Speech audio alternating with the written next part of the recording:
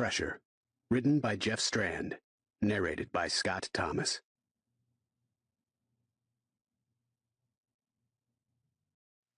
Prologue. For a while, the bullets were the only things keeping me alive. It was a sack of 114 of them, each with a date scratched onto the casing. The first date was nearly 4 months ago, a Thursday. I'd spent that entire morning in the bathtub, tears streaming down my face, the barrel of a revolver in my mouth, garbage bags taped to the wall so the landlord wouldn't have to repaint. I wasn't sure that I really wanted to commit suicide, but yet I couldn't force myself to pry the gun barrel from between my teeth. Finally, I did pull the gun away and removed the bullet. Then I scratched 1225 onto the casing with a pocket knife, as a reminder that I hadn't killed myself that day. I was in the bathtub even longer on Friday, but I still didn't shoot myself. This time I wanted to. Desperately. I was biting down so hard on the barrel that when my front tooth cracked, I thought for a second that the gun had fired. I'm not sure what ultimately kept me from pulling the trigger.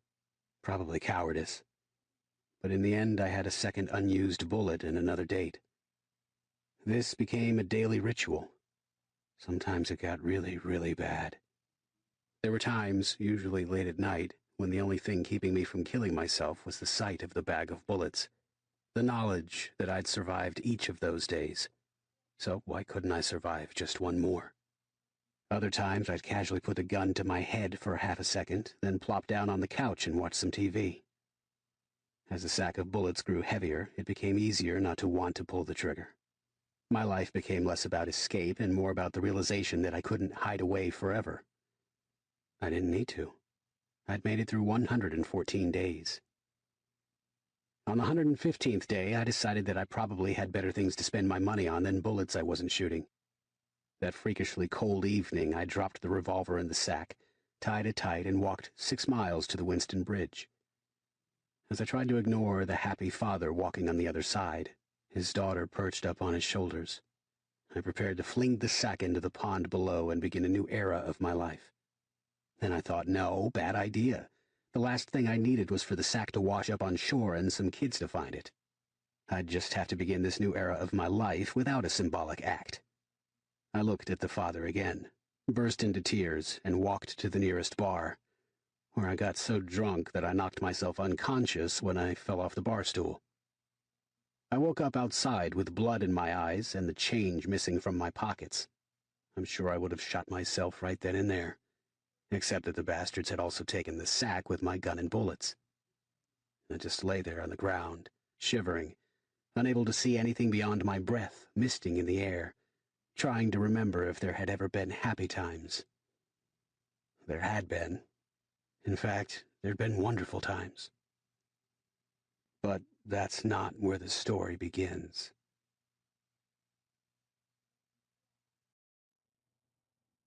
Part 1. Children. Chapter 1.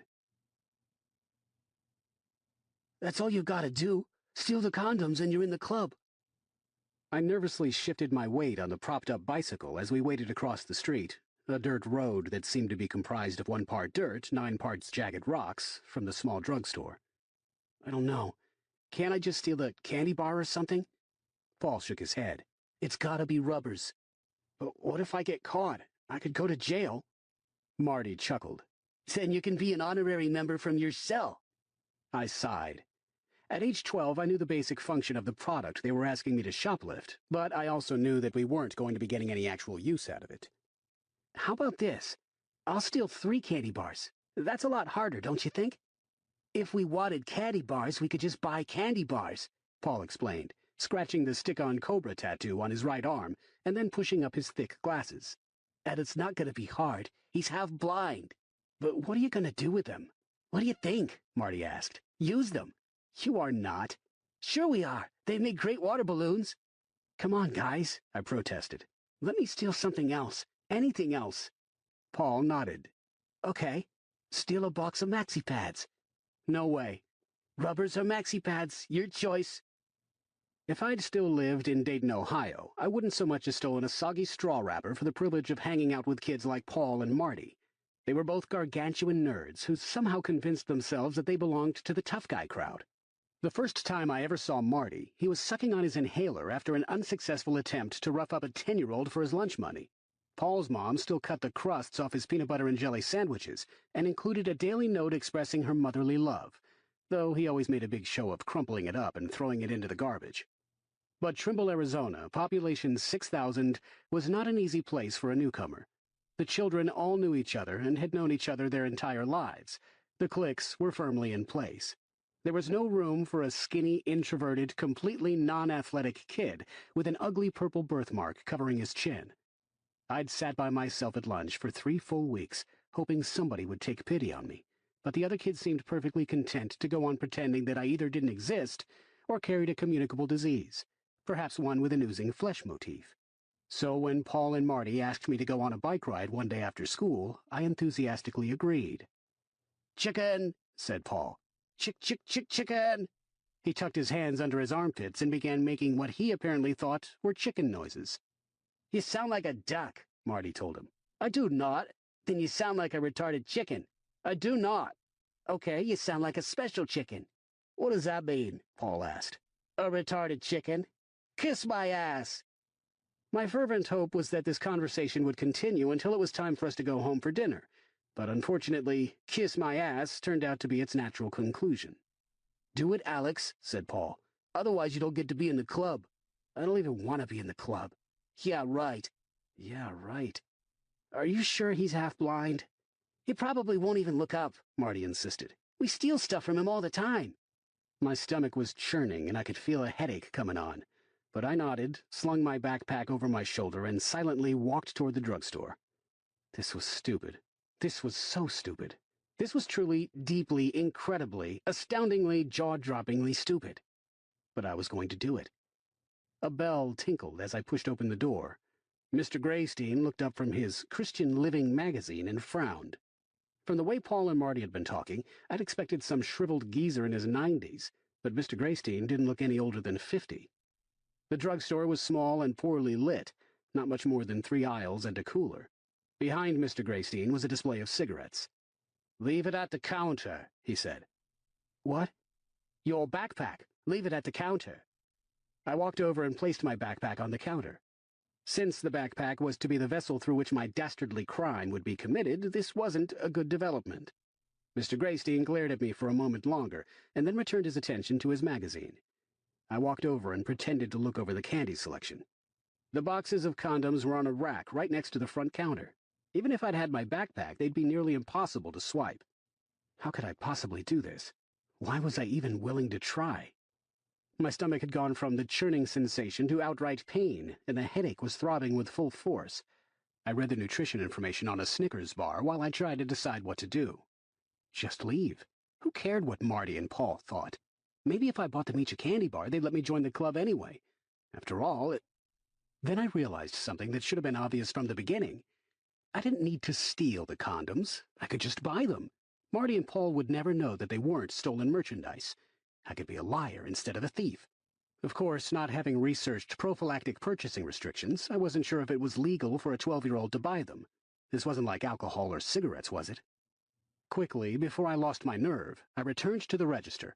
I grabbed a random box of condoms, set it on the front counter, and then set the Snickers bar next to the box, as if that might distract Mr. Graystein from my other purchase. He regarded me for a long moment. "How old are you?" 12. "Do your parents know you're buying these?" I shook my head. "Don't you think you're a little young?" I shrugged. "I think you're a lot young. I really don't think I should be selling you these. I can't imagine that a boy your age is responsible enough for that kind of thing, can you?" I shrugged again. He stared at me for a moment longer, and then his mouth curled up into the beginning of a smile. "See, I don't think you've fully considered this purchase," he said, tapping the box. "These are lambskin condoms, which aren't as trustworthy as the latex variety. The only reason you'd want these is if you or your partner had an allergy to latex. Do you or your partner have an allergy to latex?" I didn't respond. "Don't be shy. If you're not comfortable discussing the product, you're certainly not comfortable using it. Do you or your partner have an allergy to latex?" "No, sir." "Well then, this isn't what you want." He shoved the box aside, leaned over the counter, and retrieved another box. "Now, this brand is ribbed for her pleasure. Do you know what ribbed means?" "No." My ears were ringing so loudly that I could barely hear him. "It means that it has ridges that help with stimulation. That's definitely something you want. It's only common courtesy. I'm not sure about spermicidal lubricant. You seem like you might be too young for that to even be a problem, although I guess by the time you work through the entire box, it could be a different story. What do you think?" "I don't know." "You can't be an informed consumer with an attitude like that. You wouldn't just grab any old candy bar off the shelf, would you? You'd make sure that if you were in the mood for peanuts, it had peanuts, or if you wanted nougat, that it had nougat, and so on, right?" "I guess so." "Of course so. May I ask your name?" "Alex." "Tell me, Alex, do you honestly feel that you're ready to buy these condoms, or should you maybe call the whole idea off?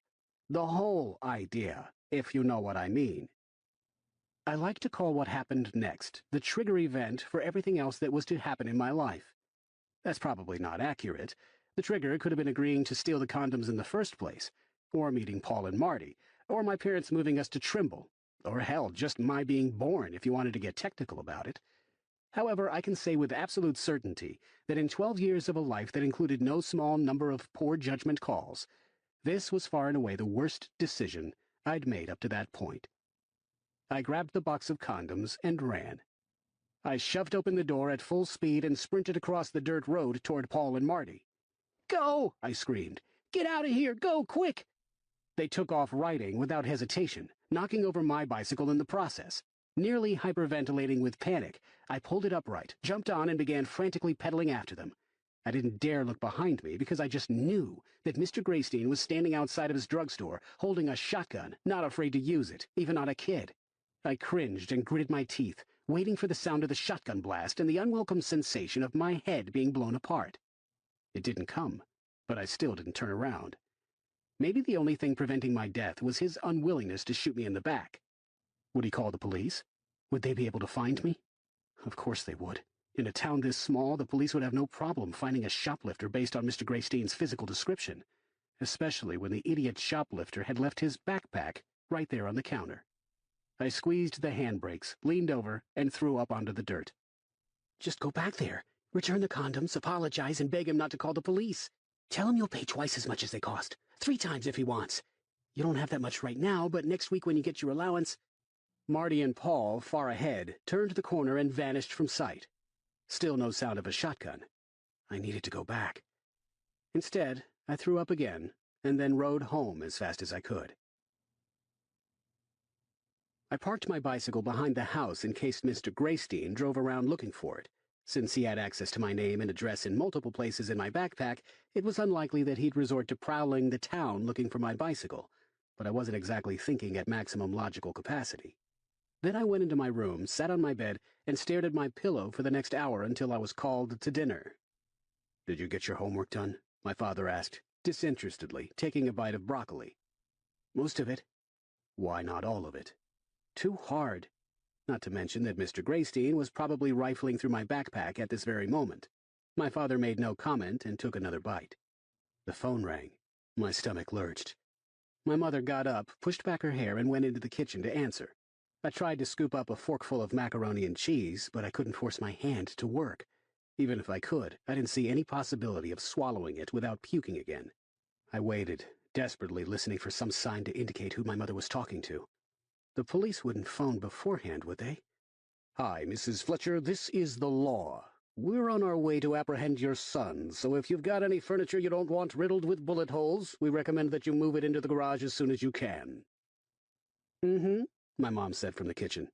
Then she laughed. Thank God it wasn't about me, unless the person on the other end had used some light humor to break the ice before informing my mother that her son was a wanted criminal. My mother talked on the phone for less than a minute and then returned to dinner. I told her that I had a stomachache, the truth, and was excused from the table. The next morning my stomachache was worse than ever, like I'd spent the night swallowing shards of glass with a chaser of rusty nails. I had to go to school anyway. I talked to Paul and Marty briefly at lunch. That is, they talked to me, laughing about our close call and welcoming me into the club, while I silently kept a close watch on the lunchroom entrance, waiting for Mr. Graystein to show up, flanked by a pair of armed police officers. Because I didn't have any of my homework or textbooks, I received 2 hours of detention, which was a long time to sit after school with nothing to do but worry about whether or not Mr. Graystein had contacted my parents. When I finally got home, he was seated on the living room sofa. I immediately burst into tears. "Go to your room," said my mother, sounding neither angry nor upset. Her voice was barely audible, which was unusual for her. "Your backpack is at the foot of the stairs. Do your homework." I grabbed my backpack, ran upstairs, sat in my doorway, and tried to listen in on the conversation below. I could only catch quick pieces. "A good kid," I heard Mr. Graystein say. "No excuse," said my father. "A tough age," said Mr. Graystein. And finally, perfectly clear from my father, "We'll take care of it." The front door opened and then closed. I sat there waiting to be called downstairs for my unimaginable punishment. 5 minutes passed. 10 minutes. 20. This was going to be a scary one if it was taking them this long to decide. Usually my mother could blurt out punishments mere seconds after the offending action, or just as often before the infraction even occurred. Of course, I'd never done anything nearly this bad before, so there was no precedent for this level of discipline. 1 hour. I wasn't called down to dinner. I didn't dare go downstairs. 2 hours. 3. I went to bed. I didn't sleep. The alarm went off at 6:30 and I rolled out of bed, never having undressed. When I looked over, my parents were standing in the doorway. I wanted to cry again, but I forced myself to stay calm. Tears would only make them madder.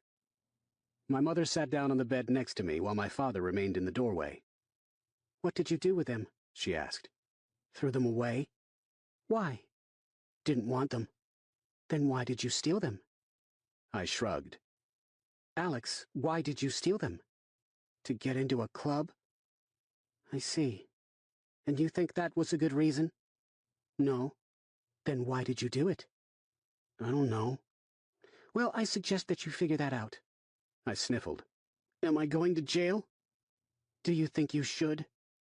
I was silent. "No, of course you're not going to jail. He didn't call the police. He wants you to pay for what you stole, and he thinks you should help out in his store, maybe for a few hours on weekends. He thinks you'll learn responsibility." I nodded, relieved that I wouldn't be spending time in prison with murderers, rapists, and fellow condom filchers. "I'll do it." "No, you won't. You're going to a new school." "We're moving?" "No." I thought about that. There was only one school for kids my age in Trimble, which could only mean, "I'm moving?" "I'm sorry, Alex. You're sending me away?" "It's not a military school, but it's a school for kids who need the extra discipline. Honestly, your father and I don't know what else to do with you." The tears started flowing now, and I didn't try to stop them. "But this is the only thing I've done." "You know that isn't true." "It is true. I've never done anything like this before. I'll never do it again, I promise. Please." "You should have thought about the consequences before you shoplifted." I shook my head violently. "You can't send me away. It's not fair." "It's totally fair," said my mother, "and you need help." "No, I don't. Can't I prove it? Let me prove it. I'll be perfect, I promise." "You had your chance." "But that was the first time," I said with a whimper. "And the last time." I sat alone on my bed, shoulders quivering, tears and snot flowing down my face. I was a bad kid, a rotten kid, a terrible kid. I was a thief and a liar. I deserved to be sent to this school. In fact, I deserved to go to jail. A terrible, rotten, miserable, evil kid. I looked in the mirror. I stared at myself for a moment, and then began making the most awful faces I could manage.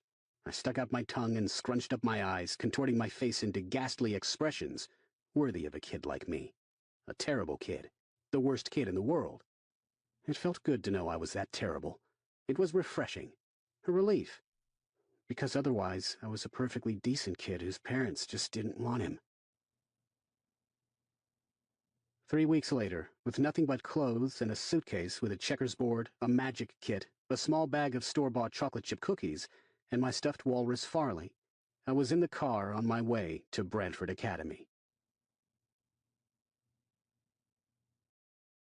Chapter 2. "Here at Brantford Academy you will obey the rules," said Mr. Seven, the headmaster. He was in his 60s, short, mostly bald, and almost absurdly thin, but yet there was nothing even remotely frail about the man.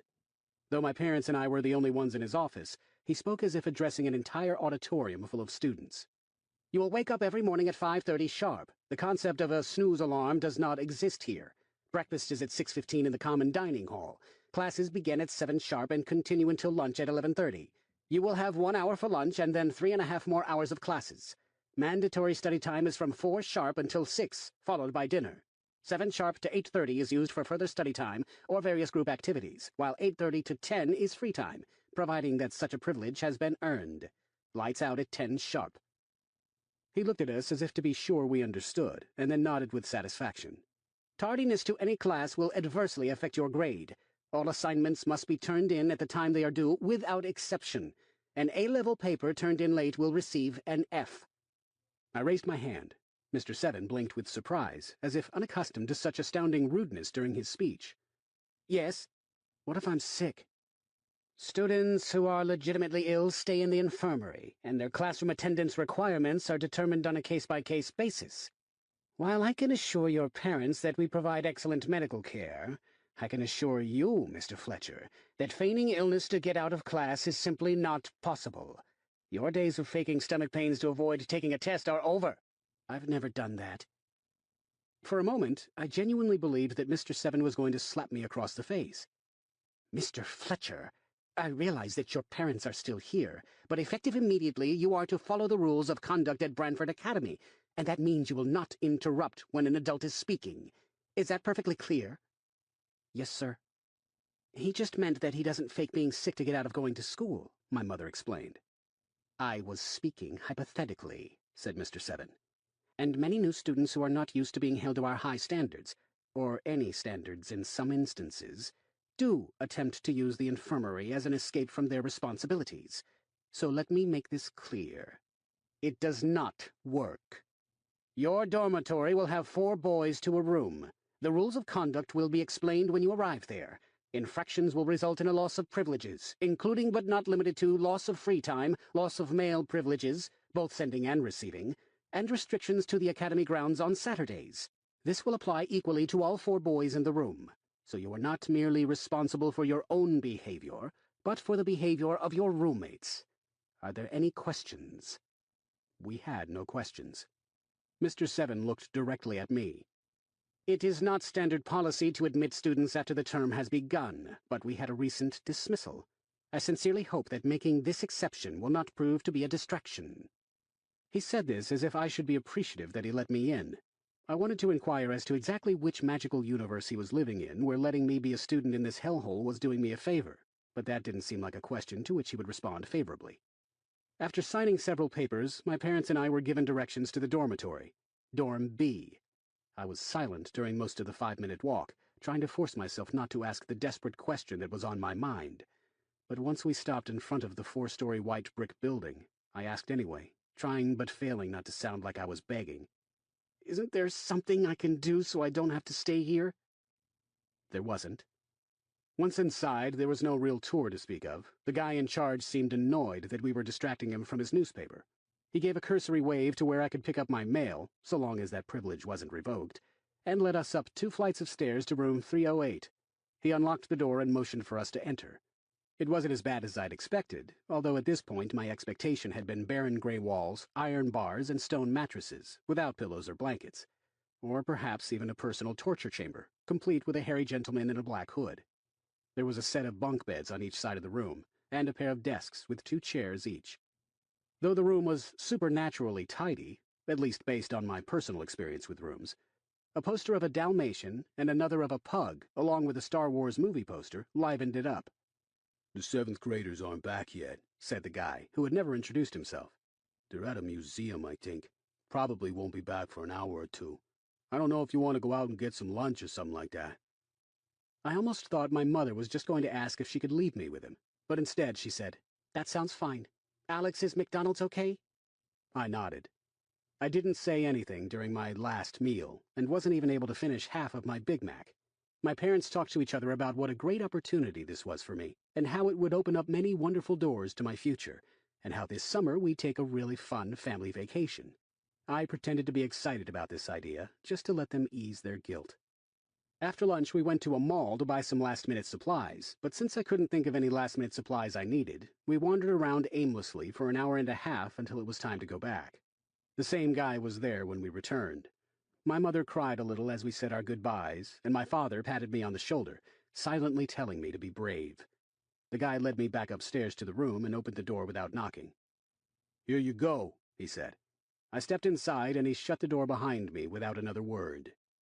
I stood exactly where I was, unable to move. The three boys looked me over, immediately sizing me up. Two of them were seated on the floor playing a game of cards, while the other read a hardcover book at his desk. "Hiya," said one of the boys on the floor. Even sitting on the floor, he was obviously quite tall and overweight, with a chubby face, a blonde crew cut, and wire-framed glasses. "Hi," I managed to blurt out. "What happened to your chin?" I self-consciously touched the purple blotch on my chin. I was born with it this way. "It's cool looking." "Thanks," I said, relaxing a bit. "What's your name?" "Alex." "Alex what?" "Fletcher." "I'm Peter McMullen." The other kid on the floor also had a crew cut, though he had black hair and an average build. He set down his cards. "And I am Jeremy!" He announced this as if introducing a rock band, and then mimicked loud audience cheers. "Hi. Want to play?" Peter asked. "It's Crazy Eights." "Sure." I sat down on the floor next to them. The boy seated at his desk had a dark complexion and thick black hair that hung almost into his eyes. That was a good sign that at least I wouldn't be forced into a military haircut. The boy looked away from his book and sat there as if waiting for somebody to introduce him. When nobody did, he returned to his reading. "How come they made you go here?" asked Peter, shuffling the deck. "I stole something." "Cool. What'd you steal?" I considered telling the truth, but then thought better of it. "Some candy." "That's it?" "Yeah." "They sent you here just for stealing some candy?" "And a bunch of other stuff," I said, scared about what the other boys would think of me if they knew that my parents had just been looking for an excuse to send me away. There had to be something wrong with a kid who was that unwanted. "Was it good candy?" Peter asked. "Snickers." "Yeah, that's pretty good. That's probably what I'd steal." He nodded approvingly as he began to deal the cards. "Why are you here?" I asked. "Because I'm dumb." "He got bad grades at his old school," said Jeremy. "Yeah, because I'm dumb." "I want to know why if grades go A, B, C, D, and F, they don't use E." Jeremy's voice deepened a bit as he made this observation.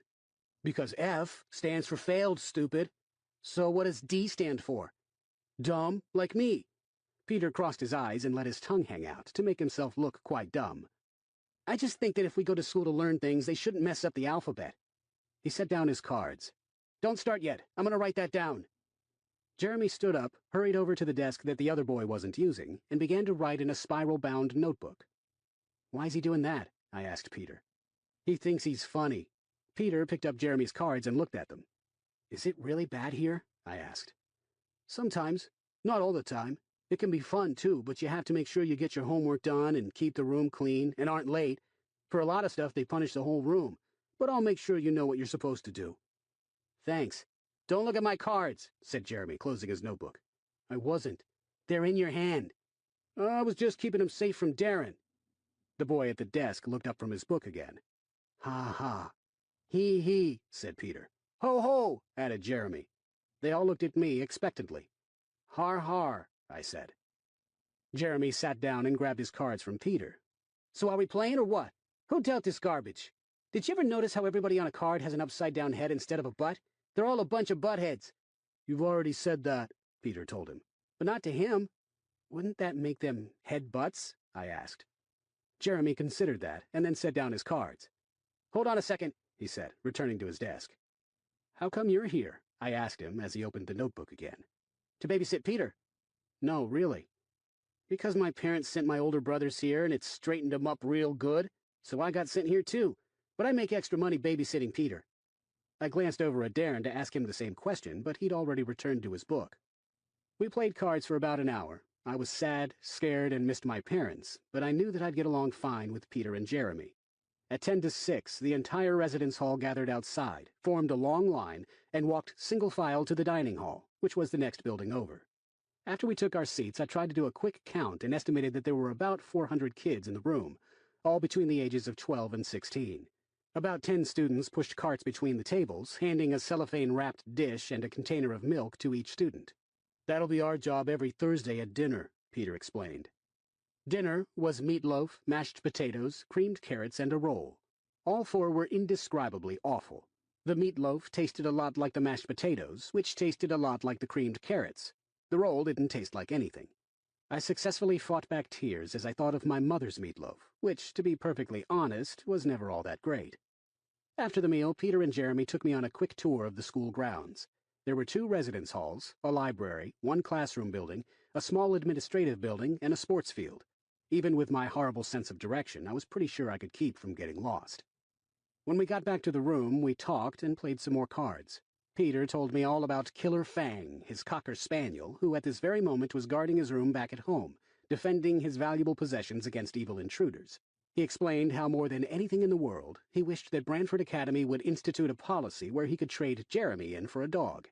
Jeremy made several pointed observations about how people who loved dogs often grew to resemble them, using the pug poster as a visual aid. Darren kept reading his book. At 10 o'clock, lights out, we went to bed. I was unbearably tired, especially since I hadn't slept the night before, but no matter how hard I tried, I couldn't fall asleep. The next night I did sleep, if only because of my complete mental exhaustion. I slept fitfully for the first week, and twice I woke up crying. Fortunately, this didn't awaken my roommates, unless they were pretending to be asleep in an effort to spare me the humiliation. But by the 3rd week, I was sleeping more or less soundly each night, and I was getting used to the Brantford Academy routine. The teachers were amazingly strict, but the classroom material was less difficult than what I was used to, so it didn't take me long to catch up. I made sure to turn in my homework on time and study thoroughly for every test, and there were no problems. The dorm rules were straightforward. Rooms spotless at all times, with surprise inspections at least once a week. No noise after 10 o'clock, although they were generous enough to allow middle-of-the-night bathroom visits. I never could get used to the food. Each and every meal was so bad that the chef had to be doing it on purpose. Culinary incompetence could explain the first 6 or 7 meals, but more than that had to be culinary malice. Peter and Jeremy readily accepted me into their group, and the 3 of us hung out like best friends. Despite living in the same room as him, I didn't talk to Darren much. If he wasn't studying, he was reading, furiously scribbling in his notebook, or staring into space. I can't honestly say that I'd rather have been at Brantford Academy than back at home, but all things considered, the first 3 weeks weren't such a bad experience. 23 days after my parents dropped me off, the room's inhabitants were punished on my behalf. Chapter 3. I hadn't even forgotten my entire history report, just the last page, which had somehow slipped out of the paperclip. Racing back to the residence hall meant I'd be late for class, but that was better than turning in incomplete work. Since I'd never been late before, I probably would only have received a very stern reprimand. Running on the sidewalks was against the rules, of course, but it wasn't a major infraction. Again, with my flawless behavior record up to this point, it probably wouldn't have earned me more than a warning. The collision, however, was a definite source of concern. I ran smack into Mr. Wolfe, my math teacher. The papers he'd been carrying flew everywhere, some of them getting caught in the breeze. Through what I like to think was divine intervention, it was me who was knocked to the ground and not him. He didn't say a word and simply began picking up the papers. After standing indecisively for a long, frightening moment, I started to help pick up the papers that had blown onto the grass. A couple of minutes later, I handed him the stack. "Be more careful next time," he said, and then continued on his way. I walked back to the residence hall to get the last page of my report, very carefully. As we returned from dinner that evening, my stomach plunged at the sight of red on our door. It was a bright red door hanger, like the Do Not Disturb signs used in hotels. Officially, it was known as a summons, but the student body called it the mark of blood. You could see the bright red color all the way down from the end of the hallway, and that was the point. If your door was bloody, everybody on your floor knew it. I'd only seen one bloody door since arriving at Brantford Academy, and it was serious business. It had been on the 2nd floor, and we'd all gone down to look at it, gawking like tourists. "Oh, shit," said Jeremy as we headed down the hall. "What'd we do?" asked Peter. I hadn't told any of my roommates about what happened that afternoon. I tried to convince myself that this was a coincidence and that one of the others had screwed up today. Maybe Peter had spilled scalding hot coffee on a teacher, or Jeremy had projectile vomited on Mr. Seven's car. Something like that. Jeremy ran up ahead and pulled the hanger off the doorknob. We hurried over to him and he held up the summons so that we could see all 4 of our names written in clear block letters. Summons time, immediately. At least we wouldn't have to suffer long. Jeremy had told me about some roommates who, several years ago, had received a bloody door on Monday that didn't summon them until Friday. On Thursday, they strung up 4 separate nooses from their ceiling and simultaneously hanged themselves. 3 died. 1 ended up with a broken neck and was currently living in an insane asylum, paralyzed and constantly screaming in terror because the cruel nurse put a bright red door hanger in his padded cell. It wasn't a credible story, particularly because I couldn't see any logical reason that a quadriplegic would need a padded cell, and it seemed unlikely that there would be a doorknob on the inside of his cell from which to hang anything. But as my stomach pitched and jerked, I could certainly see how a bloody door might drive somebody to madness. We silently headed back to the stairwell, doomed men on the walk of the damned. We walked to the administrative building. Mr. Seven's office door was opened, and his secretary sent us inside without a wait. We sat down on uncomfortable plastic chairs in front of his desk. "I understand that there was an incident this afternoon," Mr. Seven asked, adjusting his glasses as he glanced at me. I tried to ignore the dirty looks that Peter, Jeremy, and Darren gave me. "Yes, sir. Mr. Fletcher, you do realize that students are expected to have their assignments with them when they report for class, do you not?" "Yes, sir. This is not a difficult concept to grasp. Despite that, under normal circumstances, your behavior would only merit a warning. However, due to the, unfortunate additional aspect of the situation, I'm afraid I must punish your room collectively." "But it was an accident," I insisted. "An accident that will not be repeated," he said. "This weekend's trip to Perkinville is cancelled for the 4 of you. You will remain here cleaning the school grounds." Jeremy groaned loudly. "They didn't do anything," I said. "Mr. Fletcher, are you questioning Branford policy?" I shook my head. "I expect an actual response when I ask a question, not a pantomime." "No, sir." "Good. Perhaps in the future you will be sure that you have all necessary materials before you leave the room, and will conduct yourself in a less turbulent fashion." "Yes, sir." "Good. The 4 of you are dismissed." "This sucks," muttered Jeremy, flopping down on his bed. "I'm really sorry," I said for the 6th or 7th time since we'd left the administration building. "I didn't mean to get you guys in trouble." "I've been looking forward to Perkinville all month," said Jeremy. "Why couldn't you remember your stupid assignment?" "I told you the page slipped out." "It's because you're so turbulent," said Peter, grinning. "I hate turbulent people. I think we all need to be a little less turbulent. Jeremy, wipe that turbulent look off your face." "It's not funny." "It's kind of funny." "No, it's not. We were going to see a movie." "Yeah, but it was probably a turbulent movie." "You don't even know what turbulent means," Jeremy said, and then he rolled over on his side and glared at me. "Just stay away from me for a while." "How's he supposed to do that?" asked Peter. "You live in the same room, dork." "Shut up." "You shut up." "Leave him alone, Peter," I said. "He's allowed to be mad. I'd sure be mad. But he doesn't need to be a whiny jerk about it." "I'm not being a jerk," said Jeremy. "It's just not fair." "This whole school isn't fair. That's why we're here. Duh." "Why don't you guys fight a little louder?" asked Darren. "Let's get ourselves in more trouble. Let's stay on school grounds for the rest of our lives. That'd be fun." Everybody was silent. "We don't need to go to Perkinville," said Peter finally. "Perkinville sucks. We'll have fun here, I promise." Mr. Wolf himself administered our punishment. I would have expected him to have something better to do on a Saturday than chaperone our manual labor, but maybe it was something he enjoyed doing. Branford Academy grounds were kept clean as a rule, so it didn't appear at first glance, or even second or third glance, that there was much for us to do. Our job was to scour the campus lawn for every speck of litter, presumably at the molecular level. "I don't want to see even the slightest trace of garbage on this grass," Mr. Wolf explained. "I want you on your hands and knees looking for trash. I should be able to walk through here with a magnifying glass and not find anything but grass, dirt, and insects." He split us into 2 groups. Peter was put with Jeremy, and I was put with Darren. Darren and I were instructed to go over the entire front lawn of the classroom building, and informed that there would be an inspection afterward. Since it would not have surprised me a bit to see Mr. Wolf whip out an industrial-size magnifying glass and model XL3000 refuse detector, we took this task seriously. The objective, of course, was not to create a tidier Branford Academy, but for the other students to see my roommates and I crawling around looking for non-existent trash. A little humiliation went a long way. Only the 7th graders had gone to Perkinville, so there were plenty of kids around to watch us work while they enjoyed their free time. Not that any of them would express this enjoyment. From what I understood, laughter, pointing, or a sarcastic comment was a sure way to instantly become part of the group being punished. But I saw the smiles, and the burning sensation in my cheeks and ears wasn't just from the heat. "I found a dime," announced Darren as we entered our second hour. "Yee-haw!" Darren sat down. "Let's take a break." "We'd better not. He won't be back for a while." Mr. Wolf had just left, presumably to check up on Peter and Jeremy, so Darren was probably right. I crawled over and sat down next to him.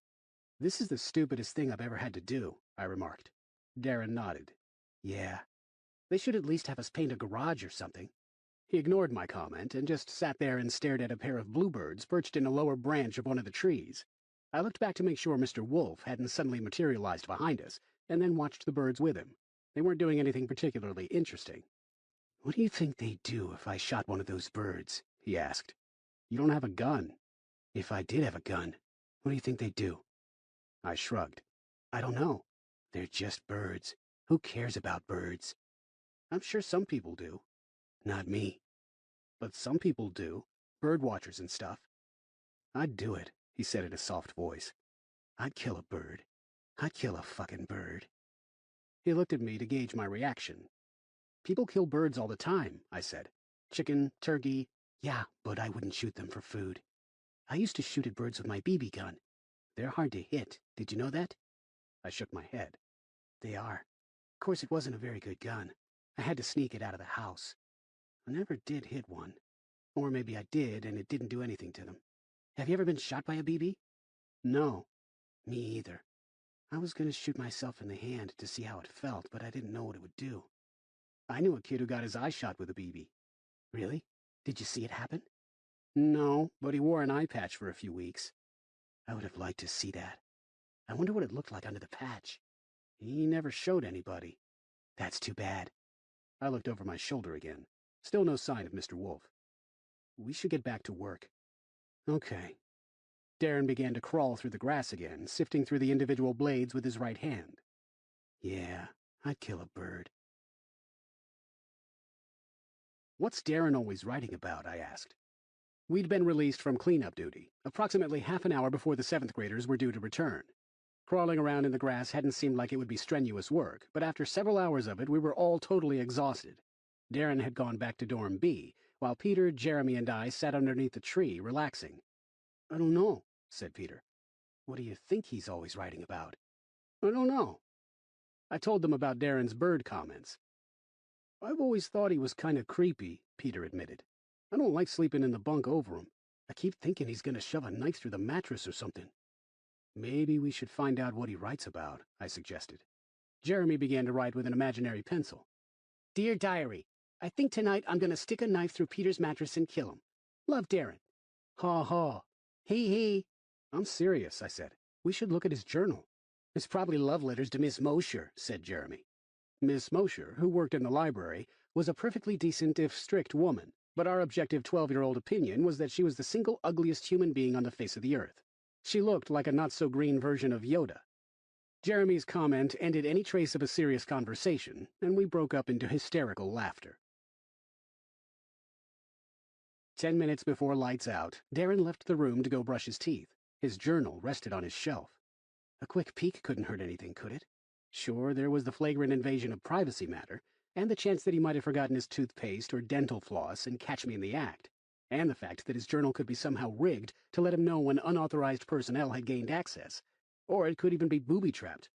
But aside from that, it was the wrong thing to do. I decided to do the right thing. I went to bed. After the cleanup experience, my relationship with Darren changed. He became a bit more comfortable around me, and I became a bit less comfortable around him. It wasn't just the bird thing. After all, I shared the natural morbid curiosity of any young boy. I'd sun-roasted a few ants in my time, I'd examined the neighbor's cat with fascination after it got run over by a motorcycle, and once I even begged my parents to drive more slowly by a grisly traffic accident, though I was secretly relieved when they refused. But there was something in his tone, something disturbing that I couldn't quite identify. I got the sense that, given a chance, Darren wouldn't just shoot a bird. He'd break its legs and twist its head off. Maybe he'd even press the tip of his tongue against its neck to get a quick taste. The remaining weeks of the semester passed, and I made no effort to get a hold of his journal. We spoke more often, usually about schoolwork or TV shows, but we never really crossed the line from roommates to friends. He just made me feel kind of creeped out. One day, I swore I saw him brush a feather off his shirt as he walked into the residence hall, but I searched the entrance for several minutes and couldn't find it. Hi, Mom. Hi, sweetie. I can't talk long. We're on our way out. But how are you doing? Are you studying hard? Pretty hard. Do you still like it there? I'd never actually told her that I did like it here. It's okay. That's good. Are you getting along with your roommates? Yeah. Have you decided what you want for Christmas? There are some books I want. Well, write them in a letter and I'll make sure we get them for you. I will. I love you, Alex. I love you too. Is there anything else? No, I was just calling. So, Alex, what if we weren't able to pick you up for Christmas? I didn't respond. Alex, what? We might not be able to pick you up for Christmas. Would you be really disappointed? I don't know. You can tell me if you would be. I blinked. A tear trickled down my cheek. Why can't you? We're going on a trip, but we won't be back before you start school again. I could start late. That's not a good idea. Don't you have friends who are staying there for the holidays? I don't know. They said there are arrangements for students whose parents can't come get them. But we don't have to go on the trip if you don't want us to. I want to come home. We were going to get you a really big present this year. Maybe we'll even come see you before we leave. That would be nice, wouldn't it? Yeah. We'll talk about it later. I love you, Alex. I love you too. Chapter 4. Randolph the red-gunned cowboy had a very shiny gun, and if you ever saw it, you would drop your pants and run. Jeremy was singing Christmas carols while he and Peter packed for their 2 weeks at home. It was painful to watch them, and I had to keep dabbing at my eyes with my index finger when nobody was looking. Darren, who also had to stay at Brantford over Christmas break, didn't seem to mind. "Why aren't your parents coming to get you?" I asked him. Darren shrugged. "Why should they?" Then one foggy Christmas Eve, the sheriff came to say, "Randolph, with your gun so bright, won't you shoot my wife tonight?" "What are you guys going to do this whole time?" asked Peter. "Probably nothing." While 2 weeks of homework and tests would not have surprised me, it was actually going to be supervised free time with some group activities. Nearly 40 kids were staying. I wondered how many of their parents just didn't want them around. Peter's parents arrived first. His dad looked exactly like him, right down to the crew cut, except that he was taller and chubbier. "Tell Killer Fang grr for me," I said as they walked out the door. "Actually, Killer Fang's in the car," said his dad, eliciting a whoop of joy from Peter. I went down with them, got my face thoroughly licked by the Cocker Spaniel, and wished them all a Merry Christmas. Jeremy's parents came to get him an hour later, leaving me alone with Darren. The first day, we spent most of our time hanging out in the library. 2 kids we sort of knew from the first floor, Steve and Terrence, sat at a table with us and played Go Fish.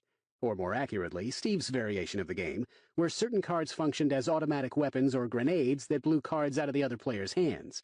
The sound effects got us shushed a few times, and from a game design standpoint, this rule variation could have used some more playtesting, but it certainly provided us with plenty of entertainment value. Though Lights Out was moved back to 11 p.m. in celebration of the holiday spirit, I went to bed at 10:30 and was asleep within 5 minutes. I woke to the sound of Darren's footsteps. At first I thought he was coming into the room, but the glowing green digits of Jeremy's alarm clock read 12:17. My second thought was that he was simply on his way to the bathroom, but as he opened the door and a dim light from the hallway illuminated him, I saw that he was fully dressed and wearing his jacket. He left the room very slowly, closing the door behind him. I lay there for a while, wondering when he'd return, but fell asleep before he did. When I woke up at 6:30 the next morning, Darren was in his bed. The next night, just before midnight, he did the same thing. This time I woke up when he returned around 3, but pretended to still be asleep. His breathing was heavy as he got undressed and climbed into bed. Where could he possibly be going that was worth the risk of getting caught? The next night, December 23rd, he got up again. I watched him slip on his jacket, pick up his journal, and slowly walk toward the door. I quickly closed my eyes as he glanced over his shoulder at me. Silence. "Alex." I kept quiet. "Alex, you awake?" I could hear his footsteps as he walked toward my bed. I felt his presence as he crouched down beside me. "Alex," he whispered. "Go away," I silently pleaded. Maybe he had a knife. No, that was stupid. He wasn't going to slit my throat. I could feel beads of sweat beginning to form on my forehead as I tried to sustain the deep, even breathing of somebody who was fast asleep and not desperately praying for his roommate to leave him alone. Maybe the blade was slowly moving toward my... I opened my eyes. "I knew you were awake," Darren said. "No, I wasn't," I said, trying to make my voice sound groggy, like I was still half asleep. "You just woke me up. What do you want?" "I want to show you something." "What?" "You've got to come see." "What is it?" "I can't tell you. It's outside." "We'll get in trouble." He shook his head. "Nobody will know. They don't care if we go or not, at least not until school starts again. Get dressed." I pulled the blanket up over my mouth and nose. "I'm not going anywhere," I said in a muffled voice. Darren grabbed a handful of the blanket and tugged it away. I told him, "Knock it off," as he yanked away the rest of the blanket and threw it on the floor. "You'll love this," Darren promised. "It's the coolest thing ever." "You just wanted to see my underwear." "Yeah, those yellow stains make me want to sing a happy, happy song." It was clear that Darren wasn't going to take a whiny no for an answer, so I got out of bed and slipped into my jeans and a blue t-shirt. "This better be good," I said, putting on my jacket. "It is. I swear to God." We opened the door, made sure nobody was in the hallway, and quietly snuck over to the stairwell. We silently but swiftly moved down the stairs, into the lobby, and out the main entrance. The school grounds were well lit by street lamps, but there was nobody outside. "See, we didn't get caught," Darren said. "They can still catch us, easy." "Nah, nobody'll be out here this late. It's pretty far, though, so we've got to hurry." We broke into a run. It took us less than 5 minutes to reach the main gate. We easily slipped through the bars and began jogging down the sidewalk along Branford Street. "How far?" I asked. "It takes me about 45 minutes. I can't run for 45 minutes. Once we turn off this street, we'll just walk." "What if they check our room?" "Why would they check our room? Don't be such a baby. Even if we do get caught, this'll be worth it, I promise." 4 blocks later, at a railroad crossing, we walked off Branford Street and followed the train tracks. The tracks were poorly lit, and I stepped carefully to avoid the countless broken beer bottles. It didn't seem like a very safe place for a pair of 12-year-olds to be walking in the middle of the night. Of course, Darren had made it back alive walking on his own, so it couldn't be too dangerous. "How many times have you been down here?" I asked, stumbling a bit as I nearly stepped on a nail protruding from a piece of wood. 8 or 9, counting tonight. I'd come back every night if I could, but they'll start guarding our building again once school starts back up. Maybe I'll find another way out. Who knows?" A group of kids, probably college age, were standing behind a brick building. A couple of them glared at us, but returned to their conversation and their cigarettes without saying anything. "Did you ever hear that if you put a penny on the track, you can make a train derail?" Darren asked, picking up his pace. "I think so." "It doesn't work. You just get a flat penny." We walked for another 30 or 40 minutes, then left the tracks and came up a small incline about 30 feet behind a small building with a dumpster in the back. A red light bulb illuminated the whole area over the dented rear entrance. Darren knelt down and began carefully brushing the dirt on the incline. "We're here. It stinks. That's just the dumpster." "You brought me out here to see a dumpster?" "Shh, not so loud." I knelt down next to him. "They have dumpsters back at school we could look at." "Make sure there's no glass on the ground," Darren instructed, lifting a scary-looking shard between his fingers and tossing it aside. He obviously wasn't ready to reveal the purpose of our little field trip, so I brushed at the ground next to him, getting several splinters in my palm. After we were both satisfied that our area was free of glass and hypodermic needles, we lay down on our stomachs. From this position, we were just able to peek over the incline at the building. "Isn't this great?" asked Darren. "We can see them, but they can't see us." So what are we doing? Have you ever been to a strip club? This is a strip club? Darren nodded. No way. Yes way. We're not gonna sneak in there, are we? Nah, there's no way we could do it without getting caught. But we don't need to sneak in. They come out that door every once in a while to empty the garbage or smoke a cigarette. The women? I asked. No, not the women. Some sweaty guy who coughs a lot. But sometimes you can see them walking around back there when he opens the door. Really? Yep. What'd you see? Twice I saw this lady's tits, and the second time she was standing next to this lady who was wearing this thing that almost let you see her whole butt. No way. I saw tits, I swear to God. I looked over at the door. How often does he come out? I guess whenever he needs to smoke or they fill up the garbage bag. Not very often. I frowned. What kind of garbage do they make at a strip club? I don't know. It's probably really gross. Probably used underwear and stuff. How long can we stay here? I asked, glancing at my wrist before realizing that I'd left my watch at the room. Darren checked his own watch. At least 2 hours. Cool. We lay there in silence for several minutes. How'd you find out about this place? I asked. I forget. I came here a few times during the summer. I shuddered. Considering how unpleasant the dumpster aroma was in late December, I couldn't imagine what foul odors lurked in this area during the summer. But hey, if there were boobs to be seen. I adjusted my position a bit to make myself more comfortable. It might be a long wait, but with the possibility of such a glorious reward, I could be patient. We talked off and on during the next half hour, mostly speculating about what sights we'd be seeing if we were blessed with X-ray vision. Darren knew countless synonyms for each major component of the female anatomy and wasn't afraid to use them, though I suspected that he made up a lot of them himself. While my own vocabulary wasn't as impressive, I made up for it with sheer imagination. All we needed was X-ray vision, invisibility, and/or the ability to walk through walls, and it would have been the perfect evening. Then Darren nudged me, roughly, and we both stared, transfixed, as the door handle turned with a loud squeak. The door opened. The single most grotesque human being I had ever seen in real life stepped through the doorway. His hairy beer belly protruded from underneath his white t-shirt, as if seeking fresh air. He was mostly bald and had an uneven mustache and goatee, and looked to be covered with at least a quart of sweat. Though I knew I couldn't really smell him from my hiding spot, at least not over the dumpster odor, the stench in the area did seem to increase by at least 25%. He coughed, twisted his neck around to wipe his nose on his shoulder, and headed for the dumpster with his small sack of garbage. This guy got to spend all night looking at naked women. Life wasn't fair.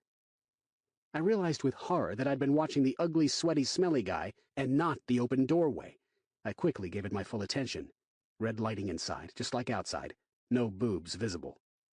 The guy flung the garbage bag into the dumpster. For a split second, I wondered if he could see us, but I forced that thought out of my mind and focused on the doorway. Still nothing. The guy coughed again. "Shit," he muttered. I thought I could see him scratching his ass in my peripheral vision, but it wasn't a sight worth looking away from the doorway. He headed back toward the building. Only seconds remained before the doorway was shut, perhaps for the remainder of the evening. I furrowed my brow, trying to send brain waves toward the door to entice one of the women to walk into view. There had to be at least one of them in there who wanted to see the ugly, sweaty, smelly guy scratch his ass. He stopped in the doorway, coughed again, repeated the word shit, and then entered the building, shutting the door behind him. "Oh, man," moaned Darren. "What a rip-off." "So what do we do?" "We wait for the next time."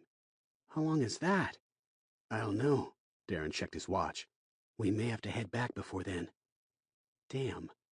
Damn, damn, damn. Crap, damn, crap. What if we waited for another 2 hours and our only visual treat was watching the guy scratch an alternate cheek? But what if the door got stuck the next time and they couldn't close it again? Or what if one of the women came outside? What if that happened mere seconds after we left? "There's something else we could do," said Darren. "What?" "Knock. We'd get in trouble. Not if you ran fast enough. Just knock and hurry back here. They won't catch us." "Why don't you do it?" "I've already seen inside." "Right, so it won't matter if you don't get to see it while you're running." "You're the one who wants to see in there," said Darren. "Don't worry, I'll make sure you don't get caught." "How?" "I just will. I promise. Come on, go up there and knock."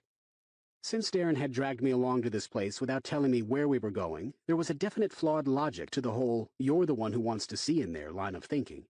I also had very serious doubts about his ability to make sure I didn't get caught, considering that he would be hiding 30 feet away.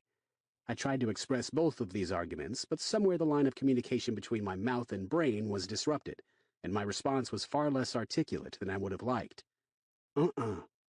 Fine, said Darren, pushing himself up to a kneeling position. We'd probably better get going anyway. You're right, I agreed, unwilling to back down. Darren looked over at the building and shook his head sadly. Biggest tits I ever saw, he said, and then started to walk toward the railroad tracks. He was bluffing. He was definitely bluffing. There was absolutely no question in my mind that he was bluffing, at least for his first 2 steps. Then I decided that he wasn't bluffing at all, and that if I didn't act quickly, I'd rob myself of this golden opportunity. Okay, I said. Darren looked back over his shoulder at me and smiled. Not the excited smile of a 12-year-old who might get to see a naked stripper, but the smug smile of somebody who'd convinced his friend to do something against his will. It was, truth be told, a little bit unnerving. But then the smile vanished and his expression turned serious. All right, I'll watch your back, he said, returning to his spot on the ground. Just knock a few times, loud, and then run back here. I nodded, took a deep breath, and walked toward the building. Technically, this wasn't as bad as stealing condoms. There was nothing illegal about knocking on the back door of a strip club and running away, at least as far as I knew. Of course, if I got caught and they called Branford Academy, I'd be screwed in a very big way. I walked up to the door. I raised my hand. I looked back at Darren, who nodded his approval. I took another deep breath. I knocked, once, twice. The door opened. Suddenly, I found myself staring directly at a sweat-stained white t-shirt. The ugly guy, one hand out of sight behind him, looked down at me and coughed. My first and second instincts were to run and to pass out, respectively. I did neither, and instead just stood there in shock. Yeah? The guy asked. I managed to blurt out, or at least something that sounded like that particular vowel. This ain't no place for kids, the guy said. What do you want? I just need to use the phone, I heard myself say, which was a pretty good cover considering that my brain had stopped functioning. The guy shook his head. Can't help you. Go someplace else. Yes, sir. There was movement behind the guy, and I peeked past him. A woman stood there, with long black hair. She was incredibly beautiful, was covered with a thick sheen of perspiration, and was absolutely, completely, gloriously naked. I'd seen plenty of naked women in movies and a couple of times in magazines, but this was my first time seeing one in real life. There were no surprises, anatomically, but the experience was entirely different. I'm pretty sure I gasped. The woman made eye contact with me, placed her hands on her hips, and winked. The guy glanced back at her briefly, then smiled, revealing dark yellow teeth. Get the fuck out of here, kid, he told me as he shut the door. I stood there for a long moment. Alex, said Darren in a stage whisper, get over here. I didn't want to go back to Darren. I wanted to cherish the memory of what I'd just seen, but I also didn't want the ugly guy to open the door again and call the cops.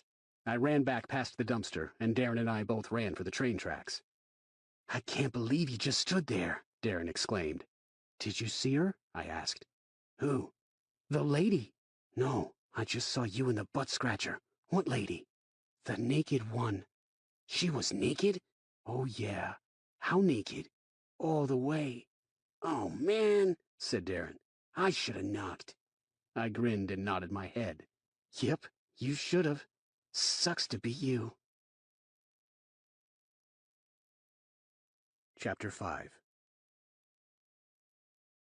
The day before classes resumed, and 3 days before we found the body of Killer Fang, Peter entered the room in tears. He'd just returned from Christmas break. Jeremy had arrived several hours ago and was busy constructing a snap-together model World War II ship that his grandmother had given him, which he planned to stomp into thousands of pieces once it was complete. What's wrong? Jeremy asked. He's gone, said Peter in between heaving sobs. Who? He wiped his nose on his sleeve. My dog. Killer Fang's gone? I asked. What happened? It took a while, but Peter managed to explain the situation. He'd taken Killer Fang for a quick walk before his parents had to leave, and the Cocker Spaniel had pulled its leash out of his hands, chasing after a squirrel. It ran off. They chased after it, and the dog never returned. They'd looked for it for over 2 hours, but with absolutely no luck. After he calmed down, we all went out and helped him look. No sign of Killer Fang. His parents had spoken with a local animal shelter and would be contacted if the dog turned up. When we finally quit searching and returned to our room, Peter took out a magic marker and began making lost dog signs, working long past lights out. Though I half expected him to spend the day in the infirmary, Peter got up the next morning and attended all of his classes. A sympathetic teacher agreed to post signs around town, while the fact that a Branford Academy teacher could be sympathetic came as an amazing shock to the rest of us. He ate nothing at lunch, but finished half of his dinner. During the meal, I told Jeremy all about the visit that Darren and I paid to the strip club. "You saw everything?" he asked in amazement. "Yep." "Upper and lower?" "Yep." "And I just got a crappy model ship from my grandma." Jeremy took a sip of milk and sulked for a moment, and then relentlessly quizzed me about the field trip for the rest of dinner. That night, I awoke to the sound of Darren getting out of bed. He left the room, fully clothed. I lay awake for about 15 minutes, waiting for him to return before I fell asleep. During breakfast the next morning, I quietly asked him where he'd gone. Last night, where'd you go?"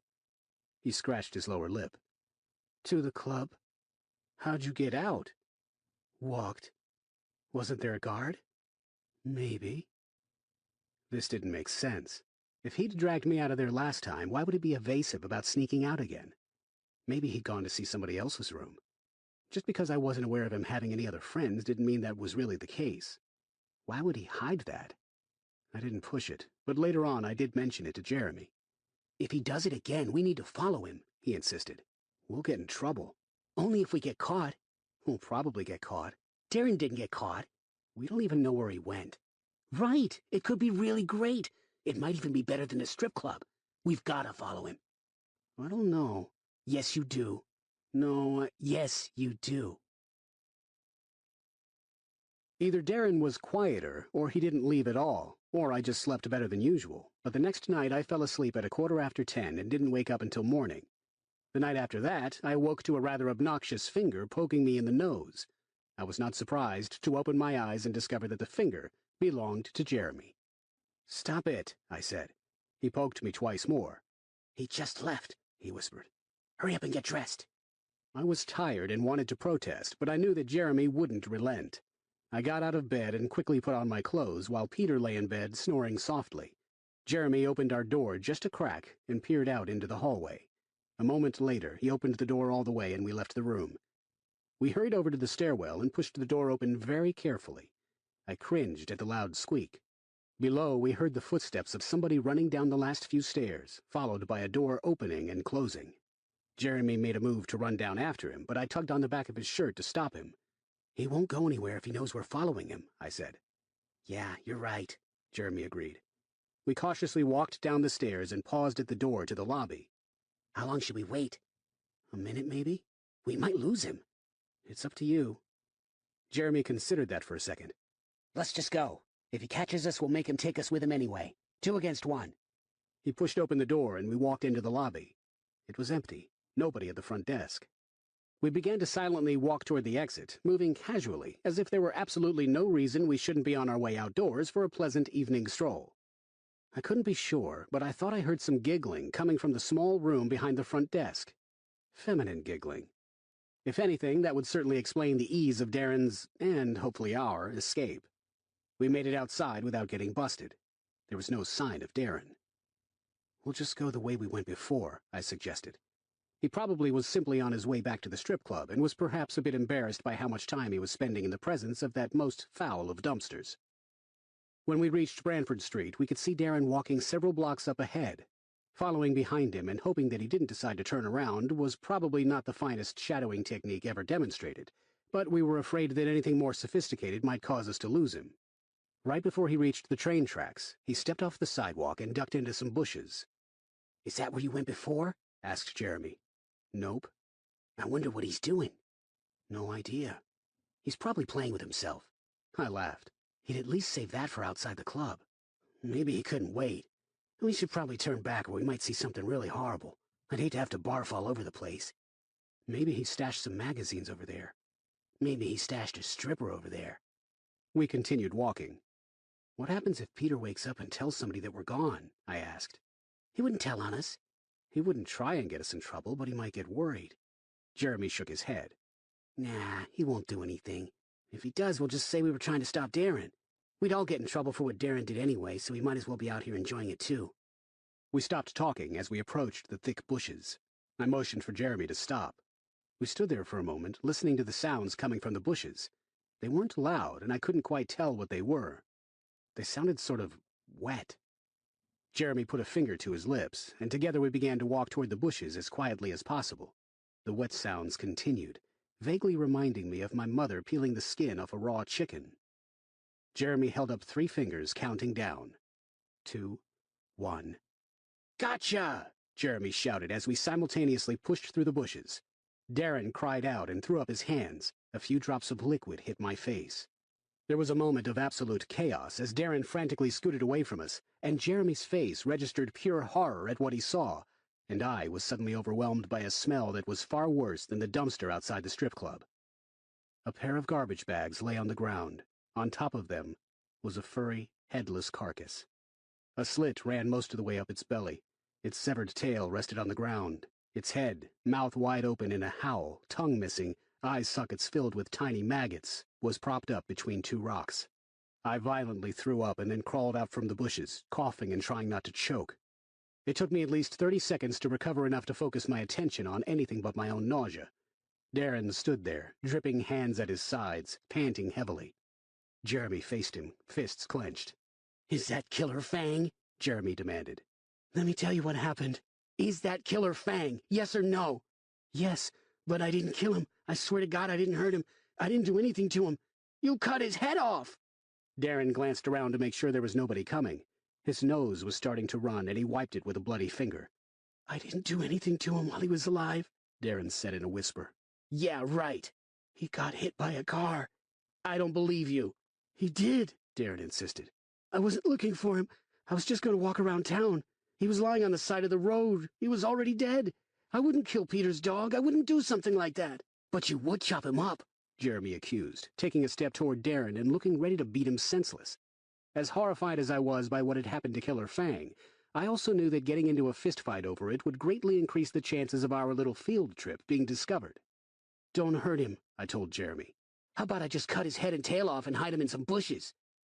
In other circumstances, the tail comment would have been highly amusing, but here we didn't even notice the logistical flaw. When did you find him? I asked. Night before last, Darren said. That time you saw me go out. Why didn't you tell Peter? He would have been too sad. You are such a liar, said Jeremy. You think he'd be too sad to know his dog was hit by a car, but not too sad to know you chopped him up? I wasn't going to tell him anything. This way he could always think that his dog was still alive. He'd be happier. Bullshit! You don't know. You don't know what I was thinking. You're not in my head. Good thing, or I'd be in a loony bin, which is where you're going to be when people find out what you did. Darren looked at the ground. Do we really have to tell anybody? He asked in a soft, miserable voice. Yeah, Jeremy sneered. We're going to tell everybody. Please don't. Everybody at school, everybody you know. The whole world is going to find out what you did, especially everybody in the loony bin with you. Please, I'll do anything you want. They're going to put you in a straitjacket and you won't be able to move, and they'll stick you with giant needles every day, and they'll shock you, and they'll rip out parts of your brain, and they'll laugh and laugh and laugh at you. I didn't hurt him. If he was alive, I would have got help and told Peter, I promise. I think you killed him. I didn't, Darren wailed. I'm going to tell Peter you killed his dog. I didn't. And they're going to jab you with so many needles that you'll look at your arm and it'll be nothing but holes, and they'll strap you down and... Leave him alone, I said. Why should I? Because you're not helping anything. We need to get back to school before they know we're gone. We can't just leave Killer Fang out here like this, said Jeremy. I'll bury him, said Darren. You guys go back so you don't get in trouble, and I'll bury him. You just want to cut him up some more. Darren shook his head vigorously. I won't. I'll bury him. You can take my pocket knife. I'd seen Darren use the blade of his pocket knife to clean his fingernails on a few occasions. It was barely an inch long, and while I wasn't exactly an expert on such matters, it seemed that decapitating a cocker spaniel with such a small blade would be a long, incredibly difficult process. I wondered how many hours he'd spent cutting through the dog's neck, how much effort it had taken to get through the spinal column. "Okay," I told Darren. "Bury him." "We have to show Peter what happened," said Jeremy. "No way. We can't let him see Killer Fang like that. He'd die." "He would," said Darren. "He'd have a heart attack." Jeremy held up his fist. "Shut up! We'll let Darren bury him, and we'll go back to the room and we'll figure out what to do." "If we let him bury him, then there's no proof." "There's no proof anyway," said Darren. "I'll just say I found him like that." "Give me your pocket knife," I said. "Are you going to tell Peter?" "I don't know what we're going to do yet." Darren picked up the dark red pocket knife, snapped the blade back into the handle, and gave it to me. "See you whenever," I said, and then turned and began to walk back the way we came. I hoped that Jeremy would follow me, but after I'd gone about 20 feet, I stopped and looked back. He stared at Darren for a moment longer, kicked the ground angrily, and then ran over to catch up with me. "Sick," Jeremy muttered. "He's totally sick." "I know. He should go to jail. I'll bet you anything he killed the dog." I shook my head. "He couldn't catch and kill a dog like that with a pocket knife." "Why not? Sure he could. Maybe Killer Fang was hurt. Maybe he did get hit by a car, but it only broke his legs, so he couldn't get away when Darren found him. You could kill a dog with a pocket knife. Easy." "Maybe. What are we going to do?" "I don't know," I admitted. "What do you think Peter would do if we told him?" "Freak out and kill Darren?" "He won't kill anybody." "He should."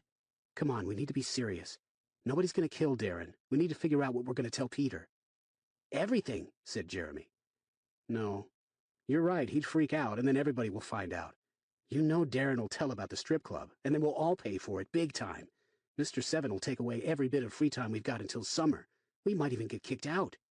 Somehow I didn't think my parents would welcome me back into their home with open arms if I got expelled.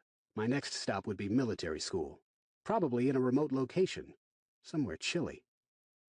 "So we're going to let him get away with it?" "No, but—" I trailed off, unable to think of an alternate solution.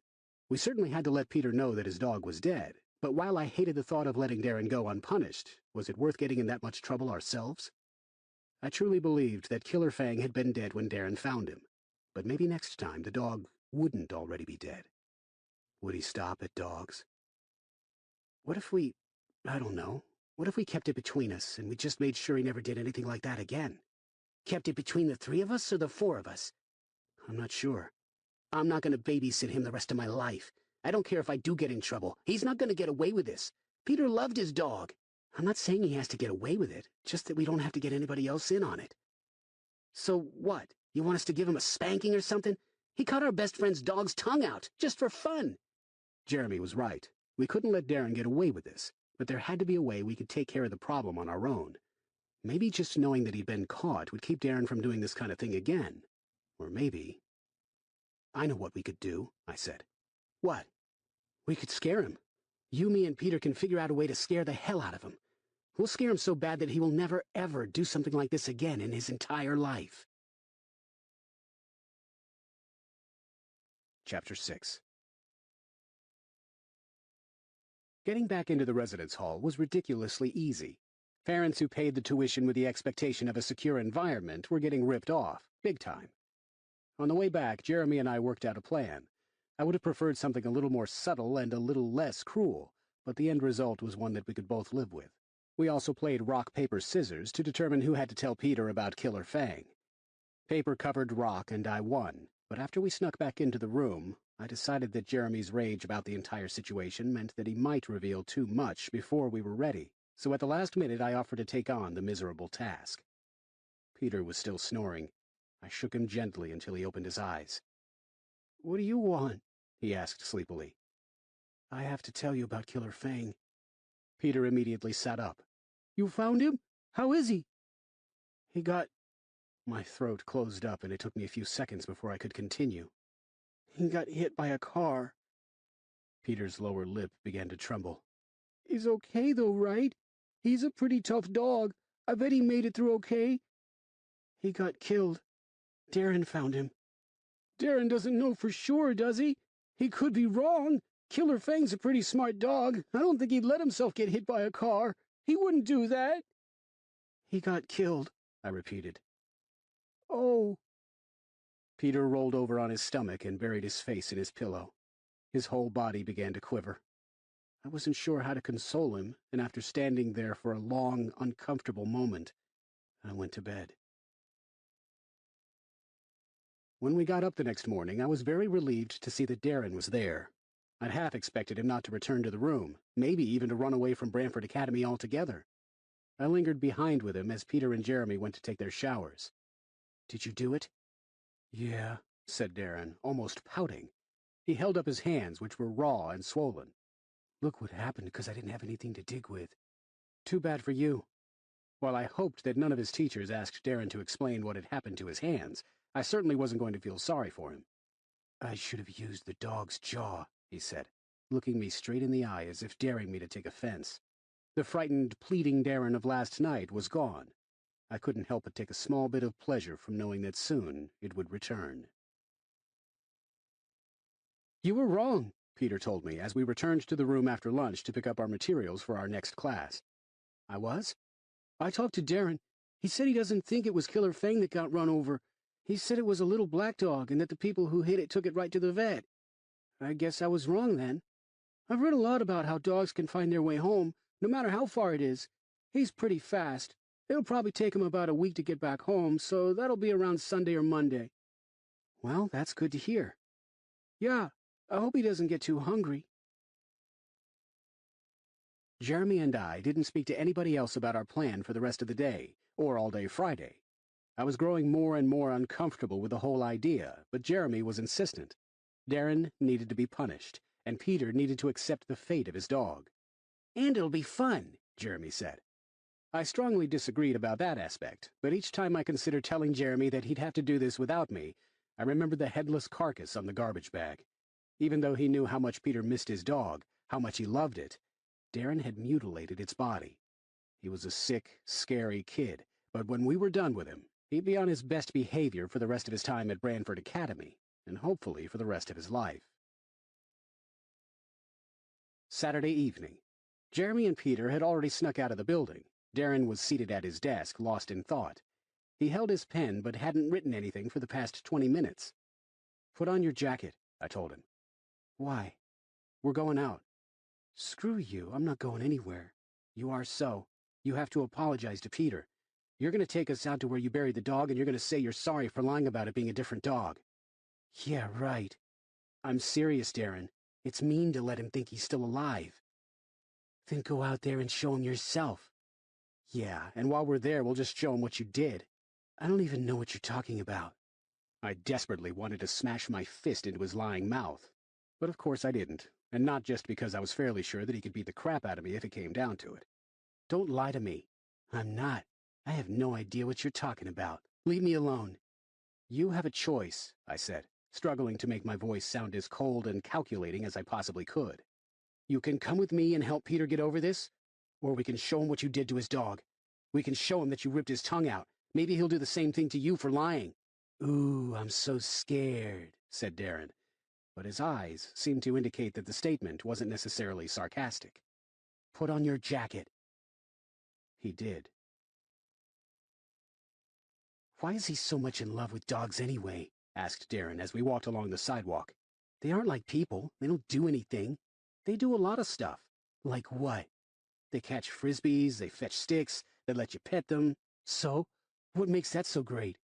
"Have you ever had a dog?" "No way." "Have you had any pets?" "Just a goldfish that we flushed." "So then you don't know what it's like." "I don't need to know what it's like. I can see what it's like. Dogs don't do anything but run around and slobber. Only stupid people like them." "Well, good, you don't ever have to have one then." I'd always wanted a dog, but my parents wouldn't allow it. Too much trouble. We left the sidewalk, and a few minutes later my knees weakened as we entered the moonlit woods. I even felt a little scared, almost as if I were the one with a nasty surprise awaiting me. What if Darren had another pocket knife? What if he'd already killed Peter and Jeremy, and their headless bodies were buried next to Killer Fang? Or their chests were slit open just waiting for Darren to reach inside and... "Stop it. You're being an idiot." At least I hoped I was. We ducked through the bushes and stepped into the clearing. What the hell? A noose hung from a branch of the largest tree, which wasn't all that large since this wasn't exactly an immense forest. At least, it was supposed to be a noose. Jeremy hadn't tied it very well, and it was more of a lopsided circle. A wooden crate was positioned directly under the rope. Movement to the left. I stepped out of the way as Peter came up behind Darren and grabbed his arms, holding them behind his back as Jeremy slapped a strip of duct tape over his mouth. Darren struggled frantically, twisting and kicking, but Peter held firmly while Jeremy unspooled more of the duct tape, covered his mouth with a second layer, and wrapped it all the way around his head 3 more times. Peter wrestled Darren to the ground, and together he and Jeremy taped his hands together behind his back. Darren got in a good kick that nearly knocked Jeremy off balance, but it wasn't long before they'd pulled him back to his feet and dragged him over to the crate. I was supposed to be helping, but all I could do was watch. It took nearly a minute of struggle before Peter and Jeremy finally got him on top of the crate. Jeremy pointed to me. "Get over here, Alex!" I hurried over to the tree, climbed up onto the unsteady crate, and placed the noose around Darren's neck. "Don't move," Jeremy warned him as I jumped off. "If you fall off this, you'll choke to death. Do you understand?" Darren shouted something incoherent at him through the duct tape. Jeremy raised a fist. "Do you understand?"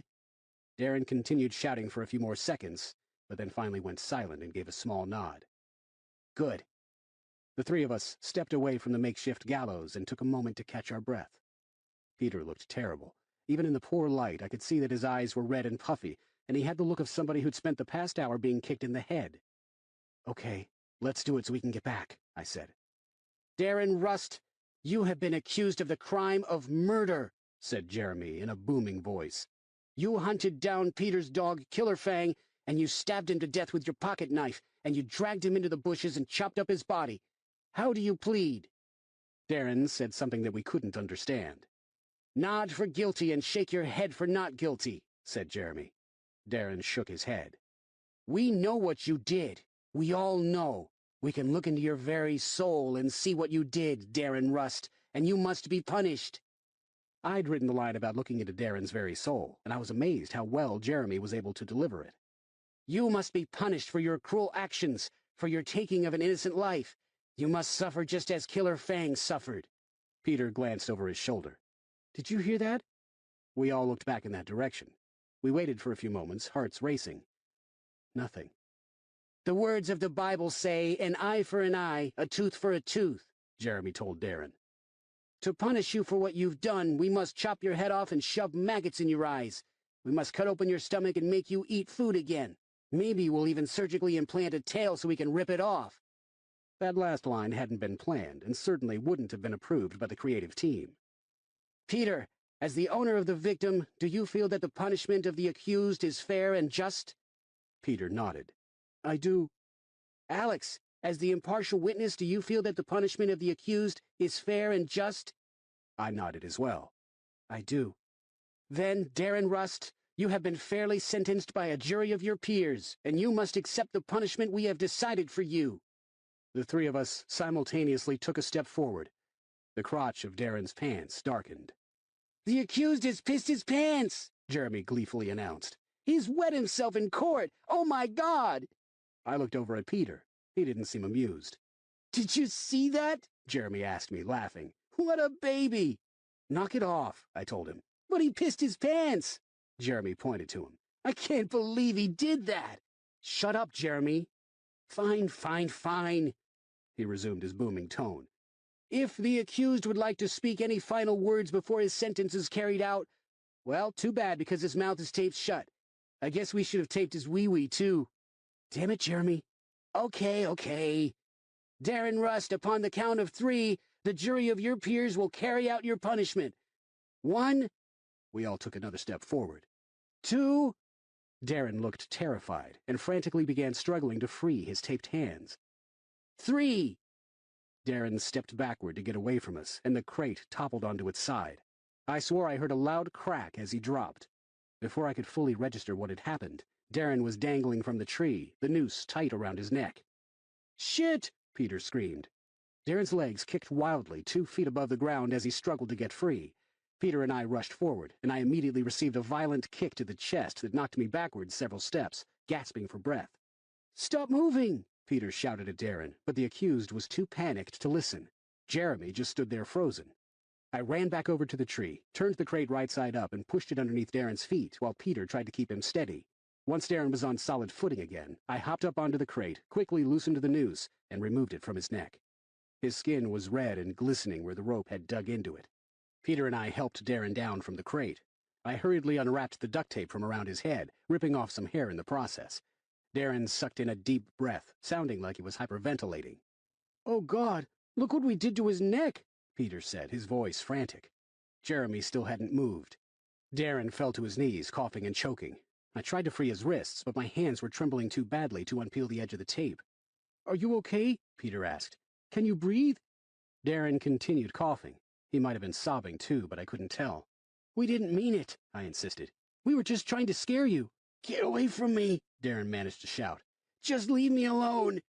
We all moved away from him. Darren stayed on his knees for an unbearably long time, just staring at the ground and trying to catch his breath. Finally, he spoke. "My neck hurts." "We're sorry," I said. "I mean, it really hurts. It might be broken." "It can't be broken," Peter said. "Shut up, you don't know. Get this off my hands." It took a couple of minutes, but I finally managed to get the tape off his hands. He held them in front of him, clenching and unclenching his fists. Then he touched his neck and gazed at his red fingertip.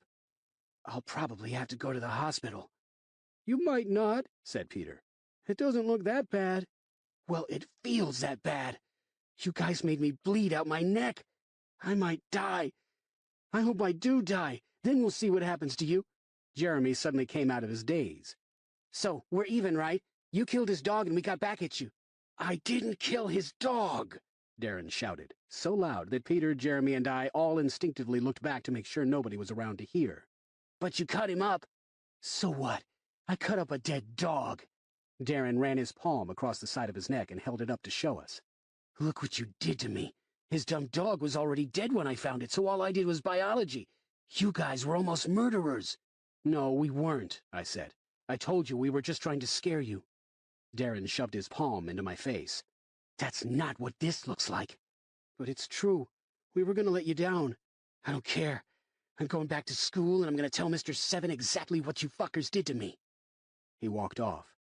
We helplessly watched him go. Chapter 7. "He won't tell anyone," said Jeremy, as Darren turned and vanished from sight. "What do you mean?" I asked. "How could he not tell anyone? You think he's just going to wander around with a bloody neck?" "He can wear a turtleneck. It won't be just us three who get busted if he says anything. He will, too. You think he wants that?" "He might decide that it's worth it," said Peter. "Don't be stupid. He's not going to say anything. He's a messed up dog killer. We might get kicked out of school, but he'll get stuck in a psycho house." "He didn't kill the dog," I said. "Then what he did is even more messed up. Let him cry to Seven. He'll be sorry." I felt like I was going to vomit. I couldn't get kicked out of Branford Academy. Who knew what my parents would do with me next? It was bad enough what they did when they just didn't want me around. If they were genuinely mad at me, I might end up someplace more miserable than I could imagine. Or I could end up in juvenile hall. The police would certainly realize that we'd only been trying to scare Darren, that we weren't really going to rip out his guts. But if he told on us, I was truly, deeply screwed. "I'm going to run up ahead and talk to him," I said. "Don't bother," said Jeremy. "Let the freak go." "No, I'm going to see what I can do. He might listen to me." "Why would he listen to you?" "I don't know, but he might." We'd bonded over lying outside in the cold waiting to see a naked woman, and a bond like that was not easily broken. I ran ahead of Jeremy and Peter, praying that I could work this out. I hurried through the trees, and it didn't take long to catch up with Darren. He started to pick up his pace as he heard me approach. "Darren, wait!" I shouted. He broke into a run. "Darren, please!" I'm not sure if it was because I sounded so pathetic or because he figured I could outrun him anyway, but he slowed his pace. "What do you want?" "What do you think I want? Let's talk about this." He ran a finger along his neck. "I've got a lot to talk about, but it's sure not going to be with you." "Come on, Darren. You know we weren't going to do anything." "I don't know that at all." "Yes, you do. And Mr. Seven will know it too. And so will the cops. But if we just forget about the whole thing, pretend like nothing happened, then nobody has to get hurt." Darren lifted his chin to give me a better view of his neck. "Nobody has to get hurt? I've already seen your neck, okay? Don't be an asshole about this." "I'm an asshole?" Though I was still in a severe state of panic, I was starting to get more than a little angry, too. "Don't act all innocent. You got yourself into this. And if you tell, believe me, I'll make sure they know exactly how sick you really are." Darren gave me a grin that made me want to break his jaw. "You suck at threats." "I'm serious." Alex, when I tell them what happened, you'll be so busy sobbing and blubbering that you won't be able to say a fucking word, you chicken shit. I stared into his eyes, hoping to find some sign that he was concerned, but it seemed to be genuine arrogance. I clenched my fists. I'm not a chicken. What, you can't even say the shit part? You're the biggest loser I've ever met in my entire life. He had to be bluffing. Fine, I said, shrugging. Tell them. You'll have fun in the loony bin. Maybe you'll get to cut up a person who thinks he's a dog. That was kind of funny. Yeah, ha ha. I might not tell anybody. I haven't decided what I'm going to do yet, but you'd better just leave me alone for a while. I'm really sorry about this, Darren. See, you're a chicken shit. But I am sorry. Good. Stay away from me. I let him go. If he was considering keeping this a secret, then all we could do was be as nice to him as possible and stay on his good side. I walked back and met up with Jeremy and Peter. So? Jeremy asked. He doesn't know what he's going to do. He might not say anything. He'd better not. We can do a lot worse than scrape up his neck. Stop it, I said. Don't say anything mean to him from now on. I never said anything mean to him until he did this. Well, let's please not fight with him. Maybe he won't say anything. We'll just all pretend nothing happened. Jeremy sighed. Fine, whatever, but I'd like to see him try to tell on us. We walked in silence until we were in sight of the campus. I don't think he killed Killer Fang, Peter said, his voice hollow. Killer Fang would have been too fast for somebody like him. He would have ripped Aaron's throat out if he tried to hurt him. I think he got hit by a car. That's what I think too, I said. My parents should have left him at home, Peter sniffled. He was a great dog. Yeah, Jeremy agreed. Peter began to cry. Neither Jeremy nor I were particularly well versed in the art of consoling a friend in mourning, so we fell behind to give Peter some dignity as he wept. When we got back to the room, Darren was under the covers, facing the wall. He had a towel draped over his neck. Darren? I whispered. It was obvious from his breathing that his sleep was feigned, but I didn't repeat his name. We all silently undressed and got into bed. As far as I know, nobody slept. The next day was predictably miserable. I spent most of my time sitting in class, pretending to pay attention while I tried to think of a cover story that would keep us from getting in trouble. But what could we say? The best I could come up with was that we'd been goofing around, playing rodeo, and that one of us had looped the rope around his neck and accidentally yanked too hard.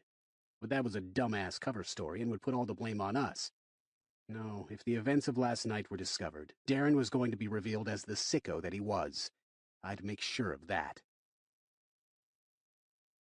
Darren wore the same blue turtleneck shirt every day that week, the only one he owned, presumably, and as far as I know, none of his teachers questioned the wardrobe choice. He never said a word to us and spent most of his free time furiously writing in his journal. I noticed that he no longer left it on his shelf. He either kept it in his book bag when he left the room, or he slept with it under his pillow. I desperately wanted to know what depraved things he was writing in there, but short of holding him down and taking it by force, I didn't see any way to do so. That said, after a full week, I began to relax. Peter seemed to be more or less over the initial misery of losing his pet, and his cheerful nature started to return. Just a smile here and a laugh there, but it was a promising sign that Darren hadn't destroyed his spirit. On the other hand, Jeremy no longer cracked bad jokes or interrupted card games to write down witty observations. Several times I caught him just staring at Darren, jaw clenched, filled with so much rage that I thought a few hundred blood vessels in his face might simultaneously burst. Darren was the one with the power, and it was making Jeremy absolutely nuts. And a week of relative peace had done nothing to ease his hatred. But me, I realized that I could finally eat a meal without being sick to my stomach. That is, sick to my stomach from stress. The food itself remained crappy. I sat with Peter and Jeremy in the dining hall, eating something for lunch that was either beef, chicken, veal, or some sort of breaded vegetation. It was one of the nastiest things they'd ever served. I'd rather eat a dried turd than this, Peter noted. Jeremy, let me have a dried turd. I know you got one somewhere. Ha ha. Ho ho. He, I said, with expert comic timing. Jeremy finally grinned. I'd rather lick the butt of a skunk in mid-spray than eat this. I nearly choked on my food as I laughed in mid-swallow. I'd rather eat a hairy dried turd than this, Peter said. That's just gross, said Jeremy. There's no need for that. He took a bite of his whatever and began to chew very slowly with his eyes closed. Ooh, it tastes so much better if you imagine that it's a skunk butt. Oh, yeah. Sweet, delicious skunk butt. Skunk butt with parsley. That's what I'm eating. Dried turd, said Peter, licking his lips. I was biting the sides of my mouth to keep from laughing and attracting undue attention to our table. Jeremy opened his eyes and took another slow, sensuous bite, but he frowned as Darren sat down in an empty chair next to him. "What do you want?" Jeremy demanded. I kicked him under the table. Jeremy kicked me back. "I just wanted to see how you guys were doing," said Darren. "We're doing good," I assured him. "That's cool. And I wanted to say something to Peter." "Yeah?" Peter asked. Darren looked Peter directly in the eyes. "Woof, woof." Then he smiled, pushed back his chair, stood up, and casually walked away. We had no idea what to make of that. When we returned to our room, the door was bloody. The four of us sat in Mr. Seven's office. The stomach pain I hadn't been feeling for the past couple of days had all come rushing back, with reinforcements. Mr. Seven sat behind his desk. "I understand there was an incident last week?" Nobody responded. We all shifted uncomfortably in our seats and tried to avoid eye contact. "When I ask a question, I do not expect to listen to silence," Mr. Seven said. "Mr. Fletcher, tell me exactly what happened." I shrugged. "I'm not sure what you mean." "Do I look like the kind of man who tolerates liars?" I shrugged again. "I expect an answer when I ask you a question," said Mr. Seven, his voice rising to a frightening level. "You know exactly what I'm talking about, and it is very much in your best interest to cooperate." "I'm sorry," I said. "I'm not interested in your apologies, Mr. Fletcher. I'm interested in your explanation." "Well, we accidentally hurt Darren's neck." "By looping a noose around it?" "Yeah." "And you thought that was acceptable behavior?" "No." "So you purposely engaged in unacceptable behavior?" "I guess so." "Mr. Rust says that you three were trying to get back at him, that the three of you have never gotten along as roommates. Is that an accurate assessment?" "He killed Peter's dog," Jeremy blurted out. Mr. Seven raised an eyebrow. "I beg your pardon?" "Peter's dog got away. We found Darren cutting up the body." Mr. Seven leaned forward across his desk. "I don't know anything about a dog, Mr. Rust. Would you care to explain?" "I have no idea what they're talking about," Darren said. "You liar!" Jeremy turned to Mr. Seven. "Sir, he's lying." "How could I kill his dog?" Darren asked. "Was he hiding it in the room or something?" "It ran away when his parents dropped him off after Christmas, and you know it." "These jerks are always accusing me of this kind of stuff," Darren told Mr. Seven. "I don't know what I ever did to them." "Why don't we take Mr. Seven to where you buried the dog?" Jeremy asked. "Fine, let's go right now," said Darren, starting to rise up out of his chair. As Mr. Seven told him to sit back down, I had a sinking feeling as it became clear why Darren hadn't told on us earlier. He'd been covering his tracks, moving the corpse. "He did it," Jeremy insisted. "I swear." "Quiet," said Mr. Seven, almost at a shout. "Mr. Rust, did you harm a dog?" Darren shook his head. "Of course not." Mr. Seven looked at Peter. "Did he harm your dog?" "Yes, he cut up his body." "Did you see this?" "No." "Then how do you know it's true?" "Jeremy and Alex told me." "I saw it," Jeremy said. "He even cut off its head." "Mr. Fletcher, did you see this?" "Yes, sir," I said. "Why didn't you report it to me immediately?" I don't know. We wanted to handle it ourselves." "By nearly killing your roommate?" I was silent. "I'll take you to where the dog is," said Jeremy. "Fine, let's go," Darren challenged. "Let's go right now." "You will not speak to each other," said Mr. Seven. "You will answer my questions. I'm sure you all understand how serious this is." He glared at Jeremy. "Write down the location of the dog and we will send somebody to investigate." "He probably moved it," I said. "Oh, sure, that's a good excuse," said Darren. "None of you can prove anything because I didn't do anything. I didn't touch your dog." He looked at Mr. Seven. "They just don't like me. I can't help it if I'm quiet and I like to write instead of playing stupid card games when we're supposed to be studying." I glanced down at Darren's book bag. His journal was protruding noticeably from the top. "Mr. Seven, he's always writing in a journal," I said. "He probably wrote about everything that happened." "Nothing happened for me to write about, except you guys attacking me." "He's got it with him," I said, pointing to his book bag, even though Mr. Seven wouldn't be able to see it over his desk. "He's always writing in it, and he won't let us see it, and he even started sleeping with it under his pillow. Make him let you read it." Darren shoved the journal deeper into his book bag, out of sight. "This is private. It's nobody's business but mine." "Yeah, because it talks about you ripping up a dog," said Jeremy. "It does not." "Prove it." "It's private." Mr. Seven cleared his throat. "Mr. Rust's journal is of nobody's concern but his own. Now, I will get to the bottom of this. In the meantime, you may all consider yourselves under probation. You will not receive mail, you will not make phone calls, and all free time is to be spent studying. You will not leave your room except to attend classes and for meals. Is that understood?" We all said that it was. Mr. Seven pushed a small pad of paper and a pencil across the desk toward Jeremy. "Write down where the dog is allegedly buried." As Jeremy wrote it down, Darren bit his lip and looked like he was about to cry. He reached into his book bag and removed the journal. "Do you promise that you won't tell anyone else what's in here?" Darren asked Mr. Seven. "I have no authority to read your personal journal," said Mr. Seven. "You can put it away." "I know, but you can read it if you want, if you don't tell anybody." Mr. Seven nodded and took the journal from him. "Very well. I will retain it in the strictest confidence. Please remain in my office. The rest of you are dismissed."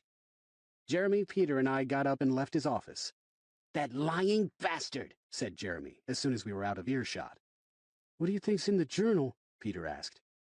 "I don't know," said Jeremy. "Maybe he's so much of an idiot that he forgot he wrote about Killer Fang." "Maybe," I said, not believing it for a second. Obviously, Darren had written fake entries in his journal, probably woeful musings on his treatment at the hands of his endlessly cruel roommates. He'd let the journal stick out of his book bag so that I'd be sure to notice it.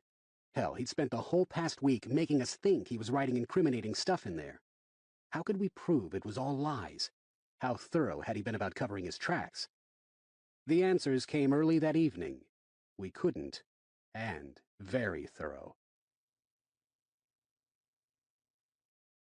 Chapter 8.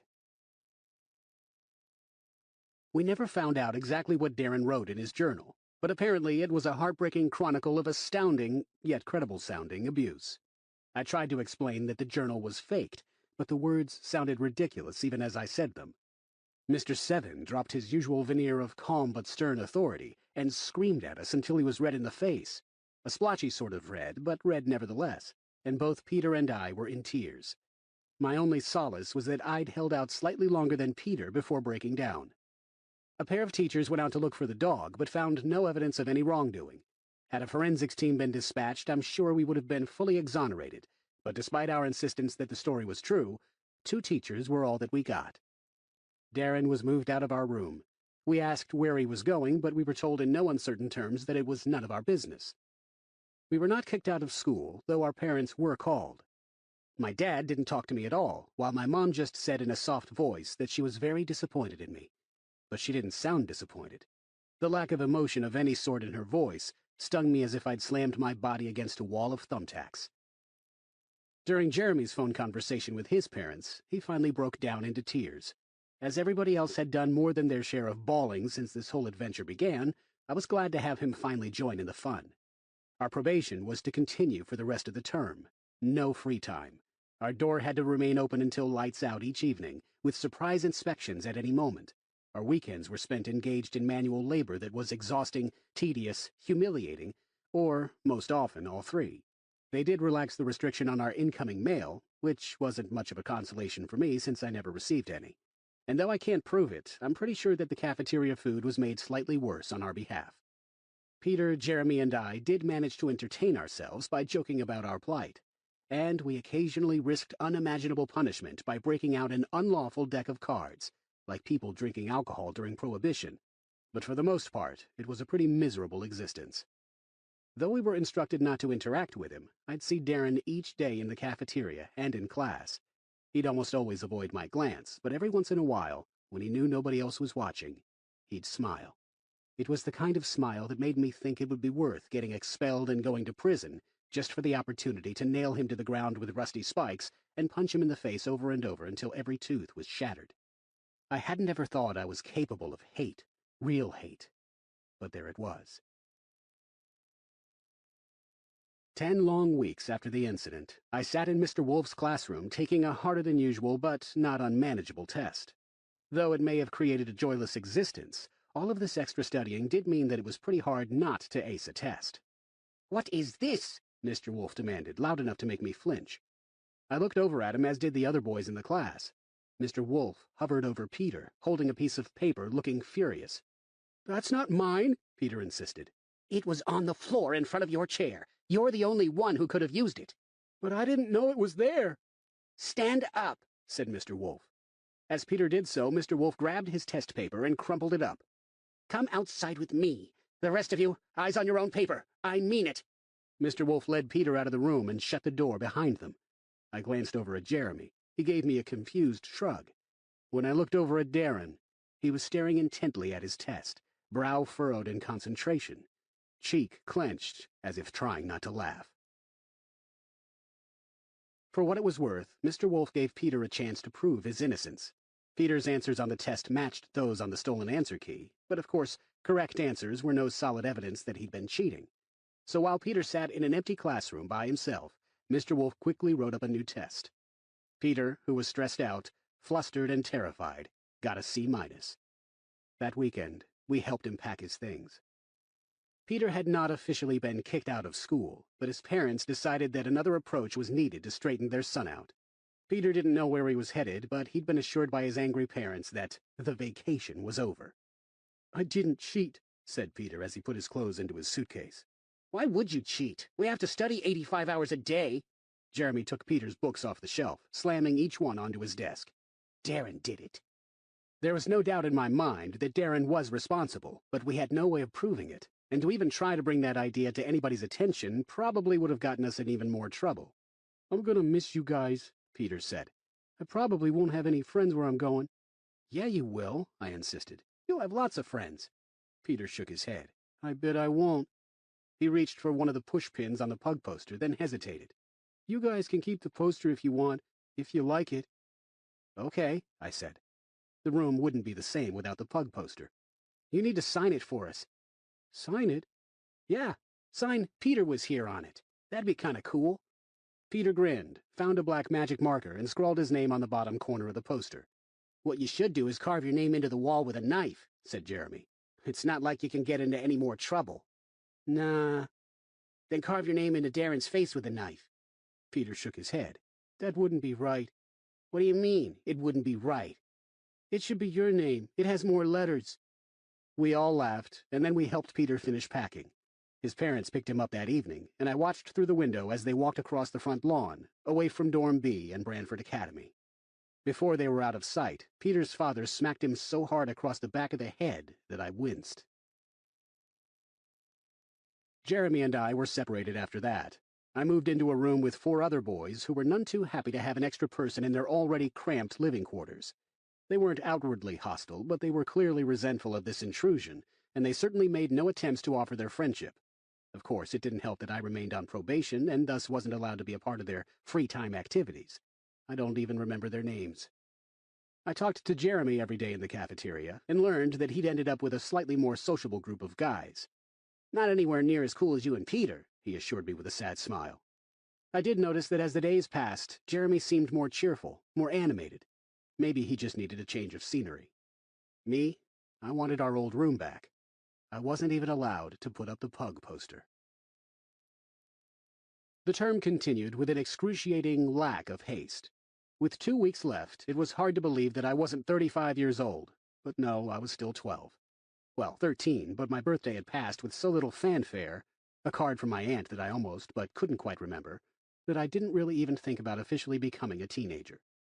I sat in the library, studying at a table by myself.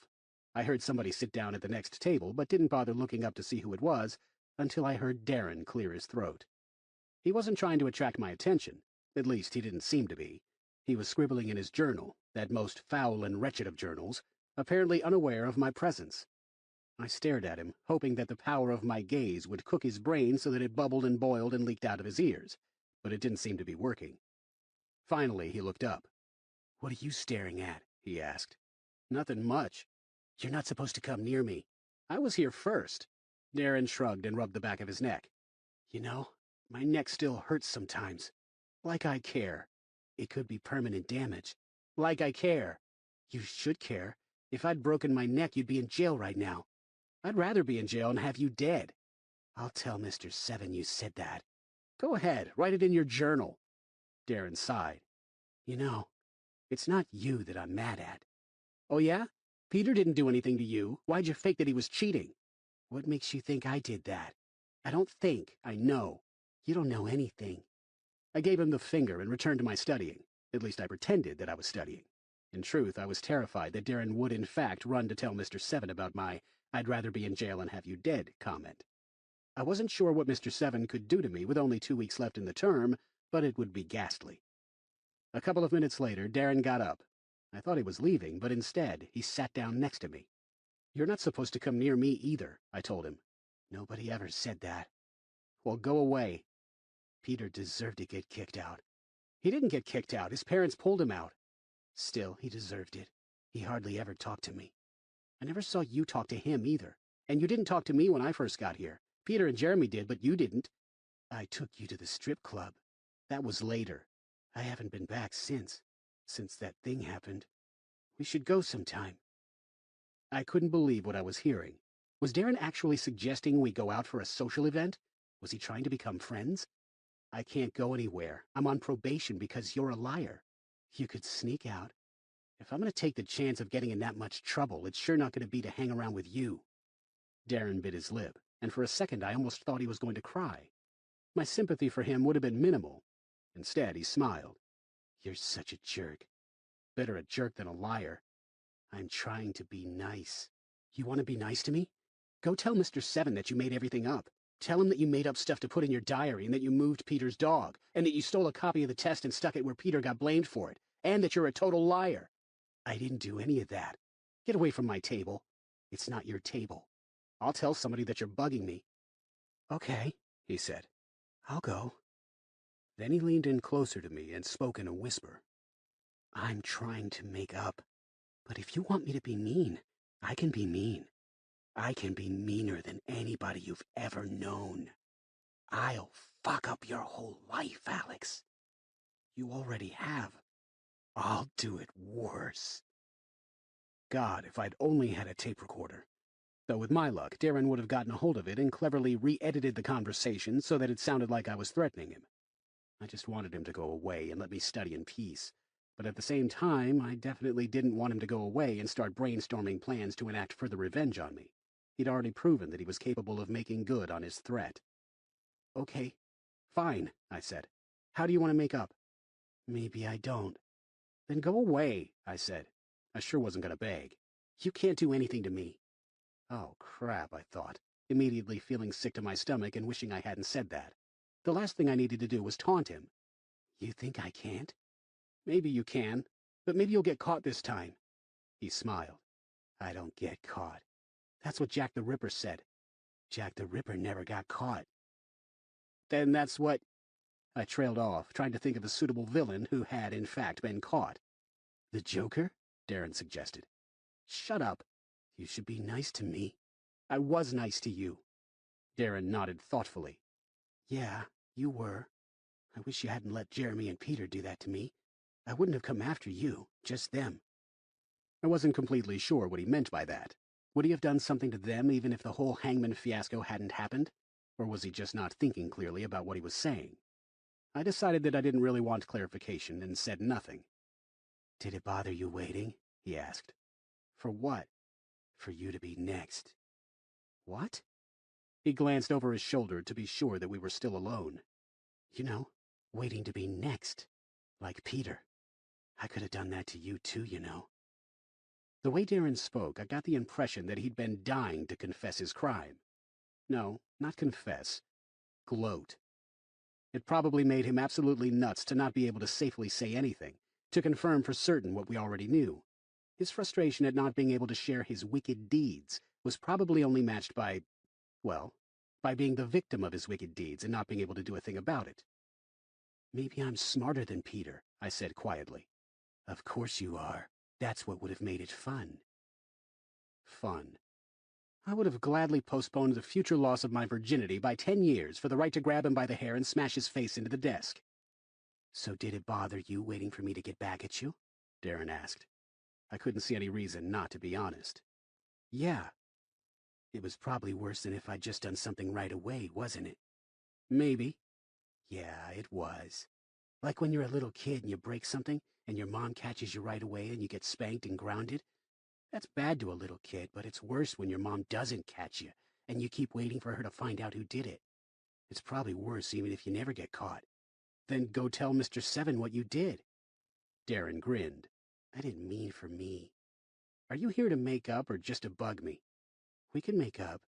Fine, we're made up. Now I have to study. Do you want to know how I got the test? I perked up at this. Would he really tell me? If he gave away his secret, he might also give away something that could point directly at him as the culprit. Sure, I only had 2 weeks of probation left, but still, to finally be able to prove my innocence, or more specifically, Darren's guilt. Yeah, I do. Meet me outside of your building at midnight. I shook my head. I'll get caught. No, you won't. Yes, I will. I've got 4 roommates. Would they say anything? Of course they would. They don't want to get in trouble for something I did. They don't even like me. Darren considered that. That's too bad. So tell me now. Nope. Fine. If you really want to know, you'll be outside at midnight. You'll find a way. What makes you think that I could possibly care enough about the stupid test to get in that much trouble over it? How about this?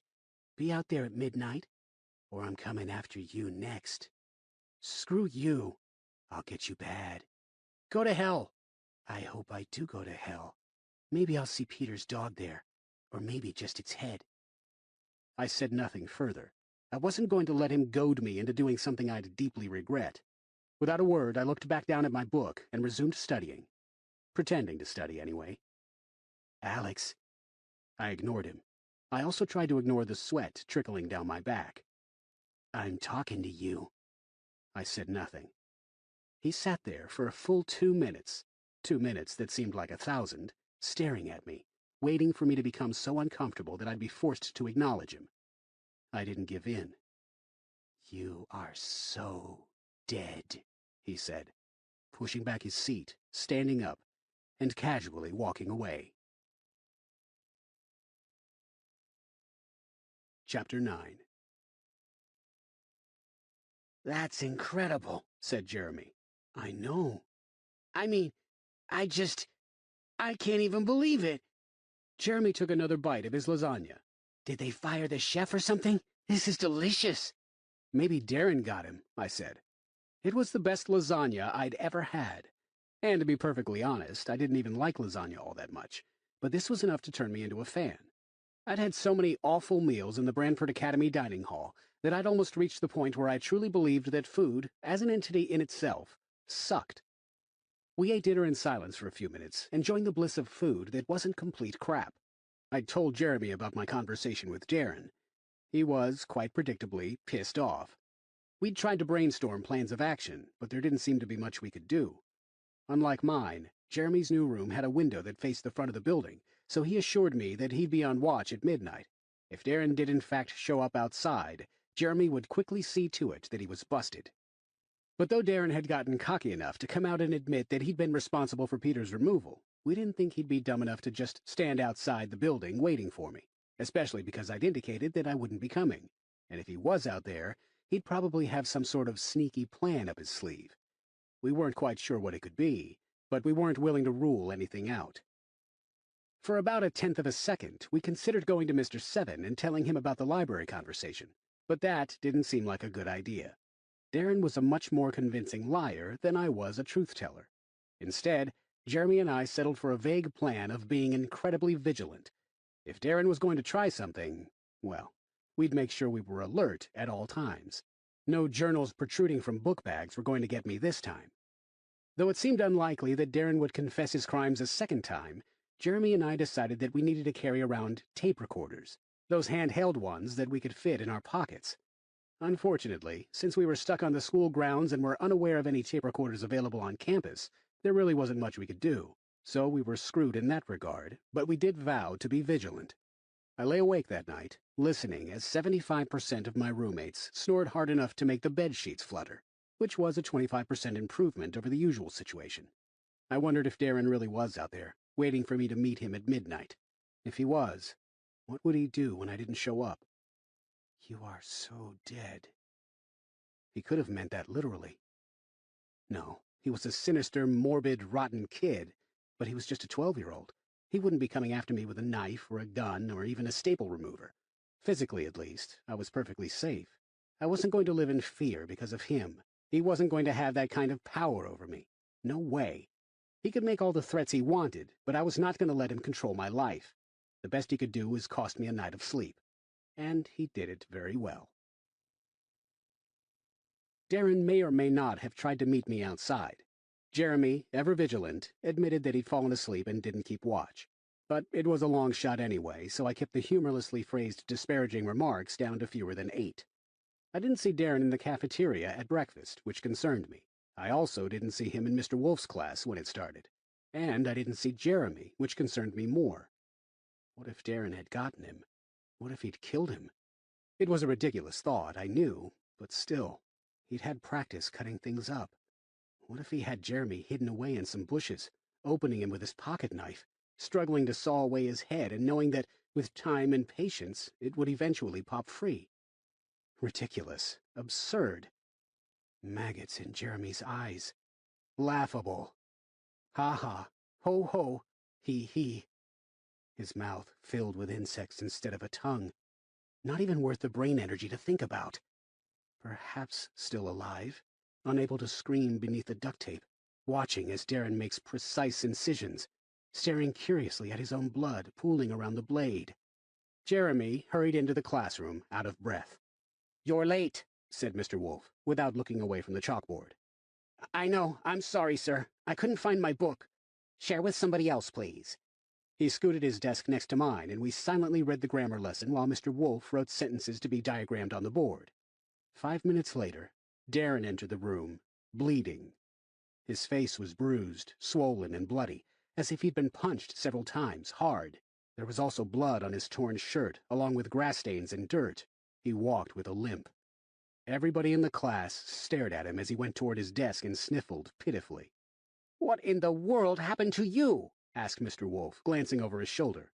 He moved over to Darren in 2 quick steps and crouched down to check out his injuries. "Nothing," said Darren, sniffling again. "This is not nothing. What happened? Did somebody do this to you?" Darren shrugged. "Who?" Darren pointed at Jeremy.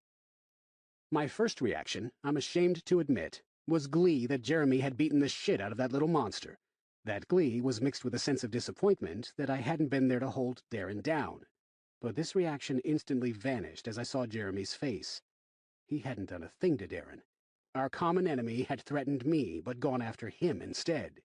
"Is this true?" Mr. Wolf asked Jeremy. "No." "He did it in the bathroom," said Darren, his words somewhat slurred. "That's why I was late." "I did not," said Jeremy, almost as a shout. "I didn't do a goddamn thing to you, and you know it. Jeremy, language! Get up!" "I didn't touch him," Jeremy insisted. "I said get up. We're going to visit Mr. Seven." "I'm not going anywhere. I didn't touch him." Mr. Wolf stared at him with an expression of carefully controlled rage. "I beg your pardon, young man. Jeremy shouted this first word, but then quickly lowered his voice to an appropriate classroom tone. "I didn't touch him, sir. He was waiting for me when I came out of the stall," said Darren, wiping his nose on his sleeve. "You did it to yourself," Jeremy said. "Oh, yeah, I did it to myself. Real funny. Why are you always lying about me?" Darren's voice cracked, and if I weren't so convinced of the truth behind the matter, I would have absolutely believed him. "I'm not lying," said Jeremy, speaking calmly while shaking in fury. "Darren, Jeremy, let's go." "No, that was not a request. I don't care. He's not going to get me the way he did Peter. Get up out of that chair this instant." Jeremy shook his head defiantly. "Jeremy, get up," I whispered in a panic. "I didn't touch him," Jeremy shouted. In any other circumstances, the way Mr. Wolf flinched would have been absolutely hilarious and fueled several dozen fond mealtime conversations. But now, it just made me want to scream for Jeremy to please do what he was told. "Stand up!" "No!" "I said stand up!" "No! I'm not going with you just so you can take his side!" The entire class watched with rapt fascination, collectively unable to believe what they were witnessing. "Young man, you're making this very bad for yourself. You can call the cops. I don't care. You will care." "Jeremy, just go," I said. Jeremy looked at me, then back at Mr. Wolf.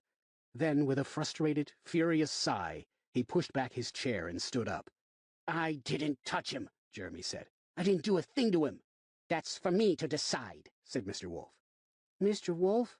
Asked Larry Pekin, raising his hand. He was the smallest guy in class, with one green eye and one blue one. Yes?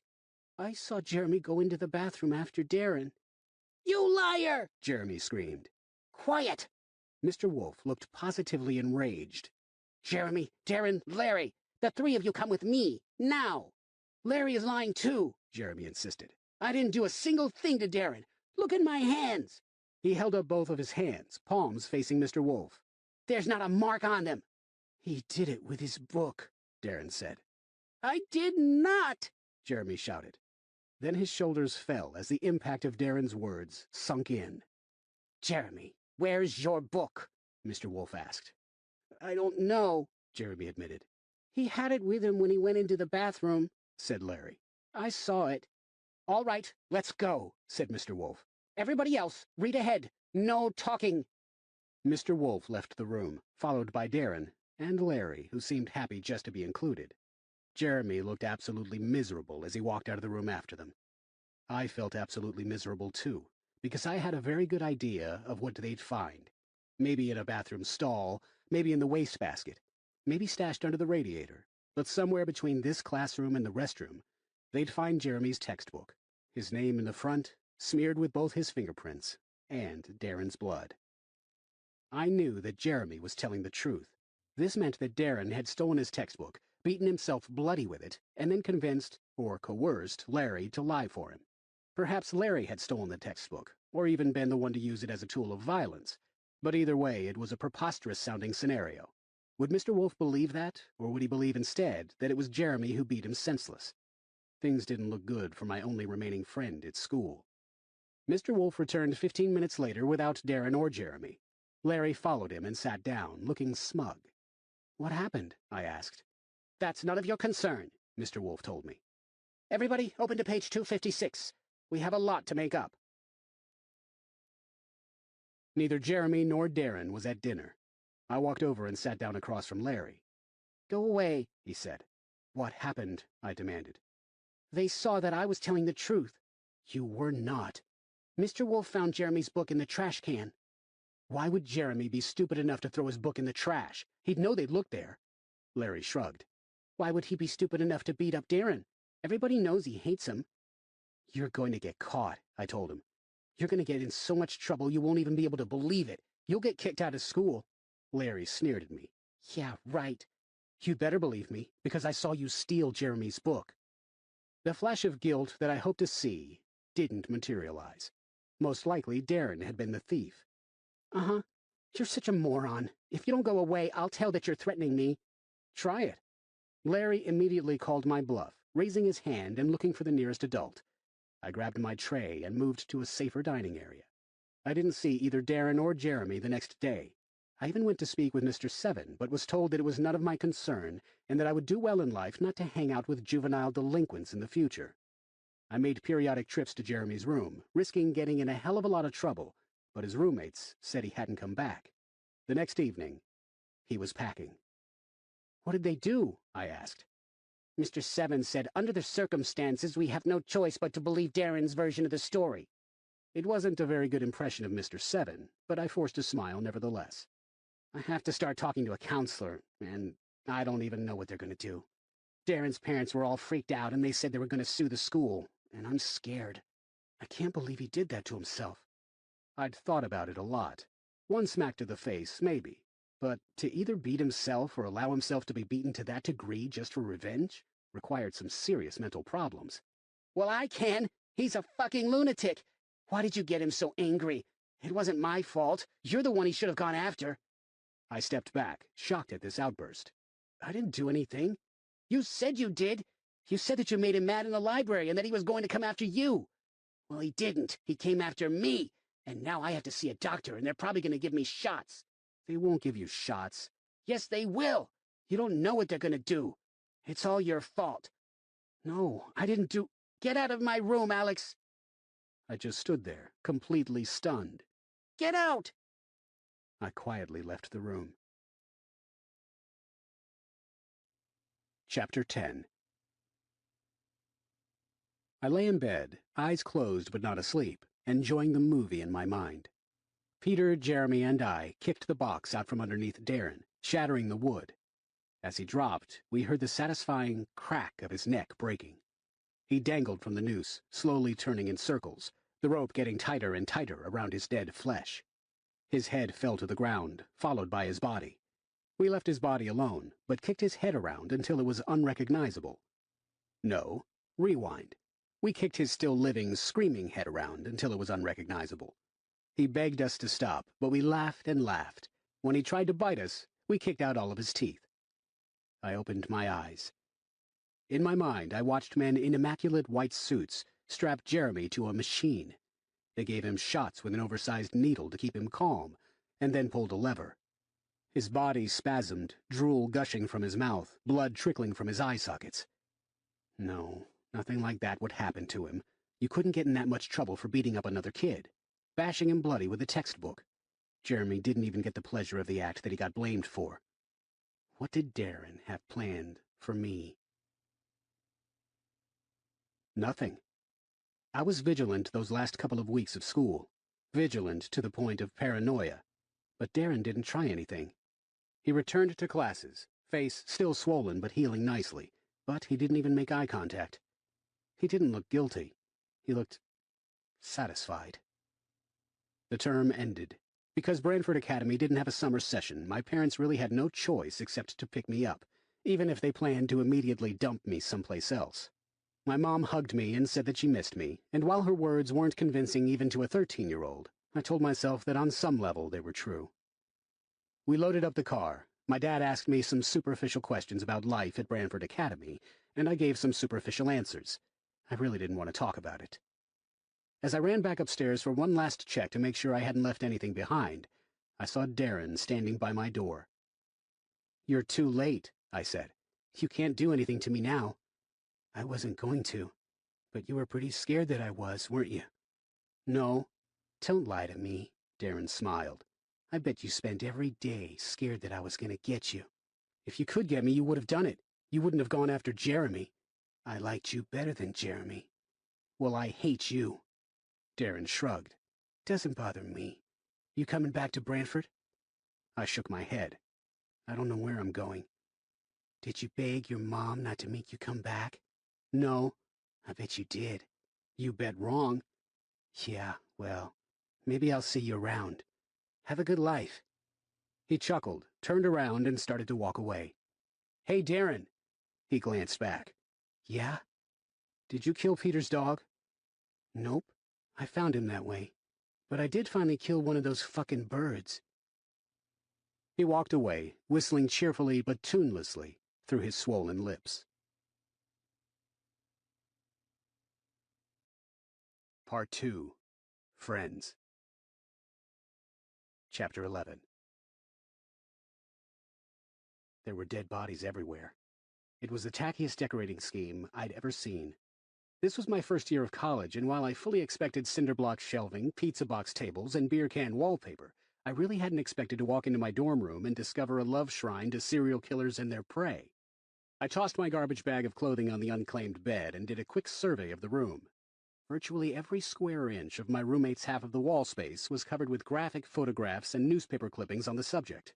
This did not seem conducive to an effective study environment. I'd only spoken to Will, my randomly selected roommate, for a few minutes on the phone before arriving at Shadle University. We'd discussed who would bring the TV, who would bring the stereo, and who would bring the contraband microwave, but the joys of maiming human beings had never entered into the conversation. Oh well, college was supposed to be all about new experiences, right? I scratched my chin and looked at one of the photographs more closely. Good Lord, was that a can opener protruding from her... "Kula?" asked the tall, lanky guy who entered the room. He had blonde hair that was cut just above the shoulder and was handsome in a sort of goofball stand-up comedian sort of way.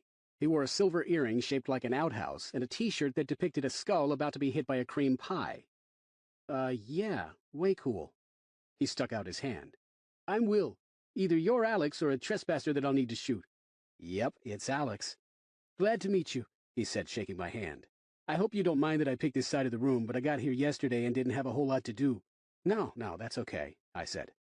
I knew that the subject of gory photographs and my objection to having them wallpapering our living space would have to come up sooner or later, but I didn't want to start things off on a bad note. "So what are you majoring in?" I asked. "Criminal psychology," big surprise, "with a minor in cutlery." I stared at him. "That was a joke," he explained. "Ah. Actually, I'm not truly a criminal psychology major, it's just regular psychology, but the criminal mind is my main interest. What about you?" "Not really into the criminal mind, to be honest." "No, your major." "Architecture, I think." "Hey, cool. I haven't officially declared a major, but I figured I'd try a few basic classes and see how I like it." "Good plan, good plan." I cleared my throat. "So how long have you been interested in, people who passed away?" "We'll consider that for a moment." "Since forever, I guess. I know all of them. Jack the Ripper, Jeffrey Dahmer, everyone. Here, test me. Name one at random and I'll give you the stats." "That's all right, I believe you." "No, you gotta do it. Pick one. Anyone." "I'm blanking right now." "You can do it. I have faith in you." "Fine. The Boston Strangler." "Too easy. Albert DeSalvo, 13 victims, all women, between June 1962 and January 1964. They were all sexually assaulted and then strangled. He usually posed as a—" "So, what non-death related hobbies do you have?" I asked. "Computer games, the gory ones at least. I do like cartoons." "Hey, these pictures aren't going to bug you, are they? I can tone it down if you want." "Nah, that's okay," I said, giving myself a mental kick in the ass as soon as the words escaped from my mouth. "Cool. Have you been set free yet?" "Excuse me? Did your parents leave yet?" "I drove myself here." "Nice. It took me 3 hours to get rid of my mom yesterday. I thought I was going to have to fake a demonic possession to make her leave." "So you have a car?" "Yeah, not a good car, but a car." "Excellent. Have you eaten?" "Right before I got here." "Good plan, good plan. Get in that one last meal before you have to face the cafeterias. But don't worry, one of our neighbors is pre-med, so if you need a stomach transplant, he'll be around." "I heard the food here is pretty good." "Yeah, the fish sticks I had last night were decent. I just like being cynical." "Okay, well, I think I'm going to head over to the campus bookstore. Did you already get your books for the semester?" Will shook his head. "I'm going to hold off, though, in case I have to drop any of my classes after the first day." Good, I thought. "All right, nice meeting you. I'll be, back." Okay, so I had a weird, morbid, fairly annoying roommate. I could live with that. I was in college, damn it, and I was going to have the time of my life. I hadn't returned to Branford Academy after that miserable year. Instead, my parents had sent me to Twin Streams Academy, which had no nearby streams and which was pretty much the same as Branford, save for the lack of a psychotic little creep like Darren. It sucked, but I got through it. I moved back in with my parents during my high school years. I worked evenings at a movie theater and weekends as a busboy at a restaurant, and while at home made myself as invisible as possible. My mother and father didn't seem to mind having me around when I didn't exist. Though my grades were decent but not spectacular, I relentlessly pursued college scholarships, and I got them. I ended up with a full ride at Shadle University, an Arizona college that was less than an hour from Branford Academy. One weekend I thought I might make a road trip to my old school and fling a shitload of eggs at whatever campus windows I could find. But I was here. I was completely on my own, completely free. Though I was going to work hard and study like an absolute maniac, I was also going to have fun. This was my opportunity to reinvent my life, and gosh darn it all to heck, I was going to take advantage of it. I fell in love for the 4th time right there in the bookstore line. I don't mean that I fell in love 4 times while standing in line, although the length of that particular line would not have made this entirely out of the question. Rather, it was the 4th time in my life that I'd fallen in love. The first was the day after I turned 15. She was sitting on the edge of an indoor fountain in a mall, licking an ice cream cone. Blonde hair, blue eyes, brown lips. From the chocolate. The most beautiful girl I'd ever seen in my life. I vowed that no matter what, I would work up the courage to walk over there and talk to her. I did not work up the courage to walk over there and talk to her. I was still 15 the second time I fell in love. This time it was with Mrs. Veerling, my biology teacher. The spark of love first hit me when Mrs. Veerling consoled Wendy Chandler, who was crying over the dead froggies, and it was a love that sustained me throughout the rest of the school year. Since Mrs. Veerling was 20 years my senior, married, and bound by both moral and legal restrictions that prevented her from dating me, it was doomed to be an unrequited love. But I harbored a fantasy that she was secretly into skinny 15-year-olds, and that if we'd ever found ourselves trapped in a closet together, she would have ripped off my clothes and taken me roughly. We did not find ourselves trapped in a closet together. The third time I fell in love, I was 17, and so was the object of my affection. Margaret, a redhead.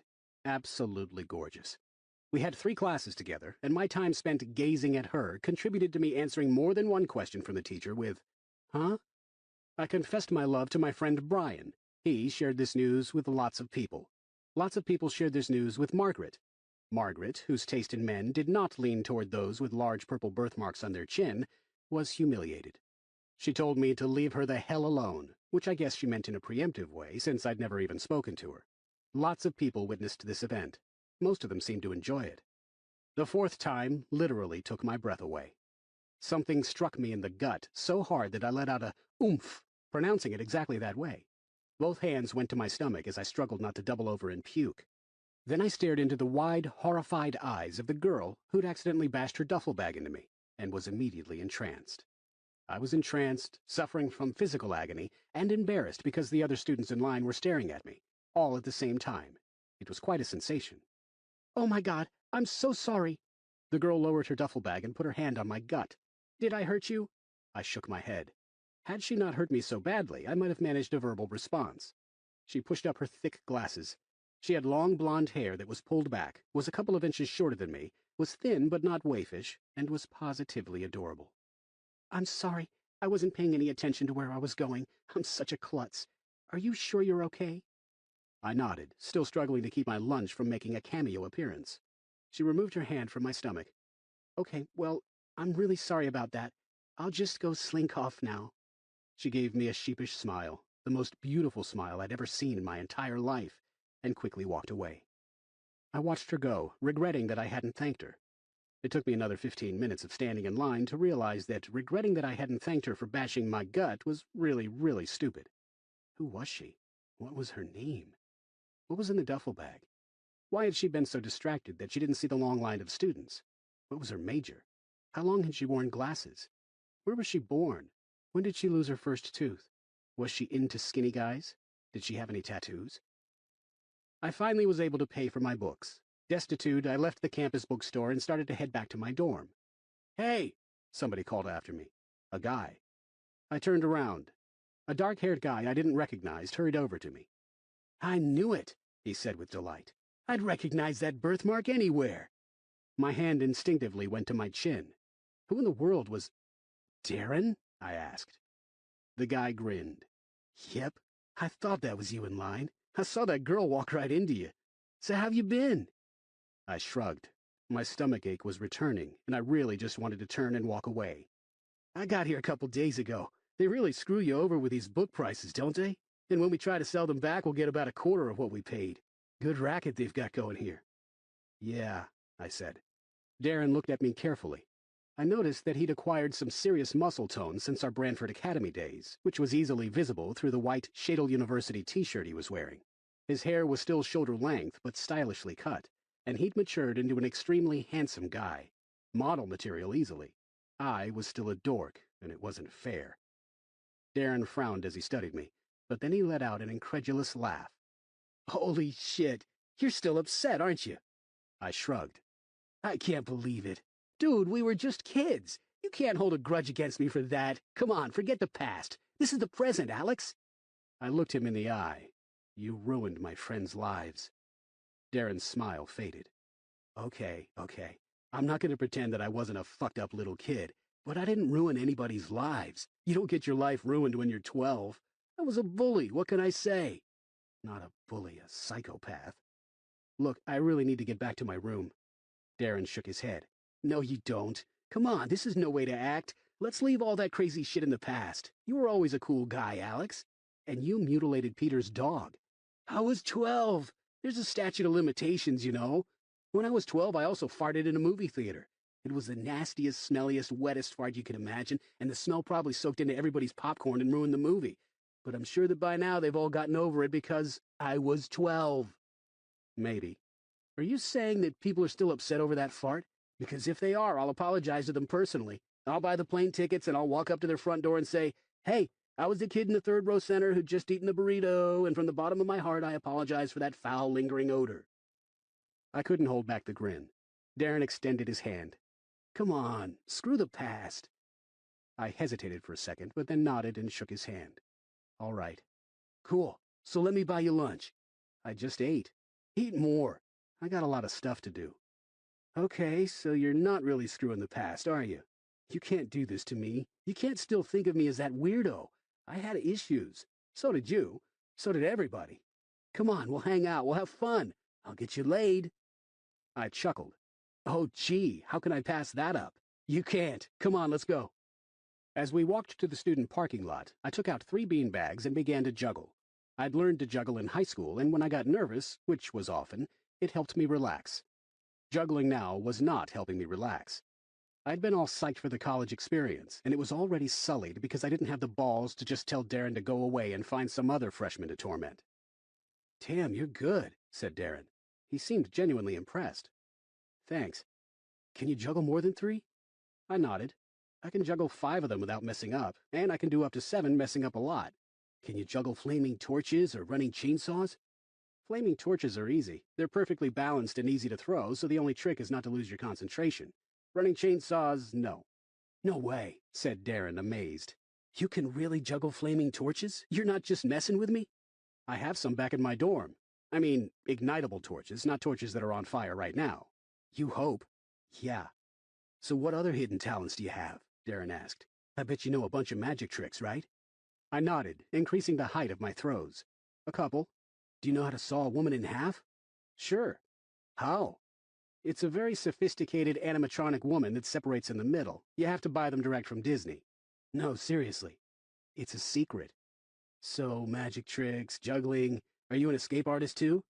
Nope, but I can make balloon animals. Cool. So are you paying your way through school by doing children's parties? Nah, it's just for fun. You have all these marketable skills and you're not doing anything with them? You know what the problem is? It's that you're such an introvert. You always were. Dude, if I could juggle flaming torches, I'd be marching past every sorority on campus, letting the women flock to me.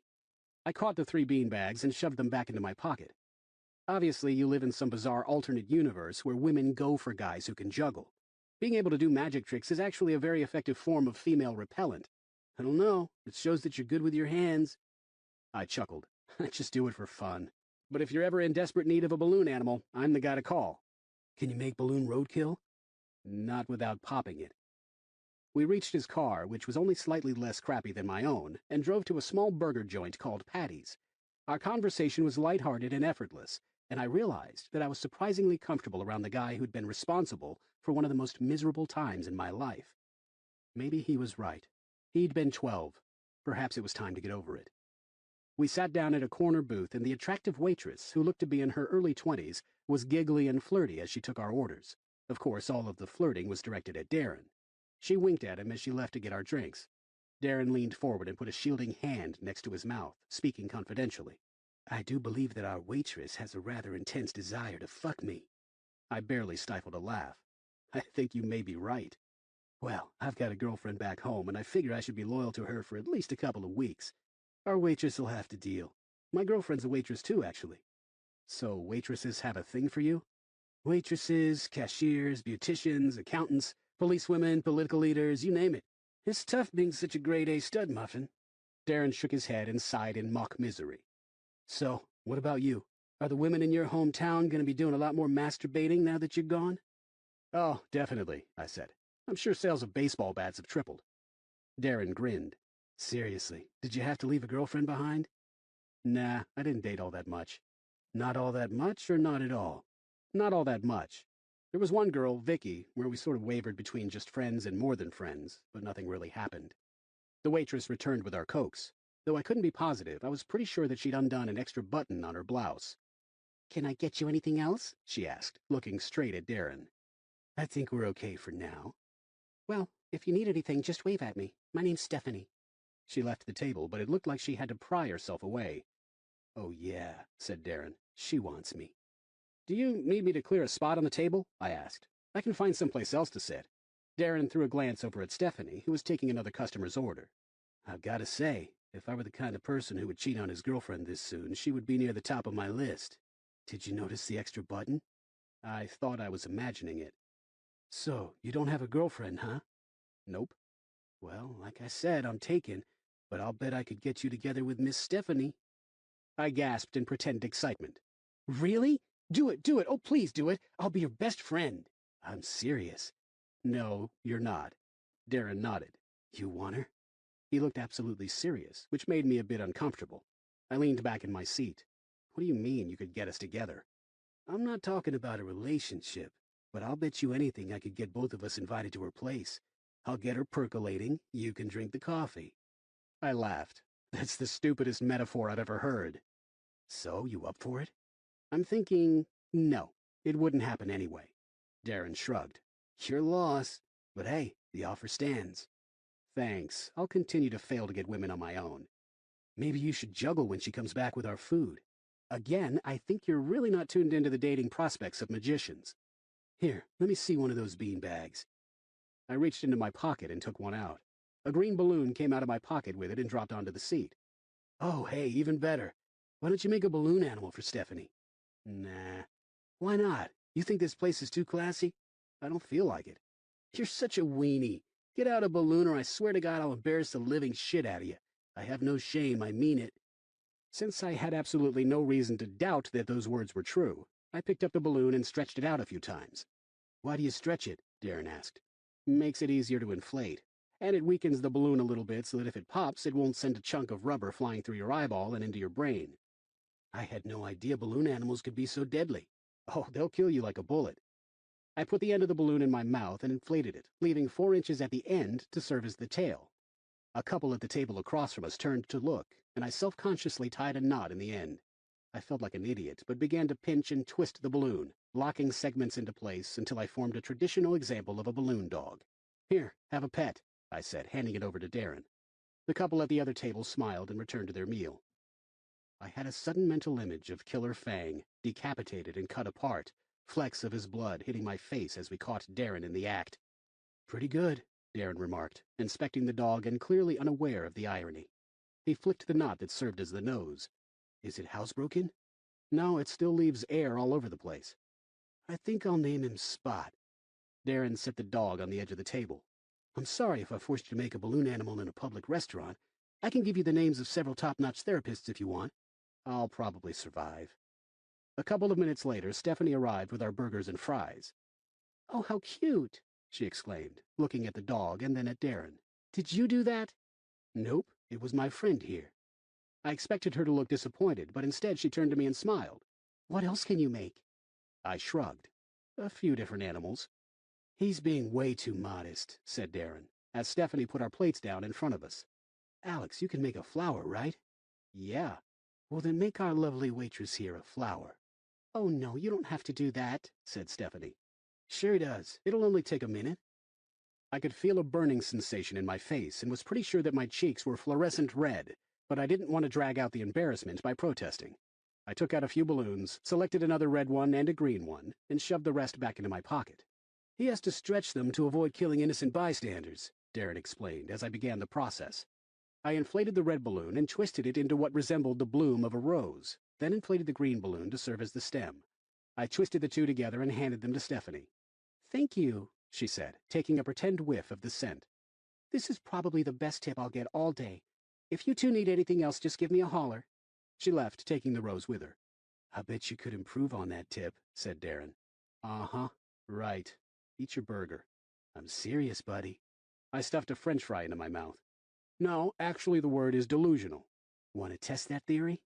Maybe next life. Once again, your loss. Darren picked up his hamburger and took a huge bite, then set it back on the plate and wiped some ketchup off his lips. But don't worry, I'll wear you down in time.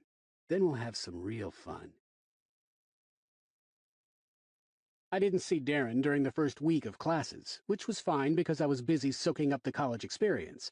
The cafeteria food wasn't bad at all. I liked my classes, and even if I didn't make as many instant friends as I would have hoped for, it wasn't like I was sitting in a corner wallowing in misery. Will was a perfectly decent roommate, primarily because he was gone most of the time. He was annoying when he was around, but it was nothing I couldn't handle, and I quickly got used to the pictures. If I ever found a girlfriend, I'd bring up the subject of perhaps taking them down so as not to disrupt a potentially amorous mood. Darren called Saturday morning. Early. Well, it was early to somebody who'd stayed up all night eating cold pizza, drinking an entire vending machine's worth of Mountain Dew, and discussing the deep meaning of Calvin and Hobbes with some guys on his floor. As the phone rang, Will said something incoherent from his top bunk that I translated as, "Please answer the phone in a hasty manner so that I'm not required to hear that ring any more than necessary, as I consumed a substantial amount of alcohol the previous evening." "Hello? Alex, it's Darren." "Oh, hi. How's it going? Are you dressed?" "Why, did you want to have phone sex?" Will raised his head. "Hey, I want to have phone sex. Who is that?" "It's my mom," I told him. Into the phone, I said, "I just got up. Why?" "Because we're going fishing." "We are?" "Yep." "I don't have a fishing pole." "That's okay. I'll be there in 15 minutes. "I just got up." "Then I'll be there in 20. "Make it half an hour." "Dude, we're going fishing, not to the opera." "Fine, 20 minutes. "Don't wuss out like that," Darren told me. "If you want me to be there in half an hour, say half an hour. Stand up for your right to take a girlish 30 minutes to get ready. Be here in half an hour." "Will do, sir." I hung up. "I'm going fishing," I informed Will. "Why?" "I don't know. To catch fish." "You're not cooking them in my microwave." Exactly 30 minutes later, there was a knock on the door. When I opened it, Darren was outside in shorts and a red t-shirt. "Ready?" he asked. "Yep." "Good. Then let's—" "Holy freaking shit, look at those pictures." "They're my roommates," I said, gesturing to Will, who was still in bed. "He's a little off-center." "And proud of it," said Will. "These are kind of cool," Darren proclaimed, moving in for a closer look. "Whoa, nice work on the blonde. She won't be performing motor functions anytime soon." "That's Jessica Runyon," Will offered, sitting up. "She was the second victim of the Bay Area butcher back in 1985. "Never heard of him, but the man can sure use a knife." Darren turned to Will. "So, you're a homicide major, huh? Made your first kill yet?" "Nah, that's not until my sophomore year." "Damn those prerequisite classes. Alex, you ready to go?" "Way past ready." Chapter 12. Darren drove us through such a complicated series of dirt roads that I started to wonder if he was taking me out to the middle of nowhere to be hunted for sport. Seriously. But finally we arrived at the edge of a large pond, so perfectly round that it almost seemed man-made. The water glistened in the sunlight. I wasn't usually the type of person who'd be impressed by something like water glistening in sunlight, but I had to admit, this was a beautiful pond. "Nice, huh?" asked Darren, shutting off the engine. "It's great. Does anyone else know about it?" "I've seen people around here every once in a while. It's a great place to bring dates. Not that we're dating." "I'll keep my hands to myself," I promised. Darren reached across the passenger seat and opened the glove compartment. After searching for a moment, he removed a large hunting knife with a black handle and a leather sheath. The blade looked about 8 inches long. "We're carving spears from scratch," he explained. "You don't have professional spear fishing equipment in the back?" I joked, even though I couldn't help but be a little nervous about that knife. "I'm disappointed. I wanted one of those spear guns like the kind they mount on the side of a ship." "Do they really mount spear guns on the side of ships?" "I don't know," I admitted. "It may have been in a movie. Maybe Moby Dick." Moby Dick sucked. We got out of the van and Darren removed the knife from its sheath. He held up the blade so that it flashed in the sunlight. "Me, hunter. Me get stick. You, hunter. You get stick too. It's stick-getting festival." There were plenty of trees to choose from, so I searched until I found a branch about 4 feet long and the diameter of a quarter. I pulled and twisted until it was mostly off the trunk. Then Darren came over and helped finish the task by sawing it off with a knife. I jabbed the stick back and forth in the air like an angry native. "Yep, this'll work." After Darren found and cut off his own branch, we sat on a large rock next to the water. Darren removed his shoes and socks and tossed them out of the way, and then let his feet hang down into the water. "Don't worry," he said. "My foot odor shouldn't kill more than a third of them. And if it does, we can just scoop them off the surface," I remarked. "Yeah, you can go ahead and take off your shoes too if you want. I'm pretty sure there aren't many leeches." "Nah, I'm fine." "You sure?" "Yeah." "Suit yourself. The water's pretty nice." He ran his finger along the edge of the blade, then held the knife out to me. "Want to go first?" "No, I'll watch and learn from your expert technique." Darren began to cut away at the end of his stick. He looked up at the sky and smiled happily. "How often do you get outside like this?" "Not that often," I admitted. "Did your parents ever take you camping?" "Nope." You probably never even played outside with your friends or anything, did you? Well, yeah, I did that, I said. I wasn't into sports or stuff like that, but we'd mess around at the park and run around the neighborhood sometimes. But mostly I just watched TV, read books, went to the movies, that kind of thing. At least until I got shipped off to boarding school. Darren blew on the end of his stick and wiped off some extra splinters, then resumed sharpening it. I never really liked any of those things. Seriously? Yeah.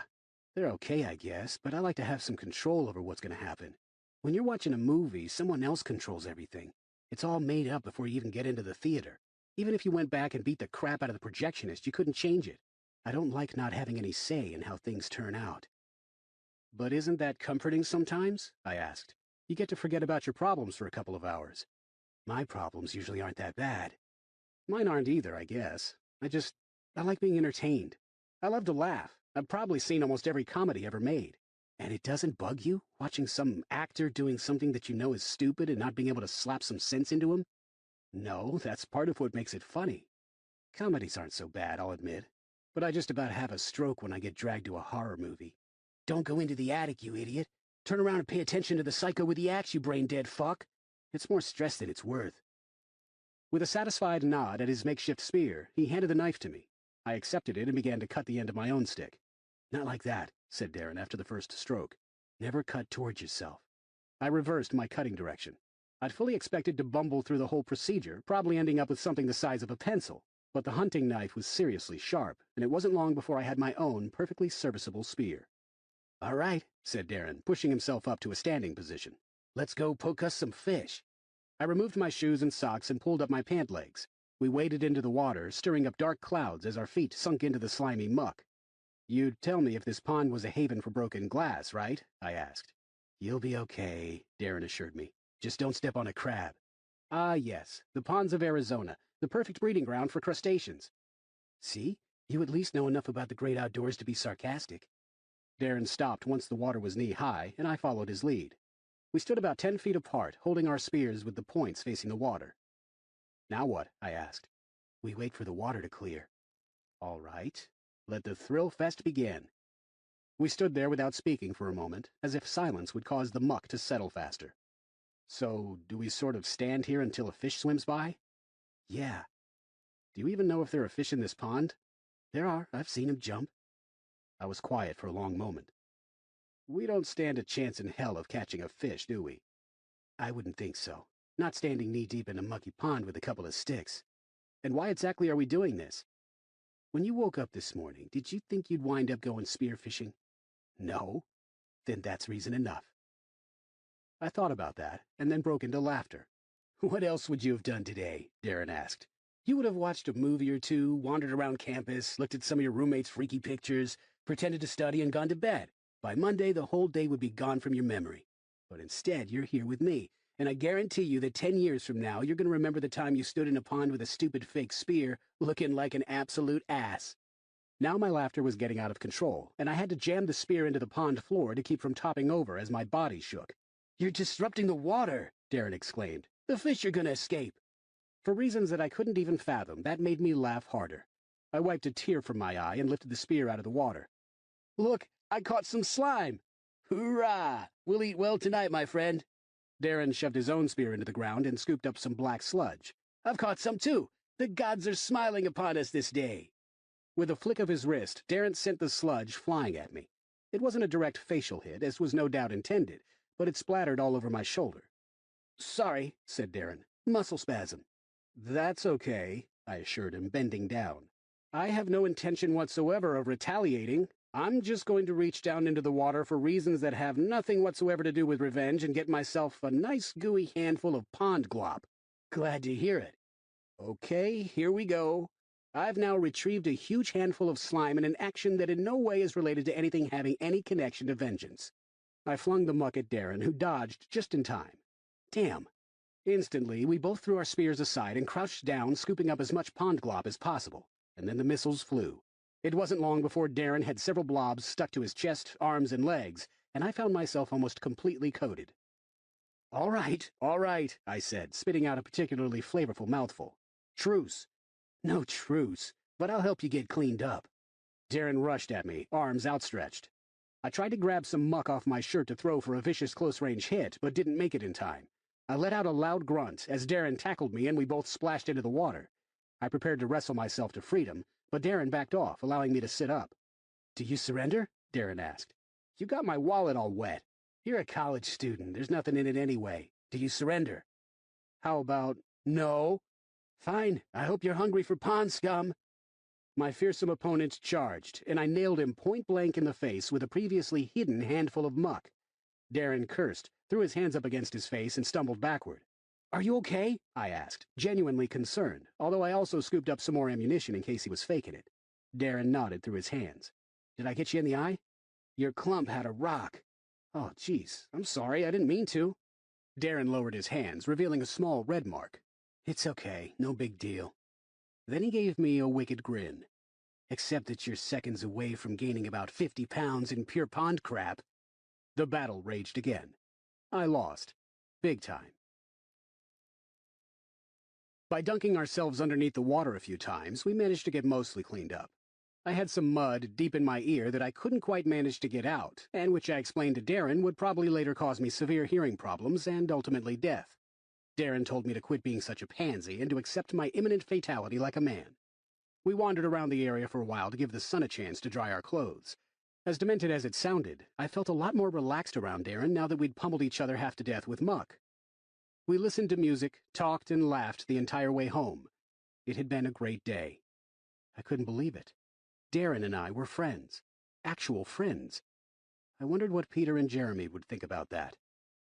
They'd understand. People change. 2 weeks after classes started, I saw her again.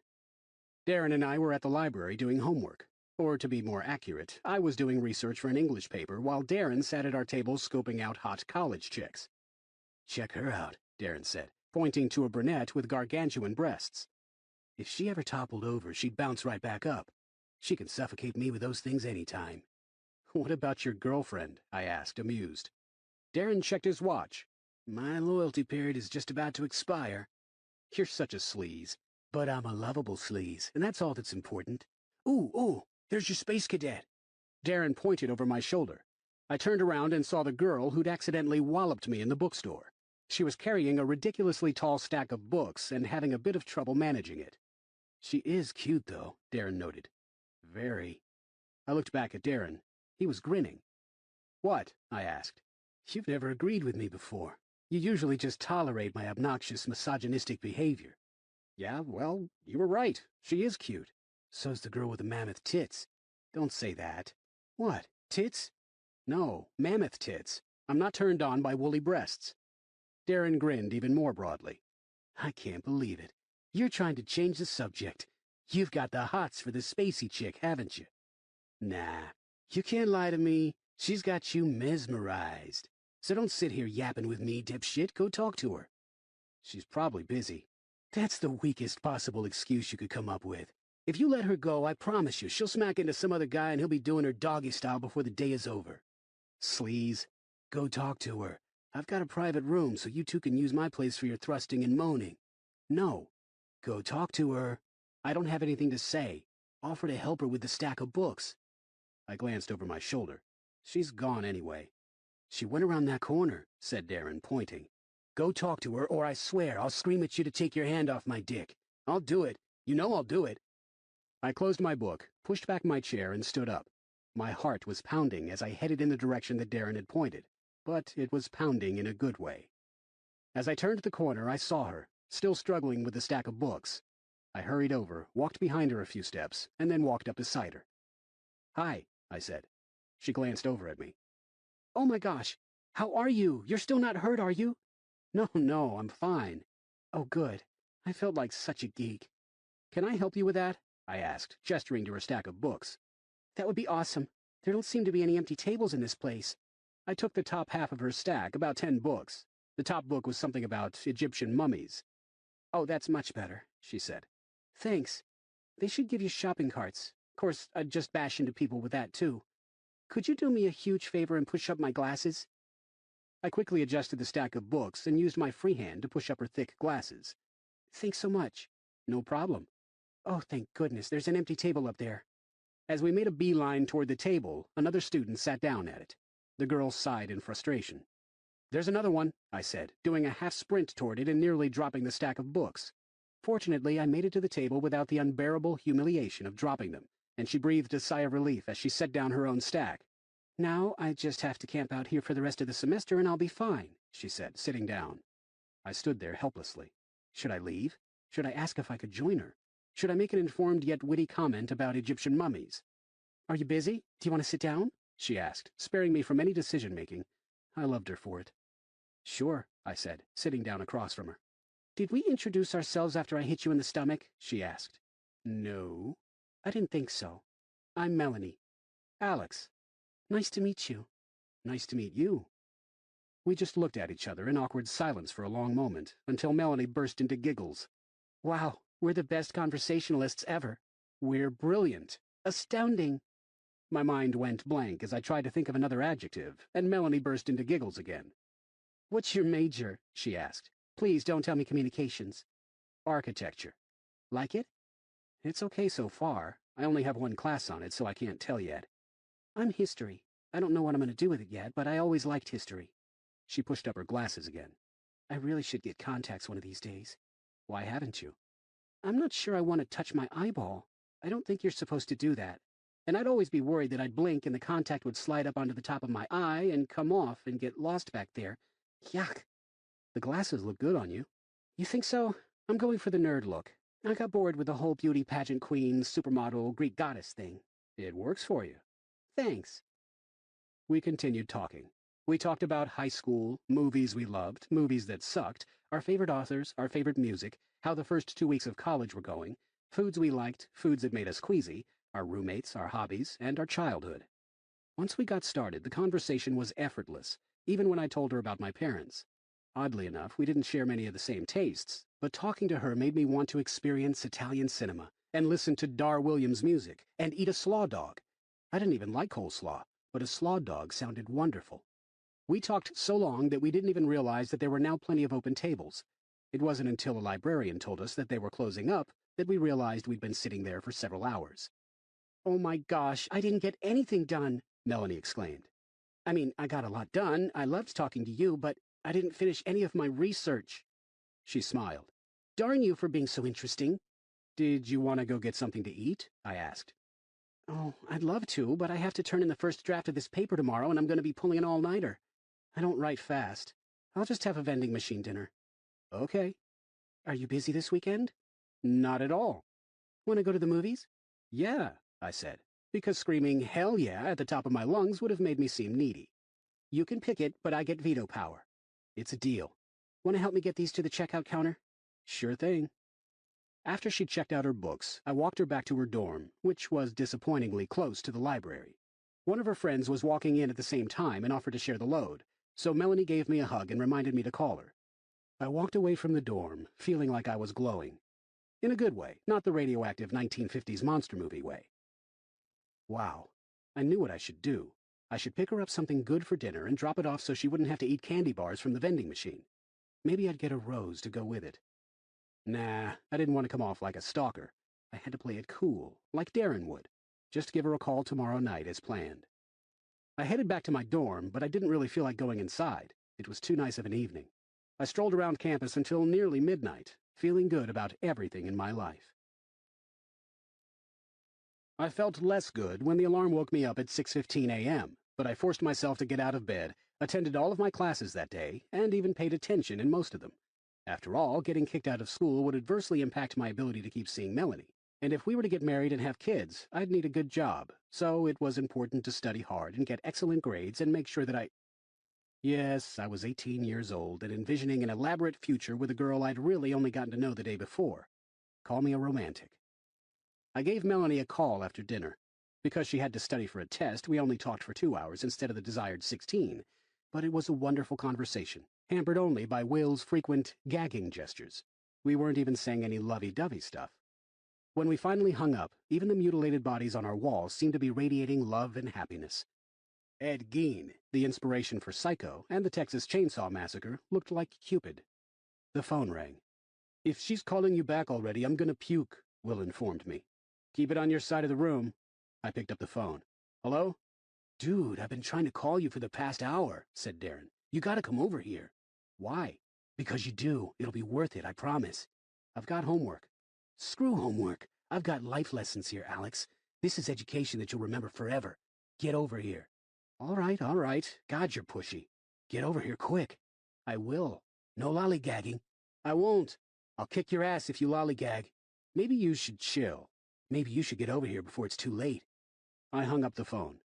I'll be back, I told Will as I headed out the door. Darren's dorm was on the other side of campus, and I jogged most of the way.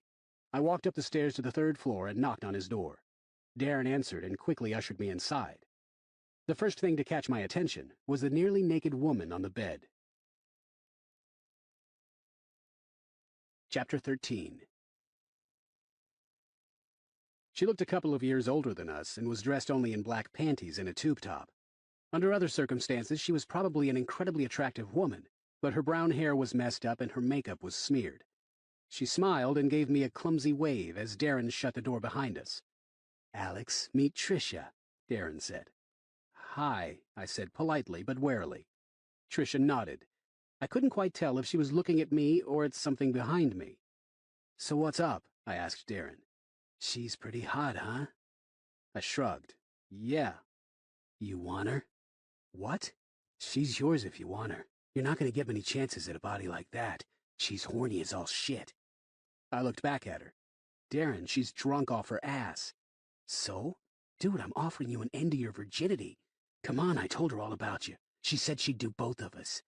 You can't be serious. I'm completely serious. But we don't have to share her. You can have her all to yourself. Now that is friendship. Is she a student here? Darren shook his head.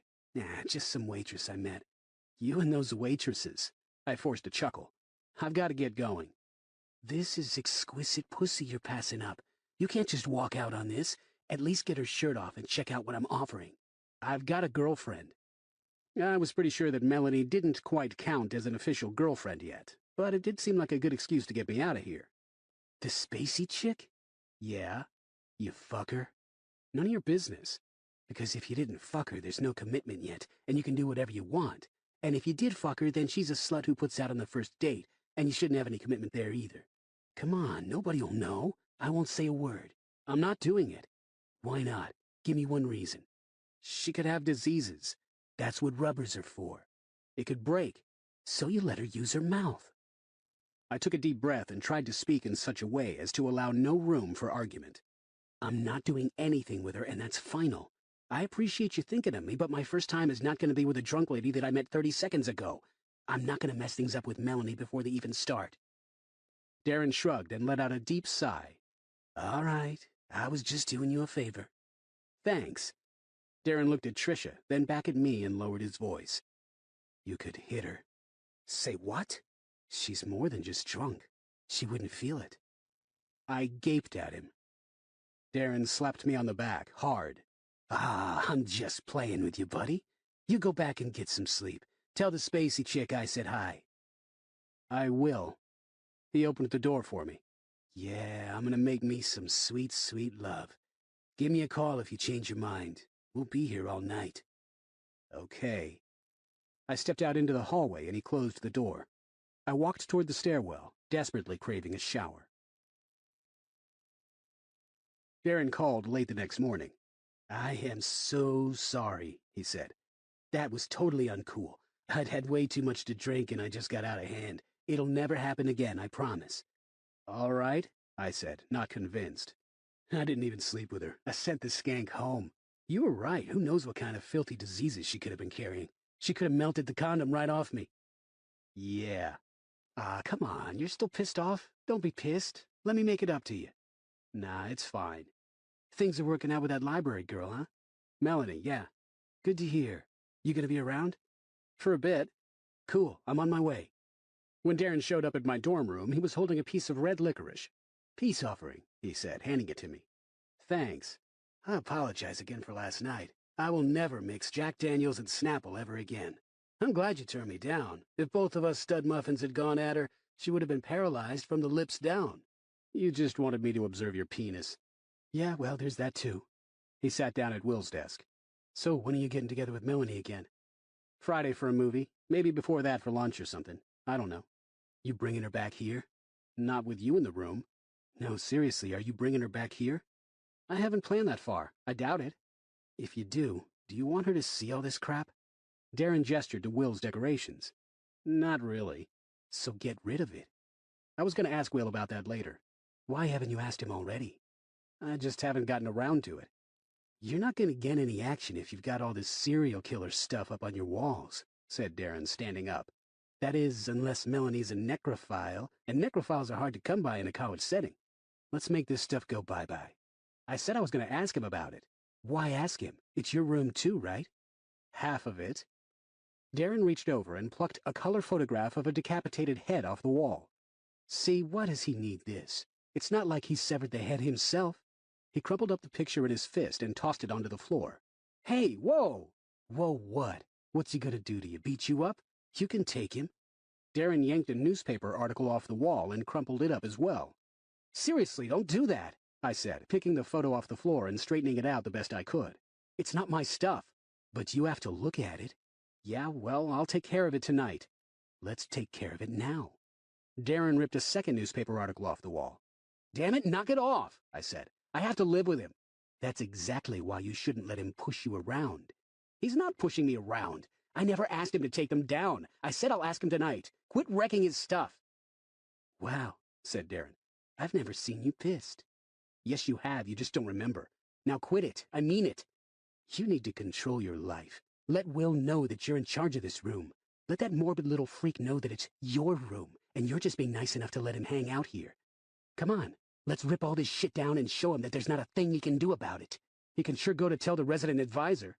Yeah, and get me in trouble. Darren rolled his eyes. He's not gonna tattle on you.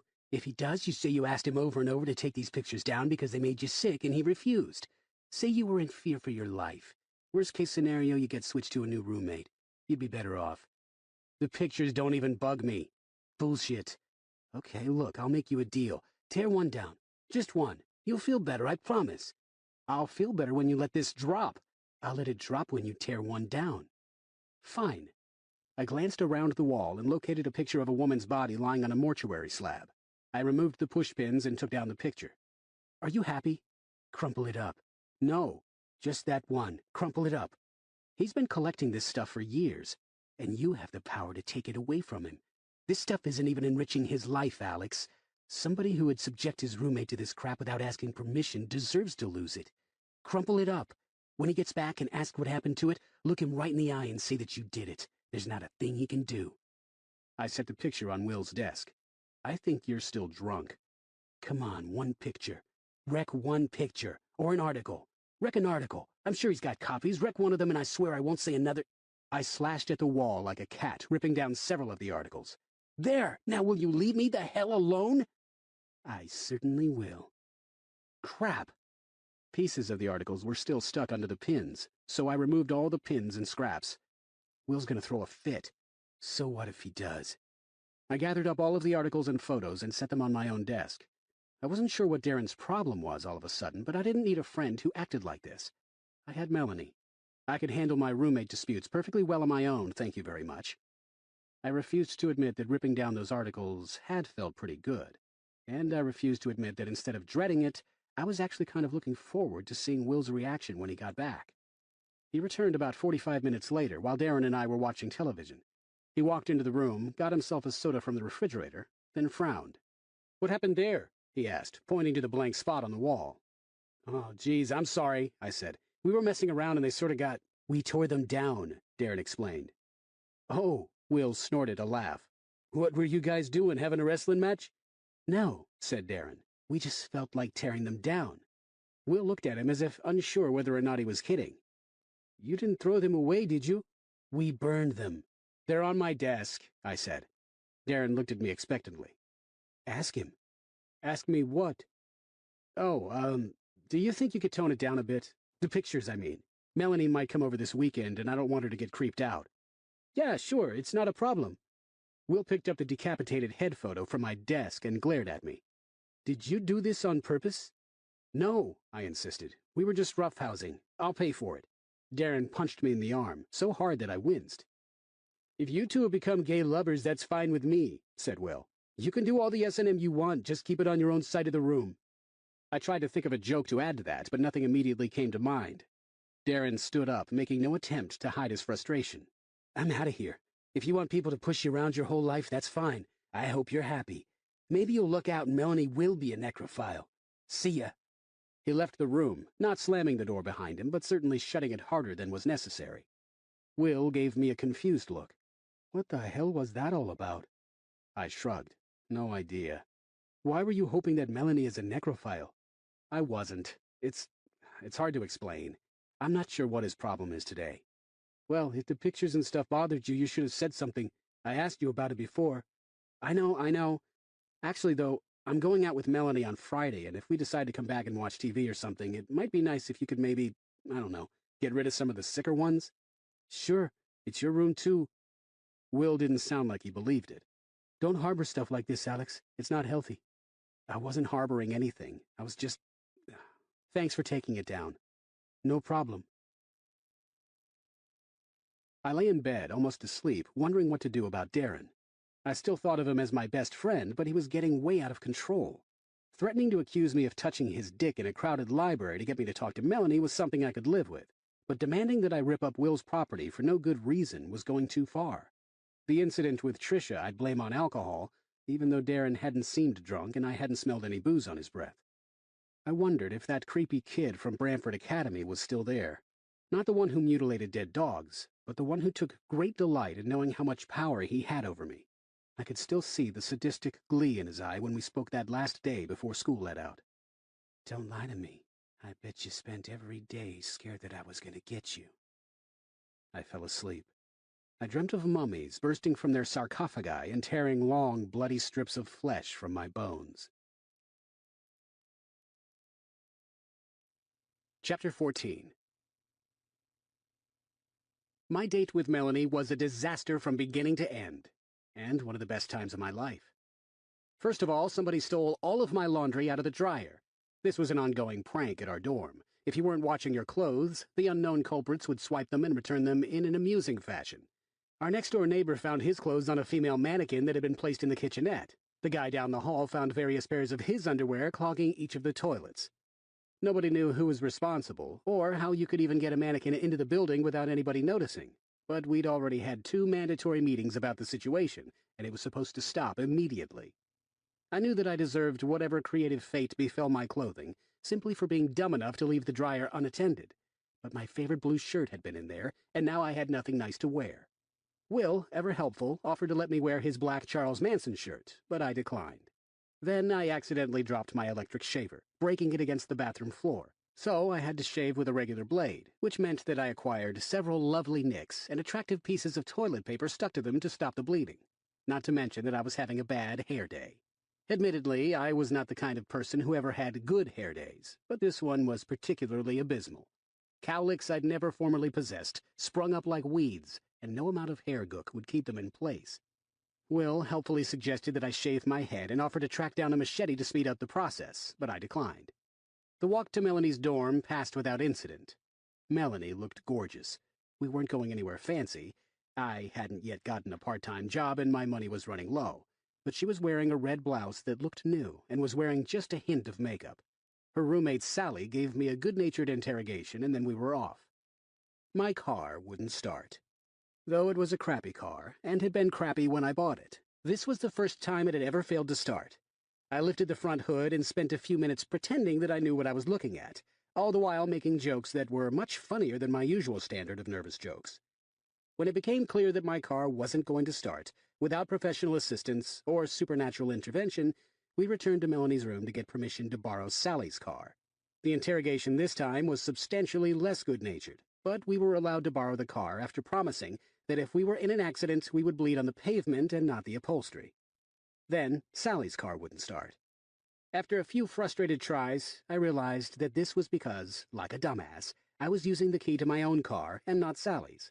Fortunately, instead of taking the more reasonable approach of shaking her head sadly, getting out of the automobile and leaving the dumbass to live a life of well-deserved solitude, Melanie had a gentle laugh over it, and we finally got on the road. When we got to the movie theater and bought our tickets, I realized that I'd misread the starting time and that the romantic comedy Melanie wanted to see had been on for half an hour. She didn't seem bothered by this, and we decided to see Threads of the Noose, which neither of us had heard of. I bought us each a small drink and a large tub of popcorn to share.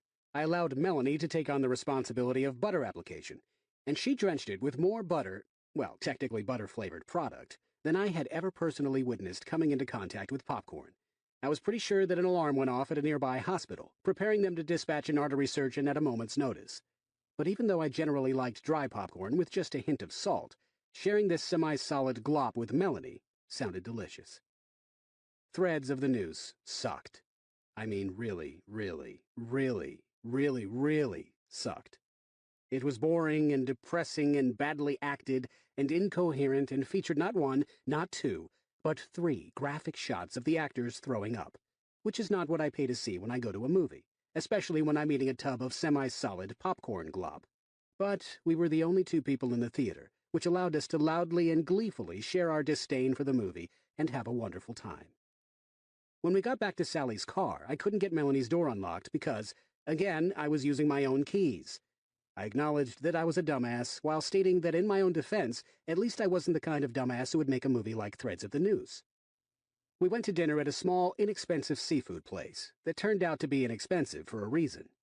But though we left most of our food untouched, I was full from the butter-flavored product anyway, we stayed there until closing time, just talking and laughing and thoroughly enjoying each other's company. "I really had a good time," said Melanie as we drove back to campus. I was still basking in the personal victory of using the right key this time. "Me too. I had a great time. We should watch more crappy movies together." "Absolutely." We were silent the rest of the drive home, but it was a nice, comfortable silence. We didn't have to say anything. I walked her back to her dorm. We looked at each other for a moment. She let out a soft giggle, and then I put my arms around her and kissed her. The rest of the evening had been an enjoyable disaster, but the first kiss was perfect. When we finally parted, Melanie pushed up her glasses and smiled in an almost giddy manner. "Do you want to do something tomorrow?" she asked. "Yeah."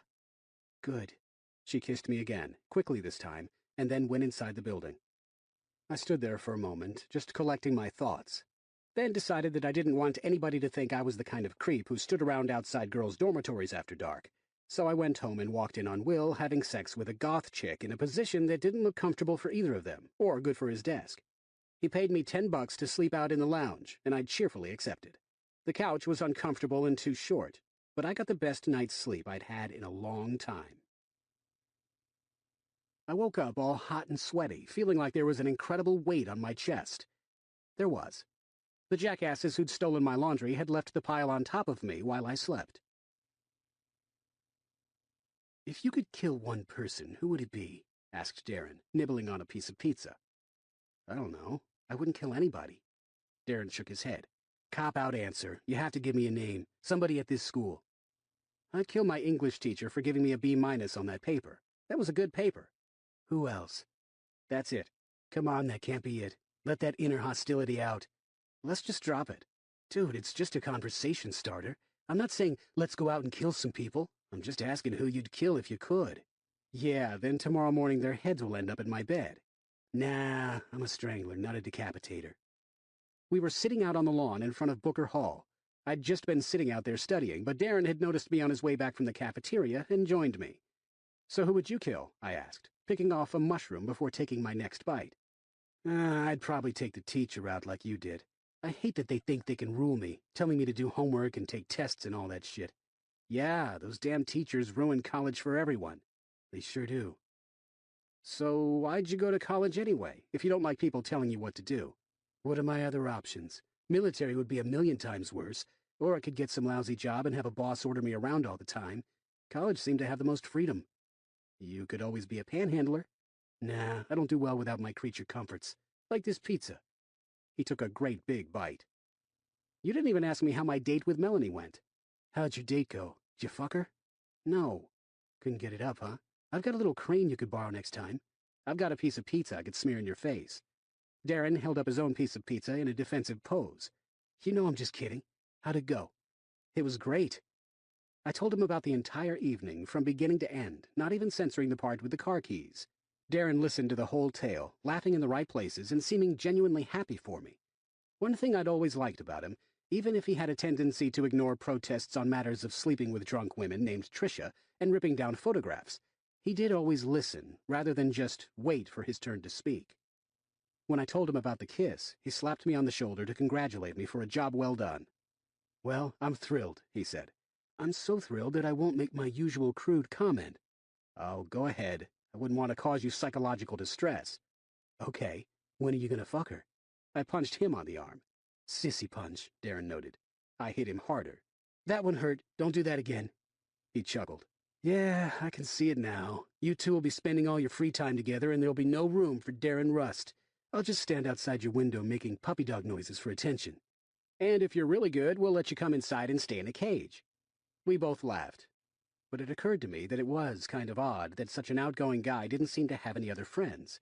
At least none that he spoke about, although of course it wasn't like we spent every free moment together.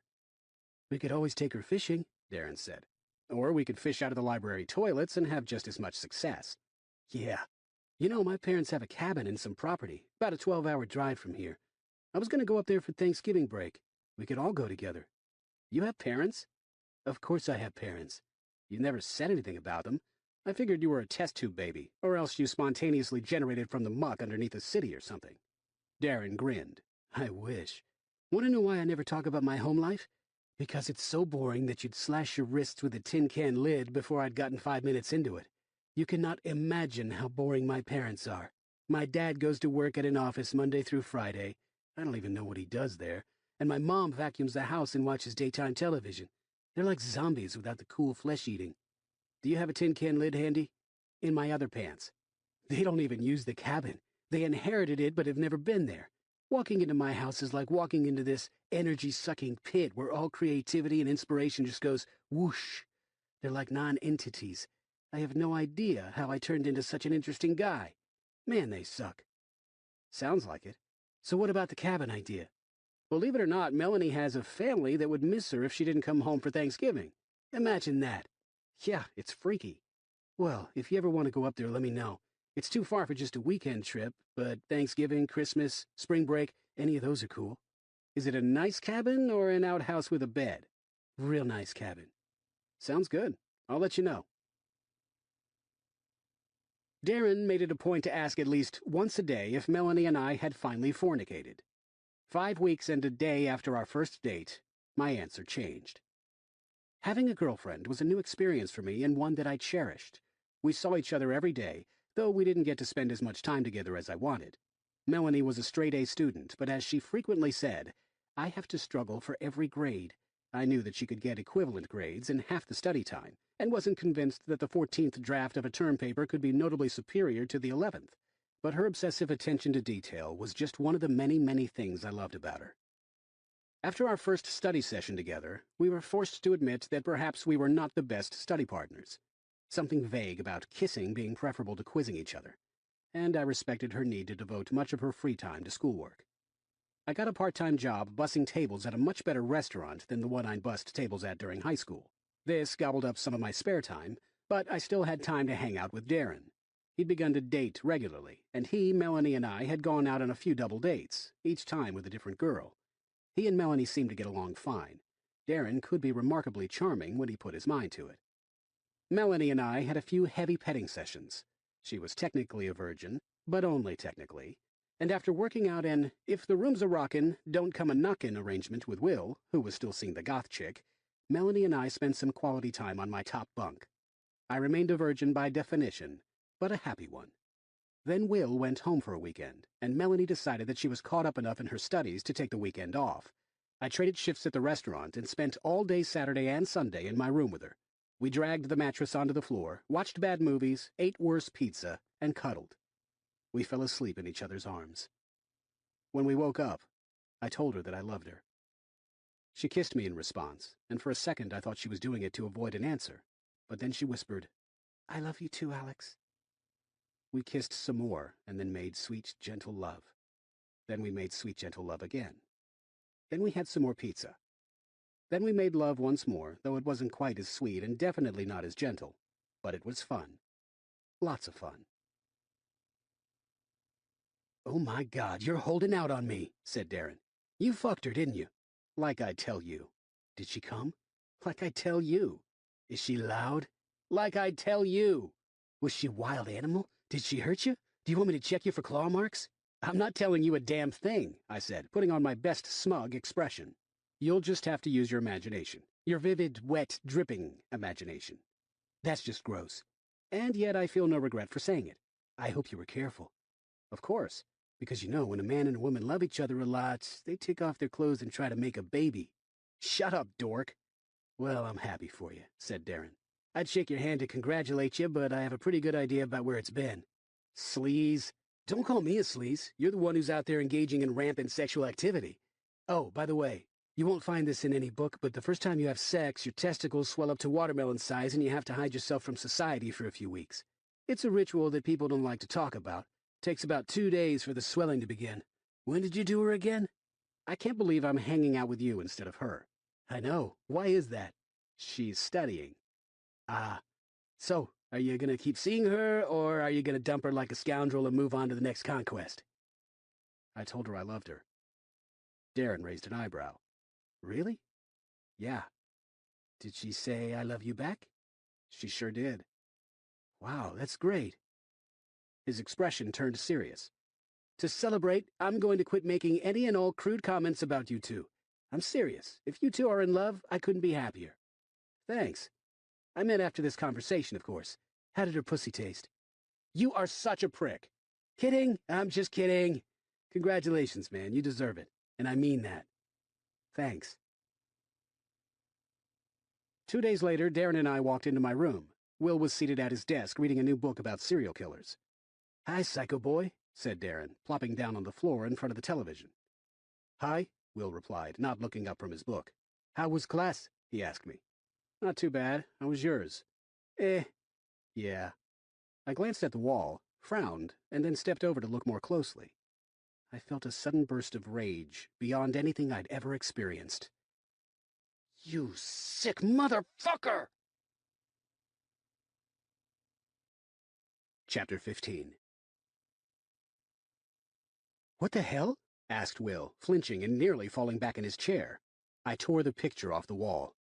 It was a black and white picture of Melanie, a photocopy of the same one I kept on my desk, that had been doctored to look like she was a severed head. The only color was the red blood gushing out of her mouth. "You think that's funny?" I demanded, waving the picture in his face. "You think that's fucking funny?" "I didn't do that. I didn't even see it there." "Bullshit!" Darren stood up and hurried over.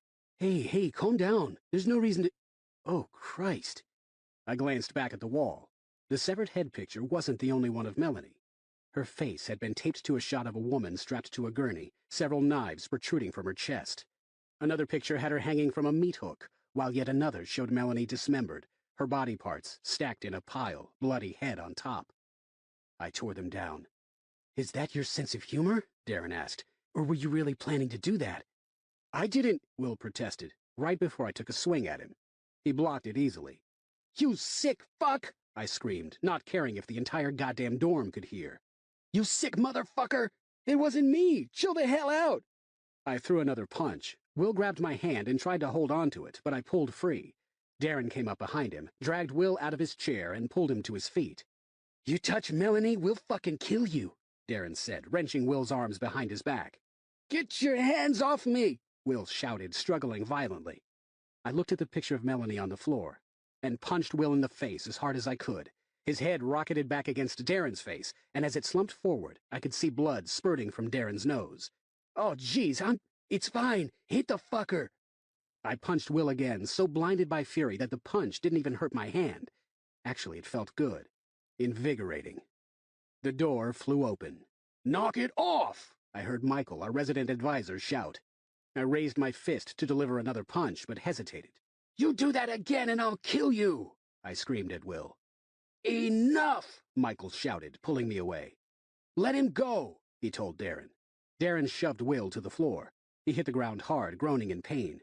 I tried to pull free of Michael, to kick that son of a bitch in the stomach while he was down, but Michael was a big guy and his grip was too tight. "Enough, I said," Michael repeated. "Everybody calm down. I'll call the police if I have to, so let's get through this." For a moment, nobody spoke. We just stood there, catching our breath. What happened? Michael asked. Darren picked up one of the pictures and handed it to Michael. Michael sucked in a deep breath. Jesus, Will, that's not funny. I didn't do it, said Will from the floor. If he touches her, I'll fucking kill him, I said. Okay now, Alex, you really need to just calm down, Michael told me. He wasn't threatening your girlfriend. He just has a warped sense of humor. He looked back at the doorway and the crowd that had gathered outside. All of you, get back to your rooms. I'm handling this. Will lifted his head and wiped his bloody mouth off on his sleeve. I didn't do it. It was probably your friend. Yeah, right, said Darren. I'm so into the idea of covering the walls with shredded corpses. Now my hand was really starting to hurt, and with the initial rage fading, I wished I hadn't attacked Will like that. It had obviously been a joke. A joke that wasn't the least bit amusing, but still, a joke intended to be harmless. It wasn't me, Will insisted, looking at me. My stomach lurched as I suddenly realized that I believed him. I don't want to have to make a big issue out of this, said Michael. Alex, you're going to be my roommate tonight. Will, I'm going to get you to the nurse. You too, he said, nodding at Darren. Darren wiped some blood off his nose and looked at his hand. I'm okay, he said with a smile. It was worth it to watch that freak get what he deserved. Fuck you, said Will. Okay, back to your own dorm, Michael told Darren. Until we get this sorted out, I'm going to ask you to stay away. Darren shrugged. Not a problem. Alex, I'll give you a call. He walked out of the room, letting blood drip onto his shirt. I'm sorry, Will, I said, feeling queasy. Go to hell. Enough. Alex, do you need ice for your hand? No, I'm okay. Michael helped Will to his feet. We'll be back. Don't go anywhere. I won't. Michael led Will out of the room. The crowd of spectators hadn't dissipated, so I shut the door. I sat down at Will's desk, gathered up the pictures, and tore them to pieces, ignoring the pain in my hand as I did so. I wanted to burn them, dunk them in the kerosene I used for my flaming torches, but that had been confiscated weeks ago. No way in hell had Will made those pictures. I picked up the phone and dialed Melanie's number. Hello? She asked on the third ring. Hey. Hi. How's it going? All right. Are you okay? You sound weird. No, I'm fine. I just wanted to call. I'm glad you did. I need you to do me a favor. Sure, anything. Just make sure you keep your door locked tonight, okay? There was a long silence on the other end. You there? I asked. Yeah. Is there something wrong, Alex? No, there's nothing wrong. It was a funny dream I had, that's all. Sorry if I scared you. Look, I should go. I fell asleep at my desk and woke up in the middle of a nightmare. No big deal. We can talk as long as you want. No, you need to get some sleep. You've got an early class. I could come over. No, really, I'm fine. Just got kind of spooked. I love you. I love you too. I wrote Michael a note promising him that everything was fine and that I'd be back in the morning, and slipped it under his door. Then I left the building, walked to Melanie's dorm, and found a good vantage point where I could sit outside and keep watch throughout the night.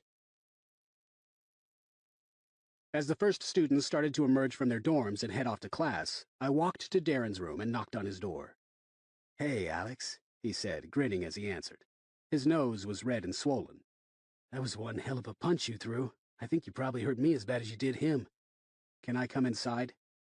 Geez, aren't we, Mr. Formal? Yeah, come on in. I walked inside his room. Darren shut the door behind me, then went across the room and plopped down on his bed. Did you even sleep? I shook my head. Why not? Hand hurt too much? My hand's fine. Did you do the pictures? Dude, I adore Melanie. You're all glowy and stuff when you're around her. I'd never do something like that. Why would you even think that? Because Will said he didn't do it and I believe him. You believe that freak? Yeah, I do. I'm hurt. I'm really hurt. Do you really think that putting up death pictures of your girlfriend is something I'd do? You faked a journal to get my friends kicked out of school. Darren let out an incredulous laugh. I was 12. Holy shit, I thought we were long over that. I thought we were too. How could I have even done it? I don't have a key. You've heard me complaining to Will lots of times that he leaves the door unlocked. So what, you think I made up some pictures of Melanie, snuck into your room, stuck them on your wall, and waited for you to blame Will? Yeah. Why would I do that? That's what I'm here to find out. Darren gave a slight nod. Did you notice that you haven't backed down? Huh? You haven't backed down. I said I didn't do it, and you didn't apologize and pretend everything was okay. So? So that's good. How did it feel to punch him? That's not what this is about. That's exactly what this is about. How did it feel? It felt good. Darren grinned. That's how it was supposed to feel. It felt good when I did it because I was more pissed off than I've been in my entire life. Then I realized that he wasn't the one who deserved it, and it felt absolutely sickening. That's understandable, but you can get over that. Focus on how good it felt to finally let that son of a bitch know what you thought about him. That's not what I thought about him. I made a mistake. Darren was silent for a long moment. Do you want a Coke or something? I've got some in the fridge. No. Yeah, I made the pictures. But don't flip out on me. Hear me out, okay? I nodded as I clenched my fists. I swear to you, it wasn't because I have any bad feelings about Melanie. Not at all. I just wanted you to let out some frustration. It felt good, right? I didn't respond. Yeah, it felt good, said Darren, standing up. If we'd thought to lock the door, I could have held him while you beat him into a bloody smear. He didn't do anything. Maybe not, but it still would have felt good. You stay away from Melanie. You're not listening, Alex. This isn't about Melanie. This is about you. This is about feelings that you have that you need to let out. I watch you. I know what you're like. What am I like? You're like me. I shook my head. I have no idea what you're talking about, but I don't want to see you ever again. Darren chuckled uncomfortably. Are you breaking up with me? Shouldn't we have a trial separation first? It's not funny. No, it's not. I'm sorry. He crouched down, reached underneath his mattress, and withdrew a dark red pocket knife. It looked just like the one he'd had as a kid, the one he'd used to cut up Killer Fang. He snapped out the blade, rested it on his mattress, and stepped away. Pick it up, he told me. Why? I want you to cut me. You want me to what? Cut me. He bent his left arm in front of his chest. Not deep or anything, not so that I need stitches, but a few cuts to draw blood. There's something really wrong with you, I said, turning toward the door. No, hear me out, please. I turned back to face him. Take the knife and slash my arm a few times. I promise I won't retaliate. I just want you to know how it feels. Suddenly I understood. You want to tell the cops that I cut you, right? Show them my fingerprints on the knife. Nice try, asshole. No, but that's good. Calling me an asshole is good. How about this? Tell me what to cut. Nothing deep, nothing to get me sent to the hospital, and I won't mark up my face. But anything else is fair game. Tell me where to cut myself and I'll do it. So what? You're a sadomasochist now? Get some help, Darren. Darren violently shook his head. No, you've got it all wrong. I don't want to cut myself, but I want you to see how it feels to make me do it. I'm out of here. Darren quickly grabbed the knife and lifted his shirt. Tell me to do it. No way in hell. Damn it! Darren flung the knife at the mattress. I flinched as it bounced up, thinking that it might fly across the room at me, but it struck the wall beside the bed and dropped to the ground. I just wanted to help you, Darren said, his voice weak. Get help for yourself first, I told him. I left the room. He didn't follow me. Michael had always been a fairly easygoing guy, but now he was absolutely furious. You had me worried sick. Do you realize that Will is talking about pressing charges? I've got him calmed down, but you need to take this seriously. I am. Then act like it. Okay, I said. And then I told him everything. By the time school officials got there, Darren was gone. He'd left most of his stuff behind, but he'd taken the knife. Technically, he'd committed no crime, and so while I would have preferred an all-out police manhunt, he was merely considered a missing person. His parents had no idea where he was. 2 days later, his car was found in a grocery store parking lot, but there were no clues as to where he'd gone. Upon my recommendation, the police checked the cabin owned by his parents, but nobody had been there since they'd last used it during the summer. I offered Will the most heartfelt apology I could manage. He told me to go fuck myself. But he didn't press charges against me, asking only that he get the room to himself. I moved in with Anthony, a personality-free elementary education major who was more than a little annoyed to be losing his single room. Melanie was completely creeped out by the whole thing. She made me describe the pictures for her, which I did, very reluctantly. The week following the incident was pretty bad, but then things settled down and returned more or less to normal. Instead of staying at campus over Thanksgiving break, I went home with Melanie and met her fantastic parents. They loved me as much as I loved them. In fact, they were so gracious that I turned Melanie down when she offered to sneak into the guest bedroom with me the second night. No sense risking an awkward, unpleasant situation by getting caught. I was not quite as strong-willed when she slipped into the shower with me the next morning, but the spray of water covered the noise. After Thanksgiving, I got promoted to head busboy. The cooks and servers still gave me shit, but the dishwashers and other busboys were under my command. I continued getting good grades on my tests and papers. Melanie and I said I love you a ridiculous number of times a day. In a rare demonstration of personality, Anthony kept count in a notebook.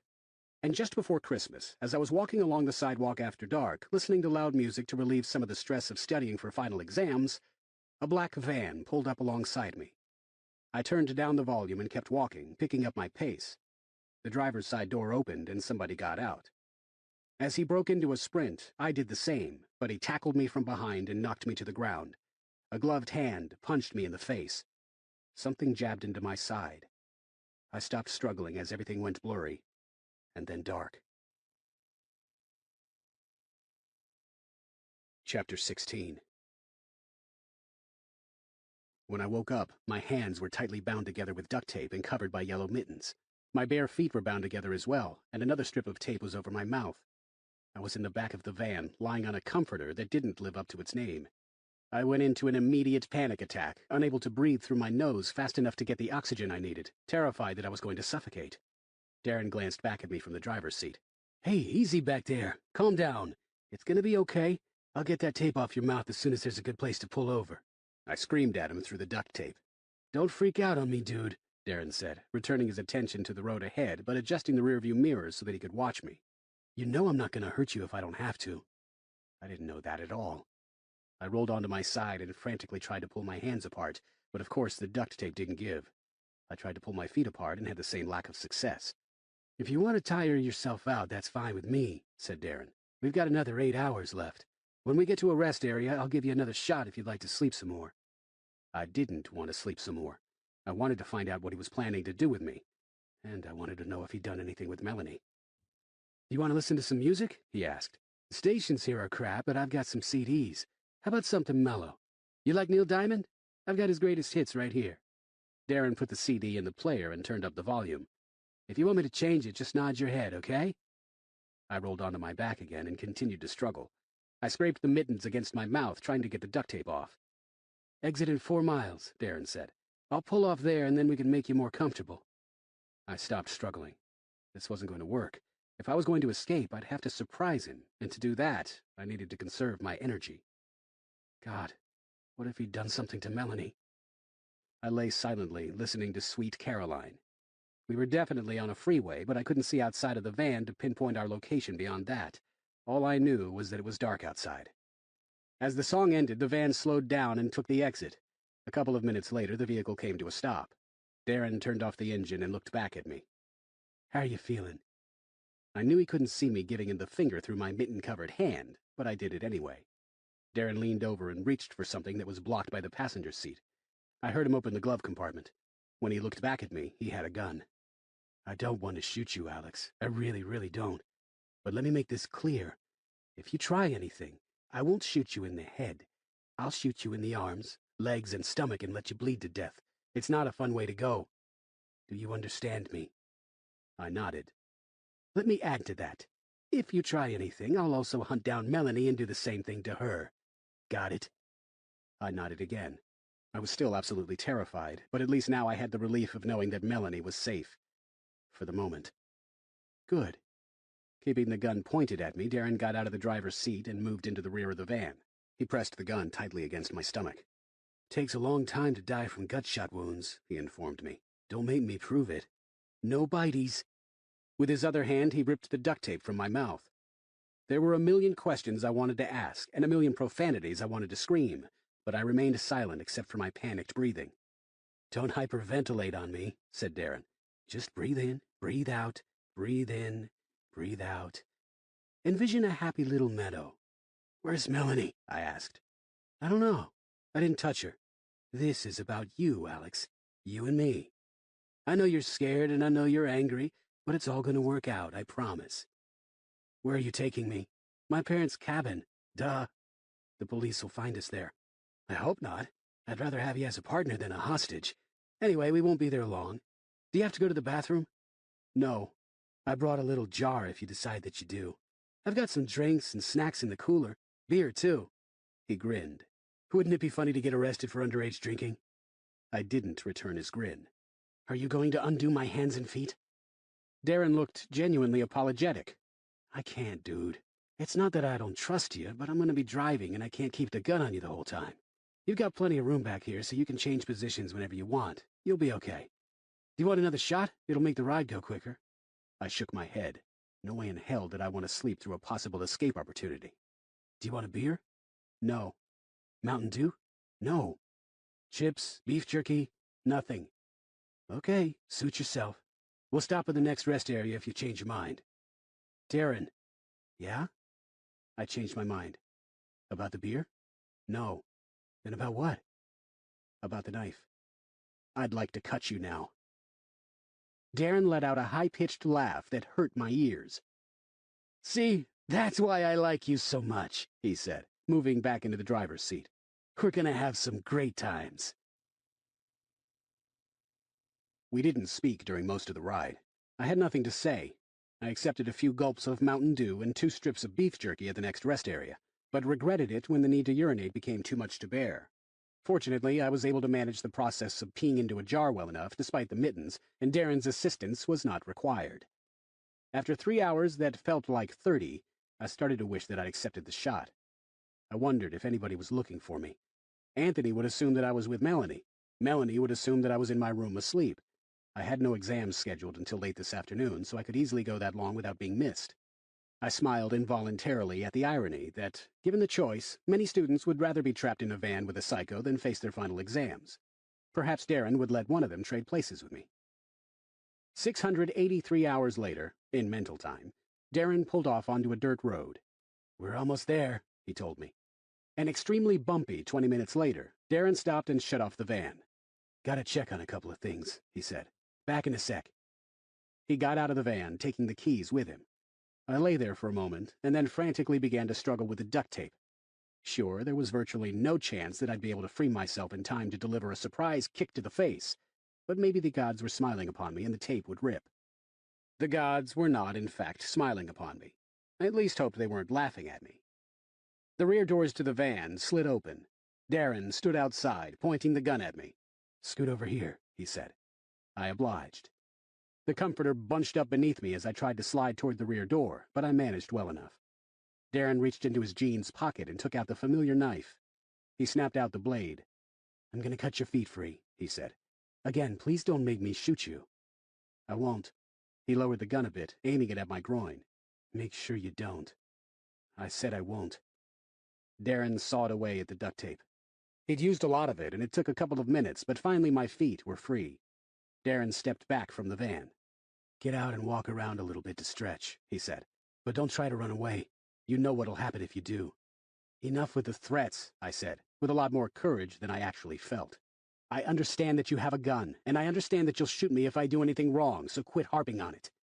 You know, if you were like this all the time, we wouldn't be here right now. Go on, get out and stretch. I got out of the van and nearly lost my balance, but managed to remain upright and slowly walked around, grimacing at the tingling in my legs. We were in front of a small one-story cabin. It was unpainted, but didn't look at all rickety. There was no grass, but there was cactus everywhere. Most notable was the fence. I couldn't tell how far back it went, but the left and right sides were each about 500 feet from the cabin. Behind me, I could see that the fence was topped with razor wire. I watched as Darren went to the front gate and slammed it shut, trapping us inside the prison. He locked a thick black padlock and pocketed the key. What do your parents do here? I asked. This is my recent addition, Darren said, gesturing to the fence. Good thing we don't have any neighbors, or they might get suspicious, huh? You put this all up by yourself? Of course not. I hired some people. There's no law against being a paranoid wacko who wants to keep the New World Order out. So why are we here? Because I have a surprise in store for you, my friend. Here, give me your hands. I held out my hands and Darren cut off the duct tape. I shook off the mittens and massaged my aching wrists. We're going inside now, he said. I know you said to quit bringing up the gun thing, but if you freak out, I have to shoot you. Don't freak out. He tossed me a small key. Go open the door. I walked over to the front door of the cabin. There were 2 windows, but both were covered with dark red curtains on the inside. I inserted the key into the lock, turned the doorknob, and slowly pushed the door open. The cabin seemed, well, like a normal cabin. I stepped inside. The floorboards didn't even creak. Darren came in after me, turning on the light. Not too shabby, huh? What am I supposed to see here? Nothing here. It's in the first bedroom. To your right, door closest to you. Use the same key. I unlocked the door and pushed it open. A woman lay on a small bed, gagged, her hands and feet tied to the bedposts. For a second I thought it was Tricia, but an instant later I realized that, though there was a resemblance, this woman was several years older. Her face was tear-stained, her wrists and ankles were raw and bloody, and she was wearing only a bra and panties. My stomach dropped as if on the longest, tallest, scariest roller coaster ride ever built. I looked back at Darren. I'm not going to hurt her, I told him. Darren smiled sadly. Yeah, I know. It'd make things a lot easier if you would. I've got a straight razor. You can't believe how tempted I was to use it, but I wanted to keep her fresh for you. I shook my head. The gesture wasn't meant for Darren, but for myself, to deny that something like this could be happening. The horror I was feeling was too intense to be real. If I closed my eyes, maybe it would all go away. But I didn't close my eyes. It wasn't going to go away. I needed to keep myself focused to save this woman's life. I'm not doing it. You'll just have to shoot me. I don't believe that. I think if I shot you in the leg, you'd do it. I think that if I put my gun in your mouth, you'd do it. Don't you think it would be fun? Her skin parting? She'd scream and scream, but we'd be the only ones to hear and appreciate it. She's a crack whore. Nobody'll miss her. The woman whimpered and cried softly. I'm not doing it, I said. You might as well just let her go. Darren shook his head. I'm not going to let her go. We both know that. But I'm also not going to make you slice her up at gunpoint. Instead, we're going to do this as a game. See the dresser next to the bed? Open the top drawer. No. God damn it, Alex, don't get all resistant on me. Open the drawer. Avoiding the woman's eyes, I stepped over to the dresser and opened the top drawer. Inside was a brand new, shiny hatchet. It's yours, Darren said. Take it. I picked up the hatchet and clenched it in my fist, wanting nothing more than to hurl it at him, to embed it in his throat. Here's the game, he said. We're going to let her loose in the yard. You have 10 minutes to bring me back her head. Nothing else, just her head. If you don't do it, I'll find you, shoot you, and leave you to bleed to death while I laugh in your face. Then I'll cut her into pieces so thin they'll be invisible to the human eye. How does that sound? I'm not doing it. Then how about we add another little twist to the rules? Follow me. Darren backed out of the bedroom, keeping the gun pointed at me. I wondered if there was any possibility of flinging the hatchet at him before he squeezed off a shot. Pretty damn unlikely. But if he really did aim for my arm or leg, and I managed to get him in the face, it wasn't going to happen. He'd shoot me before the hatchet even left my hand. I walked back into the main part of the cabin. Darren used the gun to gesture to the other door. Open it, he said. Same key. I did so. It led to another bedroom, and another person tied to a bed. A little girl, probably not more than 6. Oh my God, I whispered. Her mommy and daddy are probably frantic, said Darren. She's been missing for 2 weeks now. Don't worry, I haven't done anything to her. But here's the deal. You have 10 minutes to bring me the woman's head. After 10 minutes, I start hurting this little girl. I start hurting her bad. She has tiny little arms, and I bet they come off real easy. I will hurt her until you finish the game, or until I decide that it's game over. Now, is there any confusion whatsoever about how this is going to work, Alex? I shook my head, feeling as if I might pass out at any second, or throw up, or both. Close the door. I closed the door, trying but failing to avoid looking at the little girl's frightened, pleading expression. Remember, Alex, I'm doing this for you. This is what you want. You just need a little nudge, that's all. You're completely sick in the head. But I embrace it. Think of it like escargot. Escargot is delicious once you try it, but first you have to get over the whole idea of eating snails. You're comparing murdering a woman to eating some fucking snails? Maybe not a great metaphor, but yeah, I am. You'll see. Go sit on the couch. Darren, you don't have to do this. I know, that's the whole point. I don't have to do this. I want to do this. And you'll realize that you want to do it too. I promise. Sit down." I sat down on the couch, which was a good idea because my knees were about to give way beneath me anyway.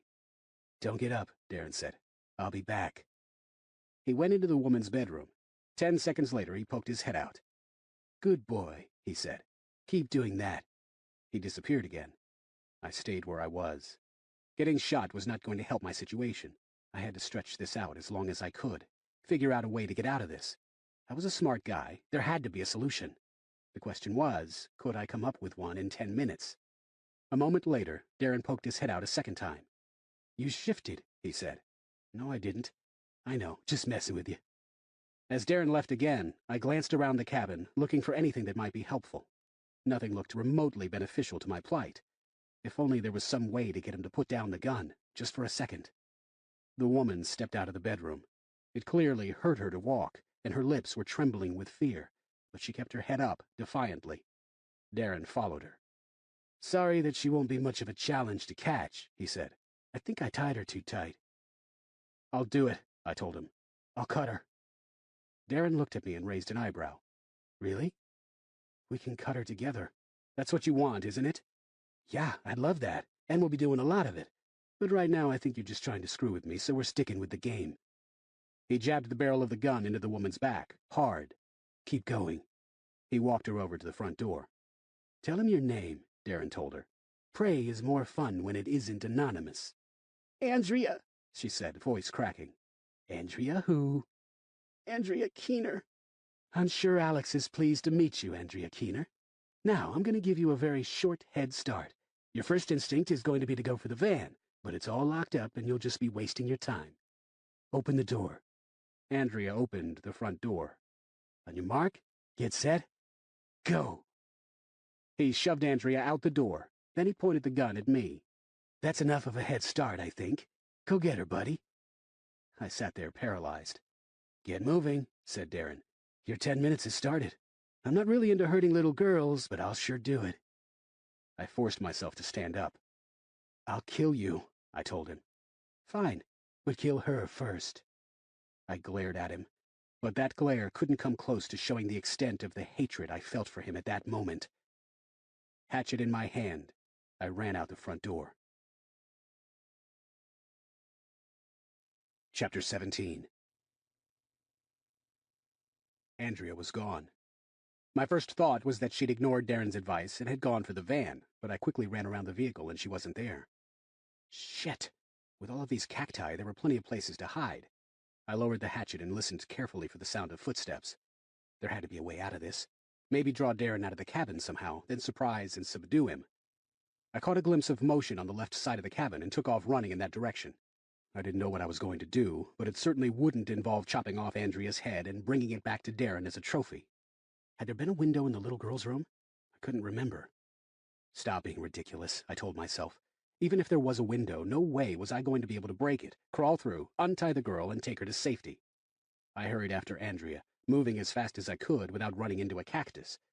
I wanted to shout after her, to let her know that I wasn't going to hurt her, but I couldn't risk letting Darren hear that. I didn't have a watch. Had a minute elapsed yet? I heard a cry of pain up ahead. I picked up my pace, letting out a cry of my own as several cactus needles slashed across my shoulder. How could I get Darren to come outside? I could pretend that I'd killed Andrea, but he wouldn't fall for that. What if she pretended that she'd killed me? What if Andrea screamed that she had won the game, and when Darren came out to investigate, I let him have it with the hatchet? Holy shit, this could work.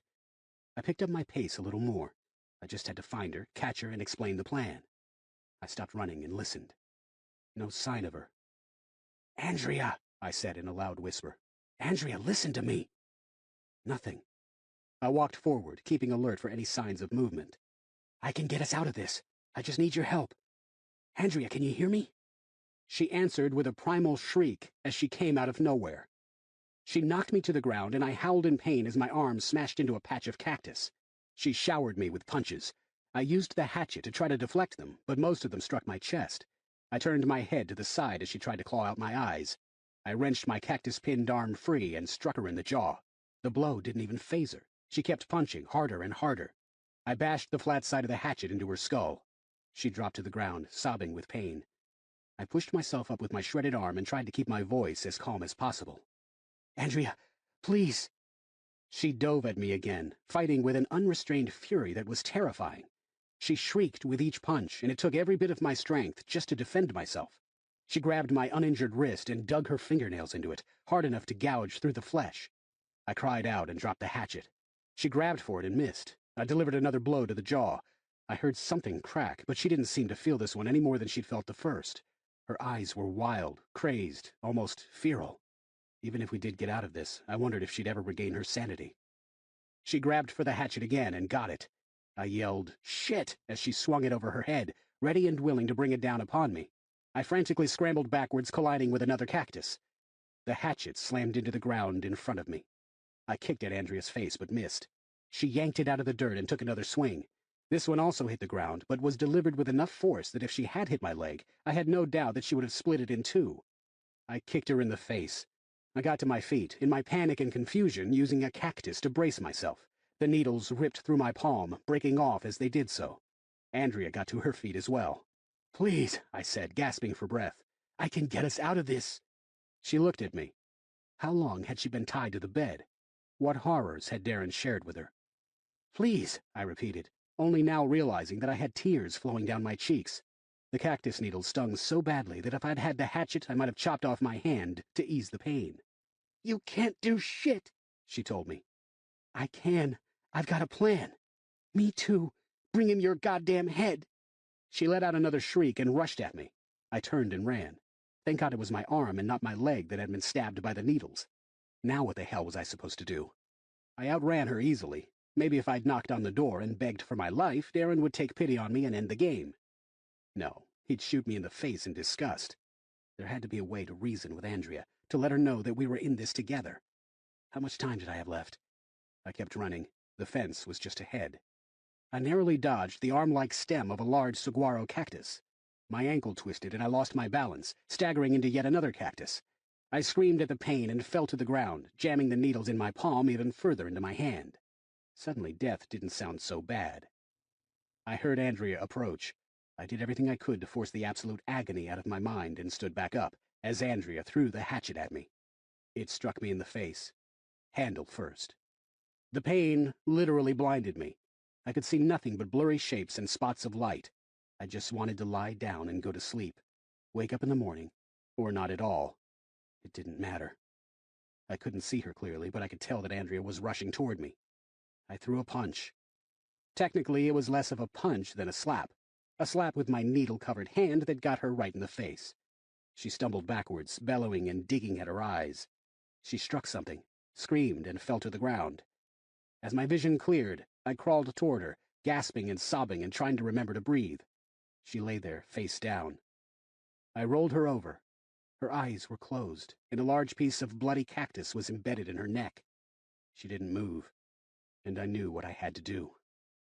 It took me a few moments to find the hatchet, but I picked it up and dragged it over to her body. I tried to envision Darren's face on her head. She whimpered. "Oh, Christ." Andrea opened one eye. Her body trembled a bit. Blood trickled down the sides of her mouth. "Don't hurt me," she said in a soft, pleading voice. Not too far away, the little girl screamed. My 10 minutes were up. Andrea gave me a positively heartbreaking look. I can't die. My kids need me.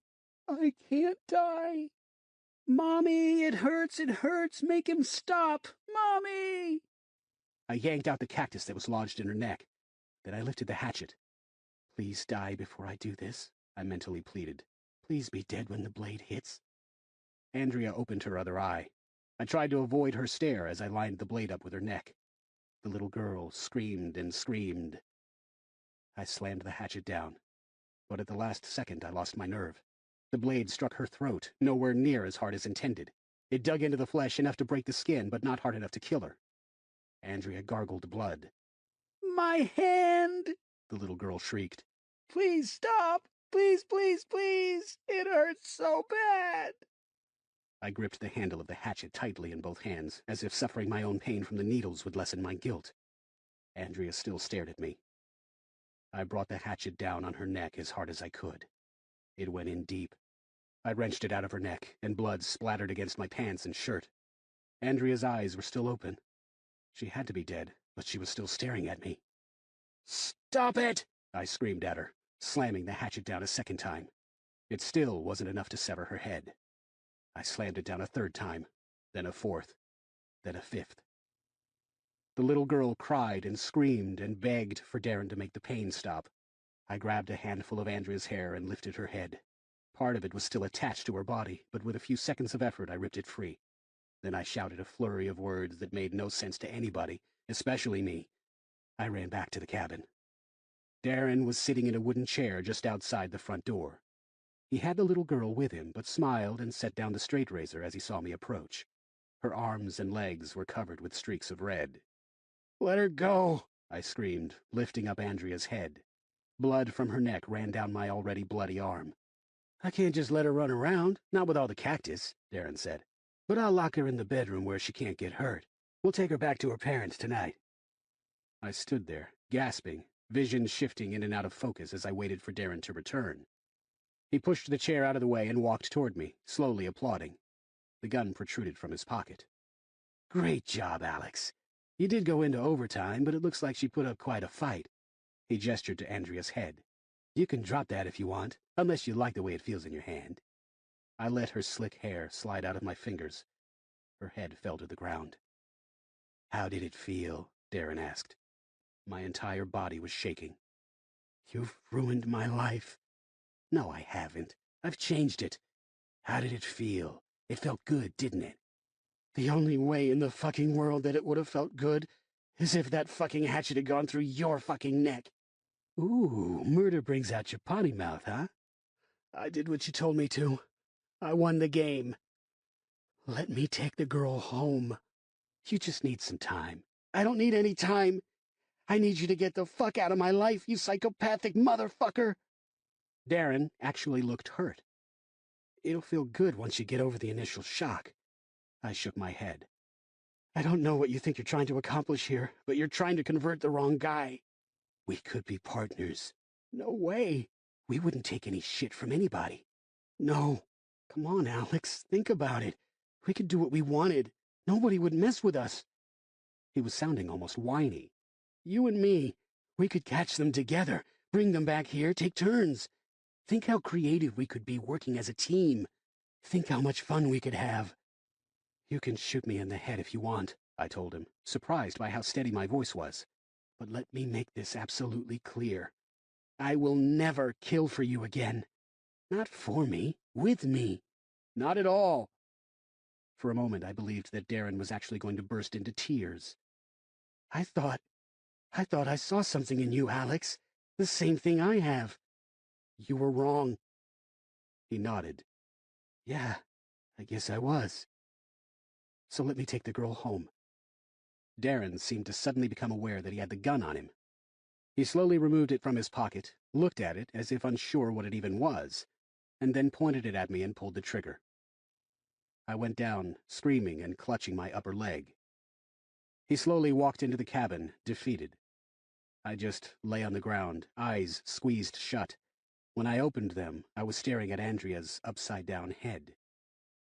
A minute later, Darren came back out of the cabin. He crouched down next to me, waved a cell phone in front of my face, then stood up and hurled it into the air. The cell phone sailed far into the backyard. "I'm really disappointed, Alex," he said, eyes glistening. "I can't make you into something you're not, I guess. You won't be seeing me again. Have a good life. Give Melanie my best." He walked out of my line of sight. I heard him swing open the front gate, get in the van, and drive away. Then I began to drag myself along the ground, struggling desperately to maintain consciousness. Part 3. Enemies. Chapter 18. "Tracy Ann, you stop that right now." My daughter turned to look at me, grinned her adorable grin, and then proceeded to fling another handful of sand at the little shit who'd knocked over her castle. He deserved it, of course, but as a responsible parent, it was my duty to keep this feisty, almost 4-year-old from hurting the boys. I went over to the sandbox, scooped her up, and perched her on my shoulders. Doggy ride," she shouted, squealing with laughter. Neither Melanie nor I were completely sure where Tracy had gotten the phrase donkey ride from, The only thing certain was that Melanie thought it was a lot funnier than I did, mostly because Melanie never played the role of the donkey. I walked through the park, thinking that it wouldn't be too much longer before Tracy became too old to ride on my shoulders without breaking noteworthy bones. But for now, I would continue to be a good daddy and give her donkey rides whenever she wanted, low ceilings notwithstanding. After all, she was the greatest, most beautiful daughter who had ever been born in the entire history of the world. And I had the greatest, most beautiful wife in the entire history of the world, too. I was quite a lucky guy. Everybody else had to be jealous. There's a kind of love where you want to know everything about a person, where every smile, frown, or tear is a glorious mystery to be solved, where every freckle is an object of fascination, where you'd rather spend 2 hours sitting at a bus stop with this person than a week on a Caribbean cruise alone. It's an infatuation, and it can't help but fade with time. Then there's the kind of love that's a true bond, where this person is your rock, where you can't imagine living apart, where you know that no matter how bad things get, no matter how long that dark night of the soul lasts, you can depend on this person to keep you sane. Melanie was my rock. The year after I killed Andrea was a bad one. Melanie and I hadn't been together long, and there was absolutely no reason she shouldn't move on to easier relationships. This was a time of parties, of new and varied boyfriends, of enjoying the last time in life before truly adult responsibilities take over. Not a time to be giving up all of that to help me through my trauma. But she did. She stood by me during the police investigation. She consoled me when I woke up screaming in the middle of the night, babied me when I woke up crying. Melanie didn't judge me for what I'd been forced to do, not even when Andrea's parents, who hadn't seen their daughter in years, tried to slap a wrongful death lawsuit against me. The little girl's father was a lawyer. He got me out of that mess. Her mother made me more chocolate chip cookies than one human being could ever eat. Darren's van was found behind a grocery store. Darren himself was never found. I saw him quite often, even though I knew he wasn't really there. After sitting out the spring semester, I went back to Shadle University in the fall, at Melanie's insistence. We got an apartment together, which her parents didn't think was particularly cool, but which they allowed to happen, even giving us a nice housewarming basket of fruit. Melanie maintained a straight-A average all through college, even during the semester where she helped sustain my mental health. I explained that this proved that she didn't really need to spend those countless hours studying. She agreed and continued to spend those countless hours studying. We had lots of really great sex. I asked her to marry me 3 times before she graduated. She turned me down. I asked her to marry me again the day she graduated. She told me to ask her again tomorrow. I did, and she accepted. My parents offered to pay for the wedding, which weirded me out so severely that I was unable to share the news with Melanie for a week. Her parents took this as a personal insult. I joked that we should get married twice to keep everybody happy. Her parents didn't think this was very funny. It was later easily resolved by having my parents pay for the honeymoon, which I think was standard operating procedure anyway. We honeymooned in Jamaica. We saw so little of Jamaica that we might as well have honeymooned in Peoria. Melanie went on to get her master's degree, but not before getting pregnant. It was not a planned pregnancy, and I quickly discovered that my dear sweet wife was not quite so dear and sweet while with child. She used a great deal of language that she would have to stop using once the baby was born. She made more than one disturbing comment about my testicles. Then she started putting peanut butter on her Fruit Loops, which was really uncalled for. And when Tracy Ann Fletcher was born, she wept and said that she was the most precious little baby in the world. However, now she wasn't quite so little. "Done with the donkey ride?" I asked. "No! You're going to snap Daddy's spinal column." She giggled. "Watch out," I cried. "There's a low-hanging branch on that tree up there. I hope no little girls get caught on it and hang there forever and ever." "No! Oh my goodness, we're getting closer. What are we going to do? They're going to have to name it the Tracy Ann tree because there'll always be a Tracy Ann dangling from it. We're almost there." I let out a theatrical scream and ducked down so that Tracy safely cleared the branch. "Hooray!" she shouted. That was a close one. I don't know what I would have done if you'd been stuck on that tree. I'd have to pay birds to fly up there and feed you. And you know what birds eat, right? "Worms." "Do you want to eat some worms to practice?" "No." "They're good. Mommy and I eat them for breakfast sometimes. I like them with ranch dressing." "You're weird." "I'm not weird," I insisted. "You're weird." "How weird?" "All the weird." "That's pretty weird. Is Mommy weird?" "No." "Just Daddy?" "Yes." "What about Kitty?" "Kitty's weird." Kitty was her favorite stuffed animal, and not technically a feline. "She is not." "She's the weirdest of them all. She's so weird that she gives weird lessons to people who want to be weird. If you keep sleeping with her, she'll make you weird too. No, she won't. No, she won't. You know why? Why? Because you're already weird. I smiled at the lady walking her dog. Want to buy a weird kid? Sorry, I've got two of my own. Half price, today only. Daddy! We accept coupons from all our competitors. Tracy began to drum her hands on top of my head. Remember what I said about giving Daddy a concussion, sweetie? I let her down and took her by the hand. I think it's time to head home. No! Yes. Is Mommy there? She will be when we get back. Hooray! Hooray! Tracy was parked on the living room floor, sitting far too close to the television screen. Melanie pushed up her glasses and gave me a kiss. Have fun at the park? She asked. Of course. Have fun at the gallery? Of course. Though she was overwhelmingly busy going for her PhD, she also volunteered 2 hours a week at the local art gallery.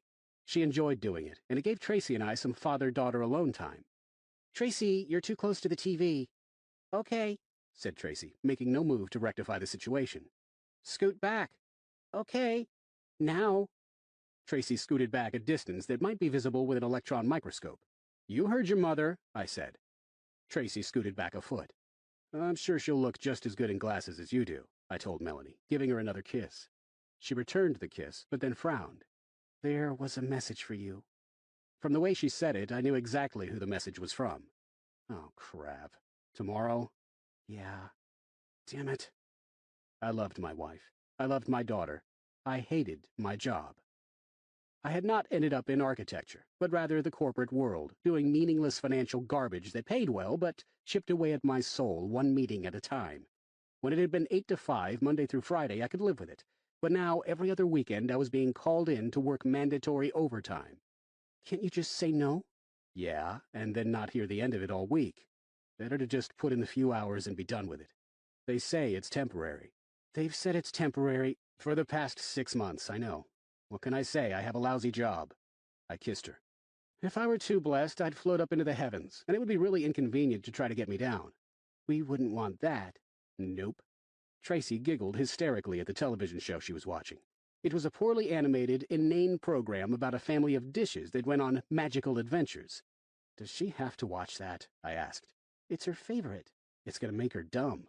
It's no worse than what we watched when we were kids. No, actually, it's much worse. We had cool shows when we were kids. This show is going to make her dumb, I swear. I noticed that Tracy had moved closer to the television again. Tracy, scoot back. Okay. Do you want me to shut it off? Tracy scooted back about 2 inches. On the couch.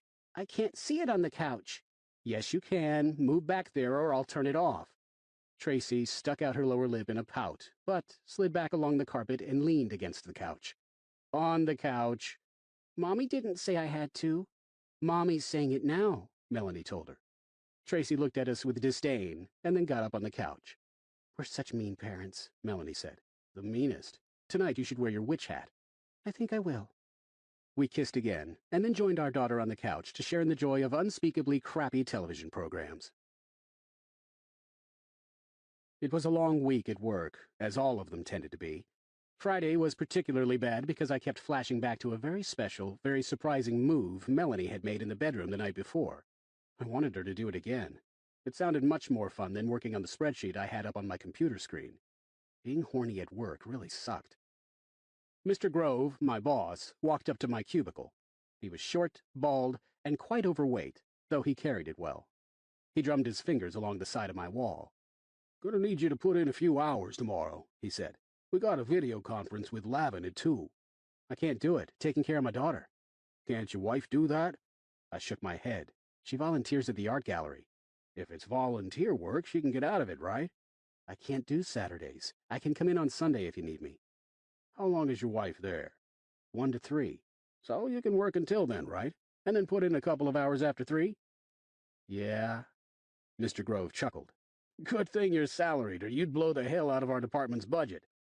No, I'm just kidding, Alex. I appreciate all you do for us. Thanks. See you at 7. Yeah.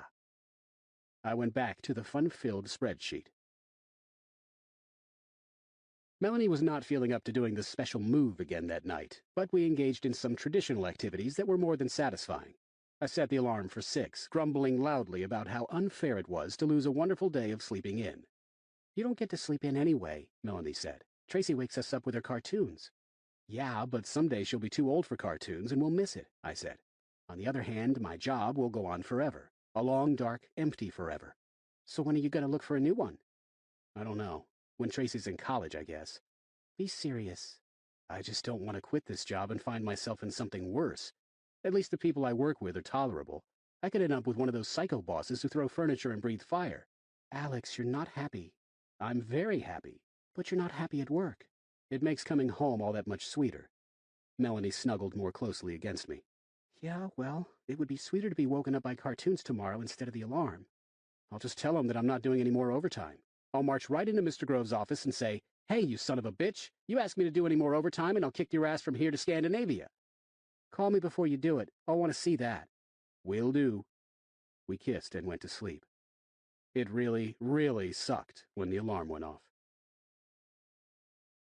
"Tracy Ann!" I shouted, as the bully kid ran off crying. She'd really gotten him good with that handful of sand. I was pretty sure he'd swallowed at least a few ounces. But again, though he deserved it, I couldn't be responsible for raising a sand flinger. "You need to be nice to people," I told her, lifting her out of the sandbox. "He was mean." "Yes, he was. But if you're nice to people like that, it drives them crazy." "I want to swing." "Then swing you shall." I carried her over and gently placed her on one of the swings. "Do you want a great big push or a tiny little push?" "I can do it myself." "You don't want Daddy to help?" "Nope." "See?" She began to pump her legs. Very little happened. "Start me." I gave her a push. She quickly got into the rhythm and began swinging herself. "See? I can do it." "Yup, you sure can." Well, that was disappointing. I walked to one of the benches to watch the show. Only 4 years old, next week, and she no longer required my swinging assistance. Pretty soon she'd only need me for co-signing loans. Damn. I watched her swing. She looked a lot like Melanie. The same blonde hair, deep blue eyes, and an almost identical smile. Not as much of a klutz, though, which made Melanie happy. Something struck me in the back of the head. I cursed, and then automatically apologized for cursing. There was definitely going to be a lump there. I looked around and saw that I'd been hit with a baseball. A couple of kids, probably 5th or 6th graders, hurried over to collect it. "Be more careful next time," I told them. "Screw you." I blinked. "I beg your pardon." "Screw you, old man." Okay, I did not need elementary school kids saying "screw you" to me, and I most certainly didn't need to be called an old man at 26 years of age. "Excuse me, but you hit me with your baseball. You could really hurt somebody. There are little kids playing around here, so you need to be more careful." "Give me the ball back, bitch." I couldn't believe it. I wasn't going to let this mouthy little punk talk to me like that. "Where are your parents?" "Smoking crack with yours." The kids laughed and high-fived each other for such a deliciously clever retort. I wanted to hit them in the back of the head with a baseball, but somehow I didn't think that would be mature behavior.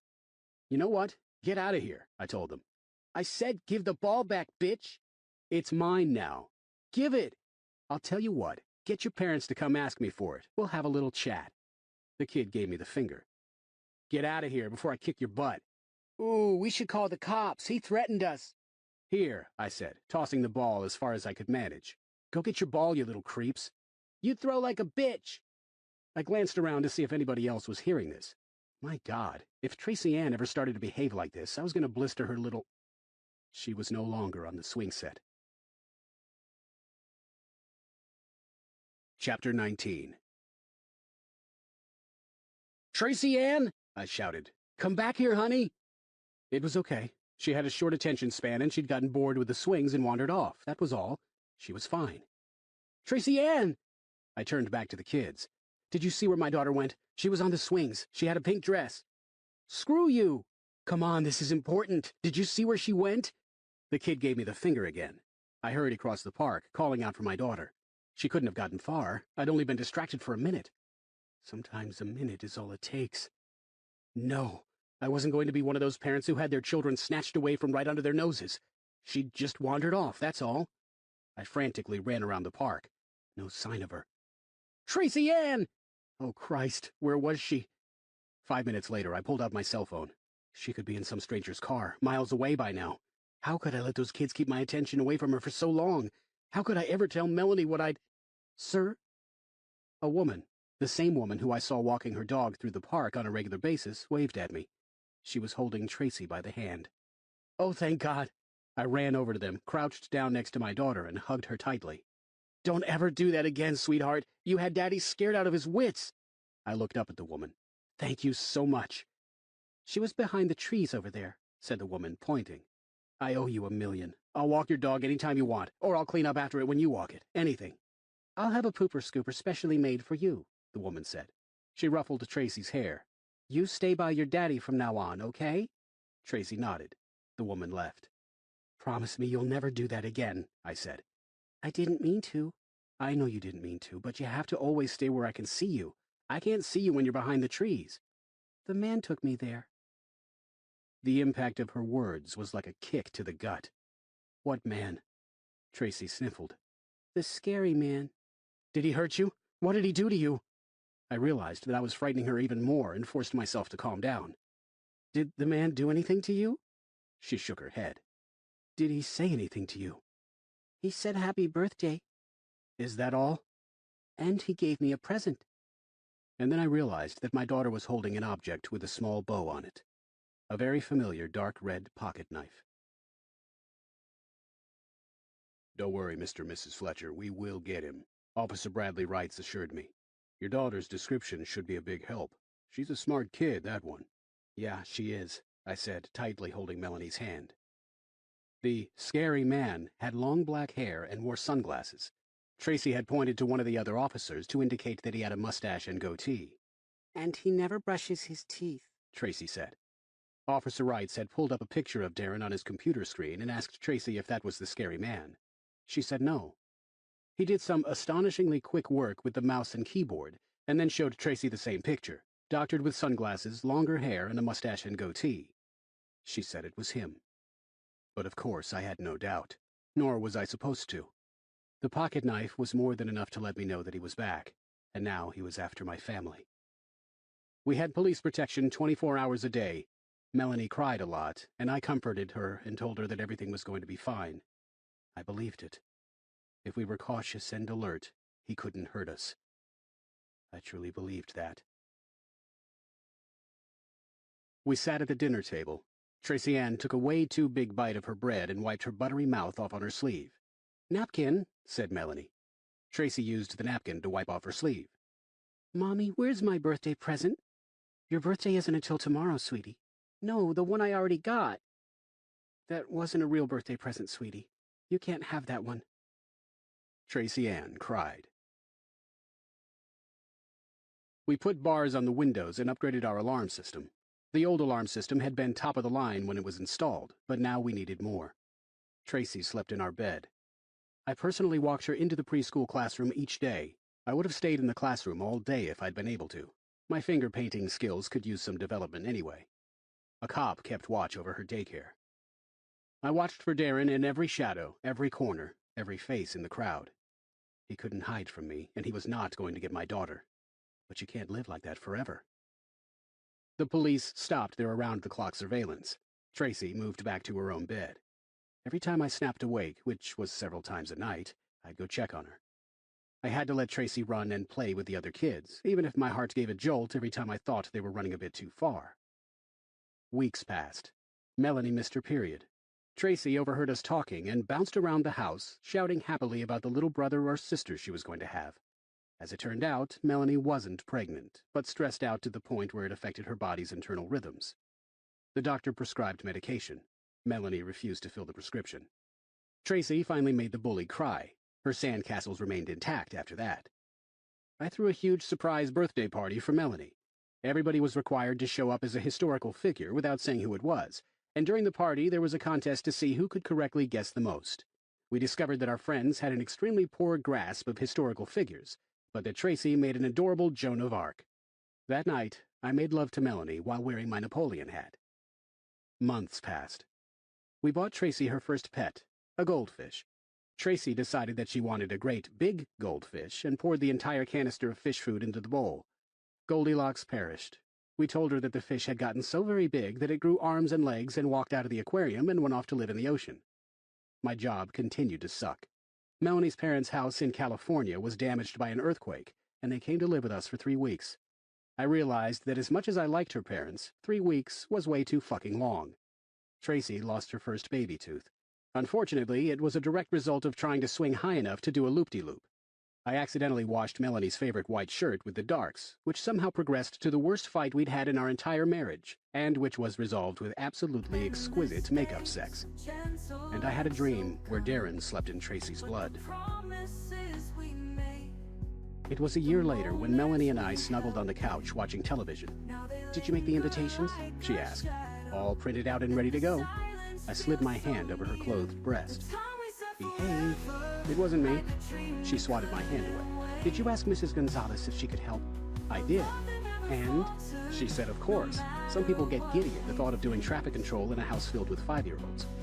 "Don't be sarcastic." "I'm not being sarcastic. I think it's great that Tracy wanted to invite her entire class. I'm just wondering how a pair of outcasts like us created such a social butterfly. Maybe she'll marry well and bring us riches in our old age." "Cool," I said. "Do you hear her?" Melanie listened carefully. "Is she singing?" "Yep." "Maybe we should go check on her." "Because she's singing?" "She might be singing that she wants a glass of water." "That sounds like her. Don't get up, I'll be back." I extricated myself from the snuggle position and got off the couch. I carefully tiptoed down the hallway and listened at Tracy's door, which, as always, was open a few inches to let in just enough light to keep the monsters out. "Choppy, choppy, choppy," she sang quietly, "and the head goes ploppy."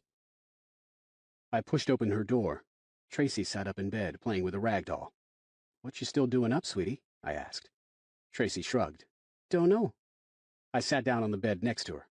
"It's pretty late. You've got school tomorrow." She poked the birthmark on my chin. "Funny spot." I poked her chin back. "What song was that?" Tracy raised her hand and pounded it 3 times against the doll's neck, like delivering a karate chop in rhythm with the song. "Choppy, choppy, choppy, and the head goes ploppy." "Why are you singing that?" "It keeps my dolls from coming alive." "Don't you want your dolls to come alive? I think that would be pretty neat." Tracy shook her head, very slowly and very seriously. "They'll get me." "You have friendly dolls. What makes you think they'd get you?" "The man told me." This doesn't mean anything is wrong. She could be talking about anybody. It's just a song. They could have taught it to her in kindergarten. She's not in danger. "Which man?" "The nice man." "Who's the nice man?" "He said he'd protect me." "Tracy, Mommy and I will protect you. We'll always protect you. Is the nice man somebody from your school?" "No." "Daycare?" She nodded. "Billy fell off the slide and he was crying, and Mrs. Dooza thought he had a cushion, and the nice man came and talked to me." "And he told you about your dolls?" "He said the song would protect me from them." She chopped at her doll again. "Choppy, choppy, choppy, and the head goes ploppy." "Don't sing that anymore," I snapped, much louder than I'd intended. "You're supposed to always tell me when you meet a stranger. Always. You know that." "He protected me." "Damn it, Tracy, he could have hurt you." Tracy looked at me as if I'd slapped her. Melanie hurried into the room. "What's wrong?" "I think Darren is back again." "Oh, my God." Melanie scooped Tracy out of bed. "Did you see him, honey? Did you see the scary man?" Tracy shook her head. "Do you remember what this scary man looked like?" I asked. "You saw him when you were almost 4. Do you remember that?" She shook her head again. "It's him," I told Melanie. "It has to be." I wanted to scream and kick things and hold my daughter tight. "Did the man tell you anything else?" Tracy nodded. "What?" "He said that some dolls come alive still." "And what did he tell you to do?" "Stab 'em with a pencil." Tracy bared her teeth and made a stabbing motion with her fist. Chapter 20. "We'll run," I said, pacing frantically but trying to speak softly and not wake up Tracy, who was in our bed. "We'll pack up, get the hell out of here, and move somewhere where he can never find us." "Why won't he just go away?" asked Melanie, wiping her runny nose with a handkerchief. "I don't know." The scariest part was that he was so patient. He'd waited 8 years to show up again, then another year between the pocket knife and the chopping song. Had he been spying on us all this time? Maybe he spent every day secretly watching Tracy at daycare, just waiting for an opportunity like Billy falling off the slide. Or maybe this was exactly how he'd planned it. Pocket knife before her 4th birthday. Scary song before her 5th birthday. Would he wait another year before he tried something else? It didn't matter. We were moving. We'd move across the country, or go to Mexico, or go to fucking Antarctica if we had to. Anything to get away from that maniac. "I can't live like this," said Melanie. "I can't be scared all the time." "We won't be." "We will be. As long as he's out there, no matter where we go, we'll always be scared. What kind of life will Tracy have?" "The police will catch him." "They haven't caught him in 9 years. Why would they catch him now?" "I don't know. I don't know what to do, Melanie. He's insane and he's fixated on me. On Tracy." "On Tracy. And I don't know how to handle the situation except to put a bullet through his brain, which I'll do if I ever see the son of a bitch. But until then, we just need to get out of here. I'll quit my job, we'll pull Tracy out of kindergarten, we'll pack up and we'll leave. We'll change our identity, we'll do whatever it takes." I could feel myself losing it. And this was probably exactly what Darren wanted. Why kidnap our daughter now when he could make us fear for her safety for the next year? For the next 10 years? For the rest of our lives? The next day, I quit my job. I'd wanted to do this since the day I started, but Darren had stolen the joy from this moment. Instead, I felt sick to my stomach and depressed as I typed my email of resignation. I'd fantasized about doing this hundreds of times, and even had a lengthy mental list of unflattering adjectives for Mr. Grove. But instead, the email was brief and regretful. Melanie was absolutely heartsick over dropping out of school, but there was no choice. Most of her credits would transfer. We had enough savings to sustain us for, well, not long at all. And that was if we cut into Tracy's college fund. That idea wounded Melanie more than anything else, but I swore that we'd replace it. The plan was simple. We were going to get in our car and drive away. Darren couldn't find us if even we didn't know where we were going. We'd pack only what we could fit in the trunk of our car and drive off to a new future. In a way, it was almost romantic. It was also unnecessary, because as I sat in a booth at the local fast food burger joint, eating a flavorless lunch as I took a break from tying up the crucial loose ends of our life here, Darren joined me. "Howdy," he said. He looked horrible. He'd cut his hair short, and the mustache and goatee that Tracy had reported were no longer there, but his face had a sunken look, as if he hadn't eaten in weeks, and his complexion was pale and sickly. He smiled at me, revealing rotted teeth.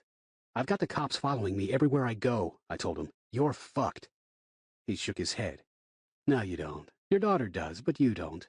Damn budget cuts." He chuckled. "By the way, I've got a gun. You cause me trouble and I'll start shooting people at random." "Let me see the gun." "Ooh, lost some of our trusting nature, huh?" He opened his leather jacket, revealing the handle of a pistol protruding from an inside pocket. He closed it up but kept his hand inside. "You stay the fuck away from my daughter," I told him. "No. If you touch her, I'll kill you." "Maybe that's what I want. Can I have some fries?" "Fuck you, they're mine." "You get feistier every time we meet, Alex. I think Melanie's really good for you." I was pretty hurt that I didn't get invited to the wedding, though. Did you get the salad shooter I sent? I took a tasteless bite of my hamburger and didn't respond. "You're acting pretty brave there, buddy. Of course you know that I'm not here to shoot you. If I'd wanted to do that, I've had hundreds of opportunities, and I'm speaking literally. Did Tracy sing you her song?" "Just lean over, you son of a bitch," I thought. If he got close enough for me to reach out and grab him, I'd slam the sick bastard against the table and bash him until his skull split open. I might not even stop then. "This is too public," said Darren. "Let's go for a drive. I'm not going anywhere with you." He nodded at a booth behind me. "See that baby in the high seat? One shot and her head will look like the food they're trying to get her to eat. Then I'll shoot the mother, and then I'll shoot you. Then I'll slip out that door right there," he pointed behind me again, "and flee the scene. I'll lay low for a year, maybe 2, and then I'll find your wife and daughter. Do you like your daughter's fingers, Alex? They'd make a beautiful necklace, don't you think? You rehearsed that, didn't you?" "I don't get the feeling that you're taking me seriously," said Darren, pulling the gun out of his jacket. "Let's rectify that." "No." He quickly hid the gun under the table. "I hate threatening babies," he said. "Don't make me do it again." "Where do you want to take me?" I asked. "It's a surprise. I've seen your surprises." "You sure have." "How often do you think about that hatchet going into her neck? I bet it made a great sound, didn't it? Think she could see when you carried her head around?" He shifted in his seat. Get up from the table slowly. Take the rest of the fries with you, I'm starving. I gathered up the fries and put them back in the bag. Then slowly, as instructed, I slid out of the booth. Go out the back door. I walked toward the back door, watching the baby happily coo as its mother teased it with a slice of pickle. I wonder if Darren really would have shot the baby first. Yeah, he would have. I pushed open the door and walked outside the restaurant.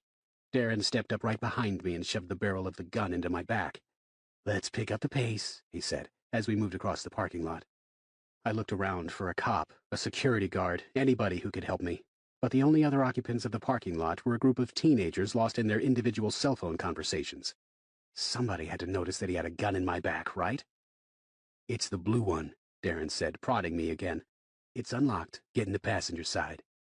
I opened the passenger door of the blue sedan and got inside. Keeping the gun pointed at me, Darren got in the driver's side. He switched gun hands, dug a set of keys out of his pocket, and started the car. We pulled out of the parking lot and then immediately into the parking lot of the grocery store next door. He drove around the back of it, next to a dumpster, and then put the car into park. Get out, he said, waving the gun at me. You're letting me go? Of course not. You're just switching seats. Get out. I opened the door and got out. I considered making a run for it, but he could easily put a bullet into my back before I got anywhere close to safety. He reached down, pulled a lever, and the trunk popped open. I figured somebody at the restaurant would think it was suspicious if they saw you get in the trunk, he said, getting out of the car. Gotta think of these things, you know? If anybody sees us, they're dead, so get in there quick. I climbed into the trunk. Darren slammed the lid shut. I had a wristwatch that lit up when I pressed on the face. 1:37. 2:15. 3:19. The car stopped at 3:44. I heard sounds that I was pretty sure were Darren refueling the vehicle. He didn't acknowledge my presence in the trunk with even a friendly tap on the lid.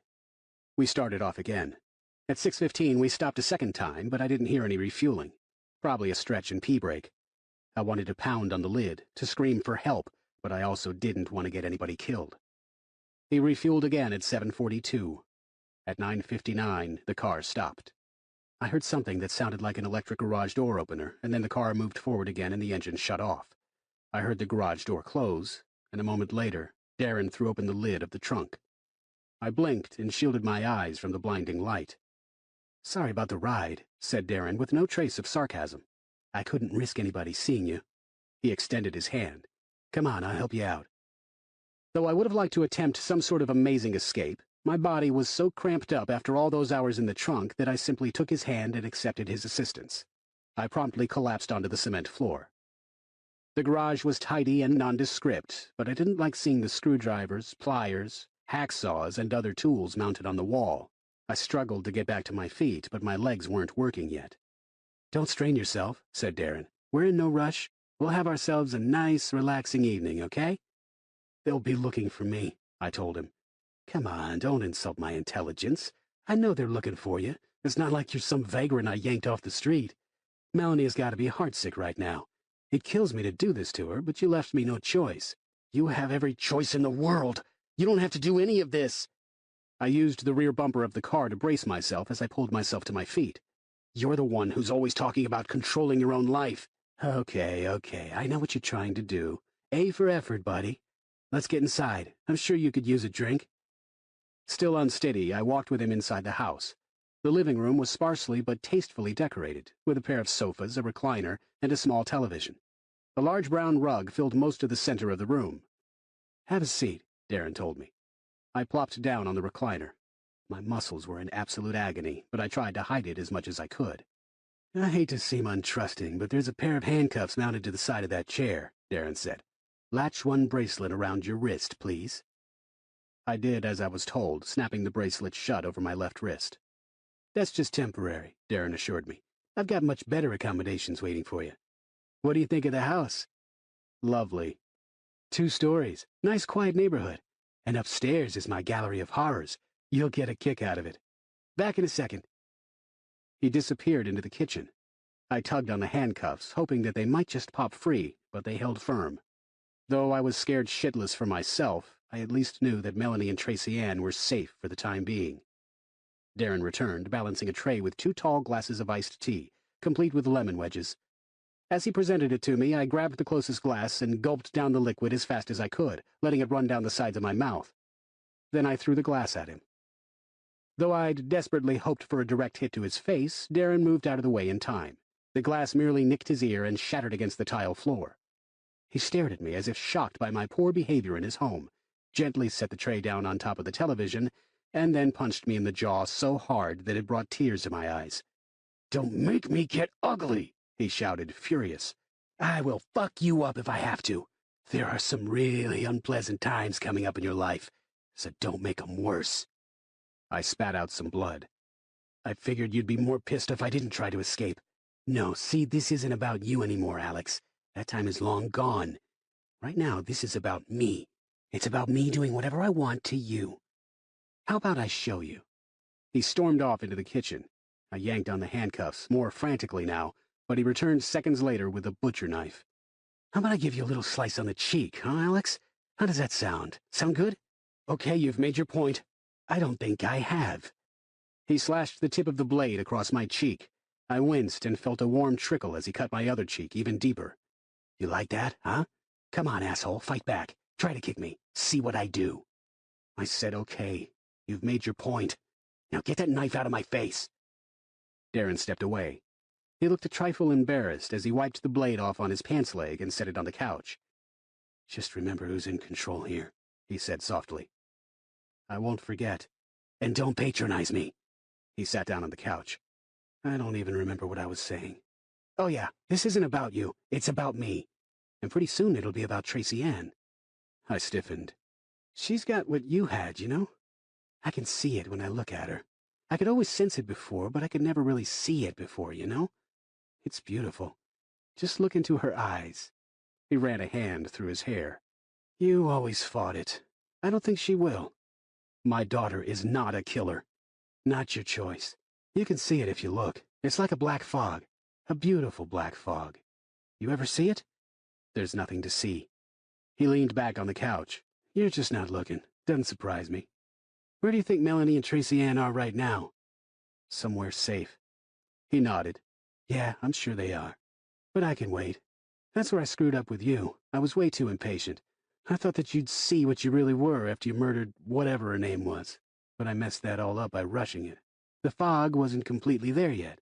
Not like it is with your daughter. I bet you it'll even be thicker the next time I see her.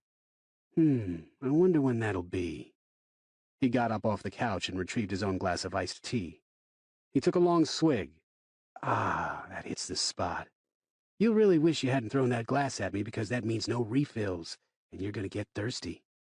Darren set the glass back on the tray and then bent down and grabbed a corner of the rug. He pulled it to the side of the room, exposing a small trap door. He winked at me and pulled it open. "I dug this all out myself," he said. "I've learned patience, but damn, it took forever. This ground is as hard as a frickin' rock. Sorry there isn't much room, although it should be better than the trunk of my car." "What did I do with my gun?" he asked. A moment later, he reached inside his jacket. "Oh, yeah." He took out his set of keys, removed one from the ring, and tossed it to me. Then he pointed the gun at my face. "Unlock the cuffs." I did so. "This is the part where you really don't want to make any mistakes. Get in the pit." "Listen to me, Darren. We can work something out." "No, we can't." "We can. I'm sure we can." "You're getting dangerously close to making a mistake. If you shoot me, the neighbors will hear." "There aren't any neighbors. That was a joke. And if there were, they'd be my problem, not yours." "Darren, please. Get in the pit." I stood up and walked over to the trap door. If the pit was bigger than the trunk of his car, it sure wasn't by much.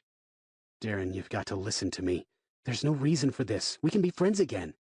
Treating me like I'm stupid is about as big of a mistake as you can make right now." I was completely helpless. I couldn't let myself get locked down there, but I couldn't very well protect my wife and daughter lying dead with my brains splattered on the floor. "I'll bring Tracy to you." "What?" "If you swear that you won't hurt her, I'll bring her to you." See, now, if I believed you, that would be a great little offer. Nice bluff, but sorry, no. Now please get moving. I climbed down into the pit. It was just barely large enough for me to sit up, and didn't appear quite long enough for me to stretch out. "You'll be in there for a while," Darren informed me. "It'll give you plenty of time to think. Think about your wife and daughter and what I might be doing to them." See ya. He closed the lid, casting me into complete darkness. Chapter 21. Being locked underground by a sociopath is highly overrated. This is the kind of thought I used to keep myself sane. At first, I kept myself busy by screaming and pounding on the trapdoor until my hands were raw and bloody. Not that I could see their condition. Then, for a change of pace, I curled myself up into the fetal position and cried. Even so, I didn't realize just how bad things were for me until I'd gone 3 days without him checking on me. I'd managed the lack of restroom facilities as well as possible, trying to get it into the corner so that I wouldn't roll over into my own filth while I slept. The smell of shit and piss was sickening, but I could live through it. What I couldn't live through was a lack of water, and I was starting to wonder if I was ever going to get it. Darren wouldn't just leave me to die down here, would he? I did everything I could to stay sane down there.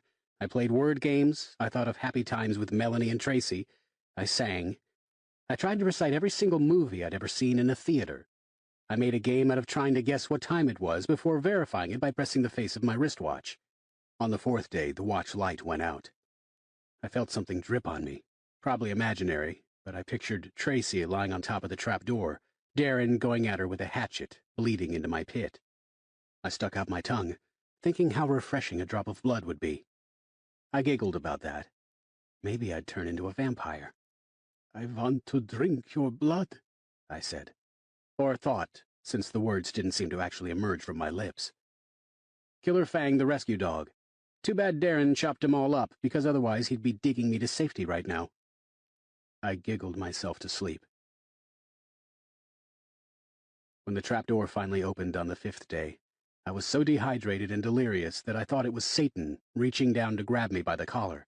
I could see his red, glowing eyes, feel the heat pouring from his skin, see his demonic tail swishing back and forth. Finally, he was taking me to hell. Then I was floating. It was fun. I became aware of my true surroundings as I woke up, lying on the living room floor. Darren was seated on the couch, watching me carefully. "Tell me your name," he said. "Alex." "Good. You're not completely gone." "Water." "Oh yeah, I bet you'd kill for a drink of water, wouldn't you?" I nodded. "Too bad you're so weak. It'd be fun to test that out." Either I lost consciousness for a moment, or Darren teleported. He was hovering over me with a bottled water. "Here you go." I took it from him and drank greedily, gasping for breath as I tried to gulp the entire bottle in one swallow. Whoa, take it easy. The water isn't going anywhere," Darren assured me. "This is your mental health day. I can't have you going completely bonkers. Today you get to stay outside of the pit. We've got food, water, books, DVDs. I haven't hooked up one of the old Nintendo systems. Bath first, though. You really need it." I let the empty bottle drop out of my hands. My throat was still raw, but I managed to ask, "What did you do to Melanie?" "Nothing. Haven't seen her. I'm laying low, buddy. No rush. I've got all the time in the world." He helped me into the bathroom, where a nice warm bubble bath had already been drawn. The water felt so good, so relaxing, that I wanted nothing more than to just slide under the surface and drown in it. Put an end to my misery. But then I'd never see my family again. I stayed in the bath until the water had lost every bit of its heat. Darren fed me peanut butter crackers while I soaked, and nothing had ever tasted more delicious. I spent the day eating, drinking, and watching immature comedies on DVD. I also spent it trying to figure out ways to overpower Darren, but I was always either handcuffed to the recliner or being held at gunpoint. Often both. That evening, Darren hopped down into the pit with some paper towels and a baggie. I was warned of no fewer than 6 different consequences, all bad, if he heard so much as a scrape of the recliner across the floor. I watched the pit carefully, trying to figure out if I could drag the recliner over there and slam the trapdoor shut before he had a chance to make good on his threat, and decided that my chances for success were pretty decent if Darren happened to suffer a fatal heart attack and/or have all the bones in his legs snap for no particular reason. And then I went back into the pit for 3 more days. "Ready for another mental health day?" he asked, opening the lid. "Too bad. This is torture day." He dragged me out of the pit, forced me up the stairs, showed me his collection of souvenirs, laughed as I screamed, strapped me to a metal table, took his time deciding what to use, and went to work.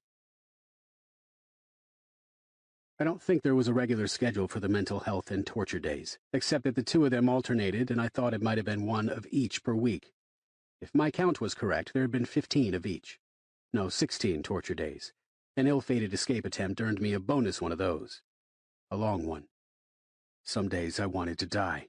Some days I vowed that I would not die until I'd seen my family again. My hair grew down to my shoulders, although it also fell out in clumps. I often imagined that a nest of spiders was living in my beard. On my mental health days, I begged Darren to let me shave, but he wouldn't allow me to have a razor, even an electric one. I was emaciated, scarred, and so ghastly in appearance that if I ever did see Tracy again, she'd probably run screaming in terror from the monster who called itself her daddy.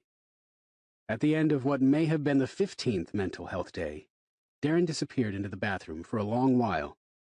When he emerged, he had short, blonde hair, a dignified beard and mustache, wire-framed glasses, and looked like somebody who might teach Kafka and complain about the state of popular literature at a university. "Like my disguise?" he asked, running his fingers through the false beard. "Not bad work, huh? Do I look trustworthy? Would I look trustworthy to your daughter?" I jumped up, nearly wrenching my arm out of its socket. "I've got to scope things out, wait for the perfect moment, so I might be gone for a while.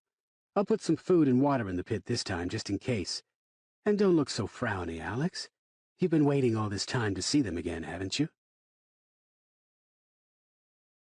The walls of the pit were closing in on me, making it impossible to breathe. If he hurt either of them, I would kill him. I would pull on those handcuffs until I ripped my own arm off, and then I'd crush his throat with my remaining hand. Or I'd strap him to his own torture table. Get my revenge 1 minute for every minute he'd strapped me here.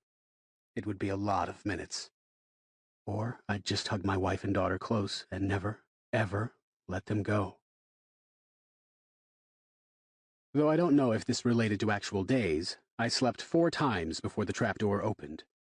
Darren looked pleased as he extended his hand toward me. "Success, baby! Oh man, you would not believe how close this came to being a complete disaster. One teacher dead for sure, another one questionable, but I did it. I got him." He seemed practically giddy. Through almost superhuman resolve, I kept myself calm. This was it. This was when he might make a mistake. He couldn't watch the 3 of us at once, and an escape opportunity might present itself. But I was a little giddy myself. Though I would have given anything in the world, including my own life, for Melanie and Tracy not to be here with this madman, I couldn't help but feel happiness at the thought of finally getting to see them again. I had countless questions to ask, but I remained silent. After I got out of the pit, Darren cuffed my hands behind my back.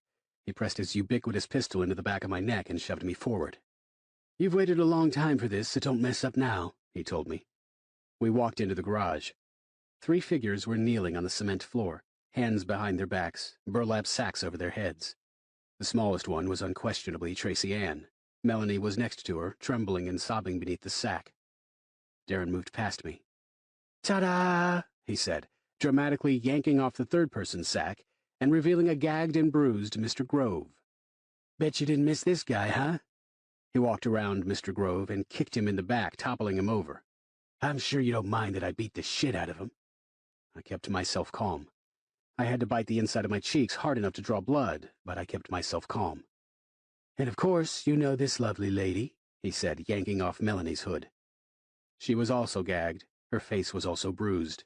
Her eyes were wild with fear, but they widened as she saw me. "Sorry about the marks. Like I said, things didn't go as smoothly as I'd hoped. And our star of the evening, the lovely and talented Tracy Ann Fletcher." He pulled off my daughter's hood.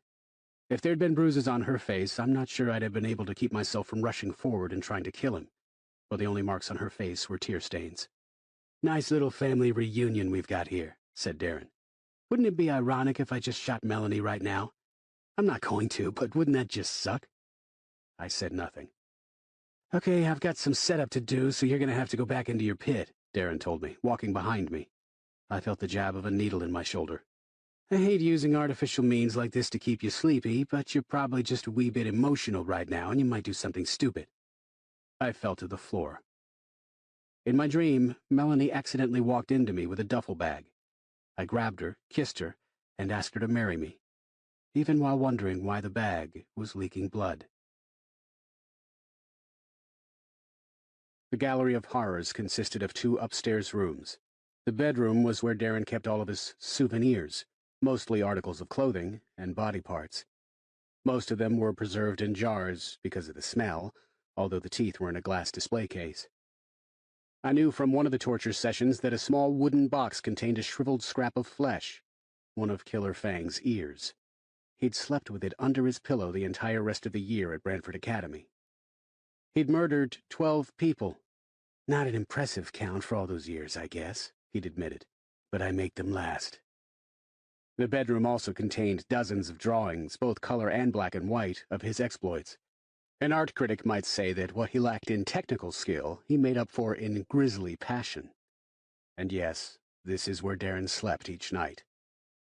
The torture room featured, along with the metal table, shelves of tools. I'd become acquainted with many of them during my months here, including the acetylene torch, but nowhere close to all of them.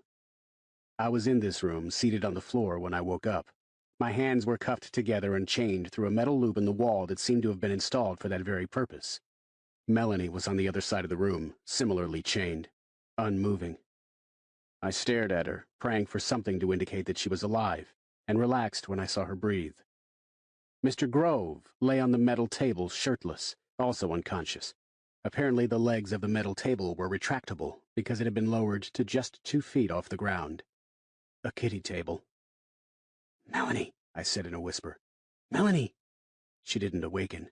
"Melanie, please, can you hear me?" I tugged on my handcuffs, but Darren hadn't waited this long only to botch the restraint process now. A few minutes later, Mr. Grove began to stir. His light stirring suddenly turned into complete panic as he let out muffled screams through the duct tape over his mouth and jerked around as if being zapped with an invisible defibrillator. His terrified squeals were so high-pitched that in other circumstances they might even have been comical. Melanie opened her eyes, focused on me, and then she too burst into a panic, shrieking and yanking at her restraints. I tried to soothe her, to reassure her, but how much reassurance could I give her when we were both chained to the wall in a house with a serial killer? But her panic was short-lived.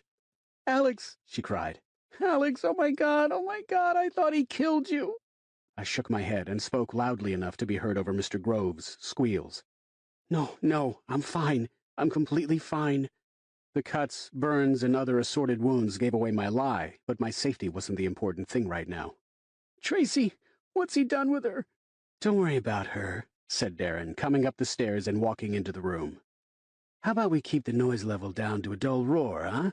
he asked, pointing the gun at each of us in turn. "Where is she?" I demanded. "Resting. And no, not in the pit, so don't look at me like that." He gestured to Mr. Grove. "Is he always this loud?" He set the pistol down on a stool next to the metal table, went over to the shelf, selected a large mallet, and showed it to Mr. Grove. "Don't make me use this." Mr. Grove went silent. Darren grinned and waved the mallet at me. "See, Alex, if you'd had one of these at work, your problems would have been over." He surveyed the room. "Looks like everything's all set. I'll go get Tracy Ann." He left and headed back downstairs. "What's he going to do?"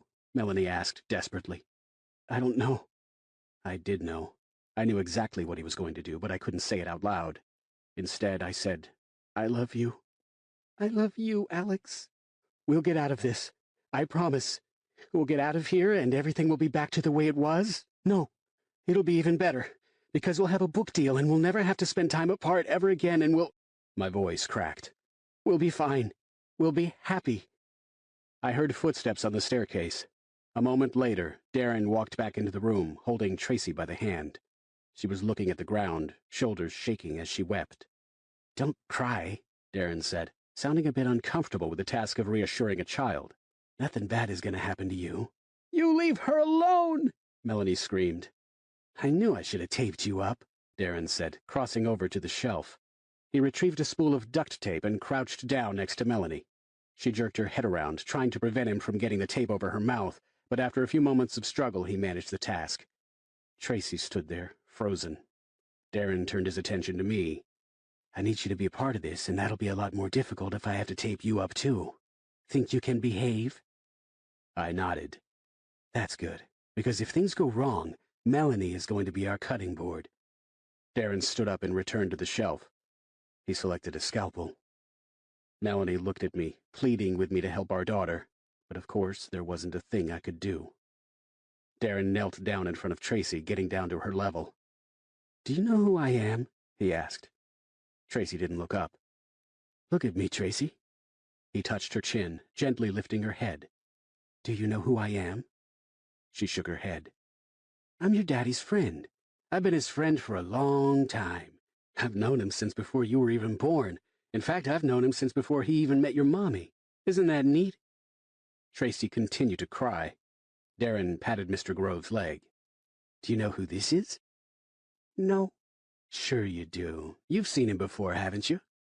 "Uh-uh." "You've just forgotten. That's okay. I'm sure you're a little scared, even though there's no reason to be. You know Mr. Grove, don't you? You've met him a couple of times." Tracy nodded. "And who's Mr. Grove?" "Daddy's boss." "That's right. See, you knew all along. Your daddy hates Mr. Grove. Mr. Grove keeps your daddy away from you. Did you know that?" Tracy began to cry harder. "Do you think that people who keep little girls away from their daddies are good people?" "No." "So Mr. Grove is a bad person, isn't he?" Tracy Ann looked up at Darren. "You kept me away from Daddy worse." "You're right, I did. But I did it because it was really important." "Daddy's job is important." Darren appeared momentarily flustered that he was losing an argument with a terrified 5-year-old, but regained his composure. "Is Daddy's job more important than you?" "No, neither are you." I didn't know whether to cheer or scream. "You're very smart, Tracy. But how would you like to get back at Mr. Grove? Would you like to make him hurt for keeping your daddy away from you?" "No." "Yes, you would. It'll be fun. We can make Mr. Grove pay for everything bad he's done. We can make him bleed." "I don't want to." "Sometimes we have to try things that we don't want to do. They are good for us. Watch this." Darren slid the scalpel along Mr. Grove's leg, cutting a line from his upper thigh to his knee. Mr. Grove thrashed and screamed through his gag. "Your daddy has wanted to do something like that for a long time," Darren said. "He'd give anything to be holding the scalpel right now. Wouldn't you, Daddy?" "Yeah, I would." "And he'd like you to cut Mr. Grove. Wouldn't you, Daddy?" "Tracy, sweetie, do whatever he tells you to." "No, no, it's not what I tell you. It's what your daddy tells you. What do you think, Daddy? Should she cut Mr. Grove?" "Yes. Tell her to do it." "Tracy, I need you to cut Mr. Grove. It'll be okay, I promise." I had no idea how that statement could possibly be true. But maybe, just maybe, giving Darren what he wanted would make him release us. Guilt over Mr. Grove's unfair fate, Tracy's psychological trauma, we could work through these. There'd be nothing to work through if Darren became frustrated and decided to snap my daughter's neck. "I don't want to," Tracy said, sniffling. "Please do it," I told her. "Then we can all go home." "He's right," Darren said. "If you kill Mr. Grove for me, I'll let you, your mommy, and your daddy all leave. Wouldn't that be great? I bet you've missed him a lot, haven't you?" Darren placed the scalpel in her hand. "Just cut his leg to see how it feels." Tracy violently shook her head. "No." Darren took her hand in his own and pressed the scalpel blade against Mr. Grove's leg, the one that hadn't been cut yet. "All you have to do is push. Not even very hard. It's really sharp. Just slide it gently toward you." Together they drew the blade across Mr. Grove's leg. Mr. Grove seemed resigned to his fate and didn't struggle nearly as much this time. "And again," said Darren. This time he released Tracy's hand halfway through and let her finish slicing the skin all the way down to his ankle. Tracy studied the blood dripping from the blade almost quizzically, as if it were a particularly interesting species of butterfly. "Did that feel good?" Darren asked. "Kind of." "Do you want to do it again?" "Do I have to?" "Only if you liked it. But you liked it, didn't you?" "I don't know."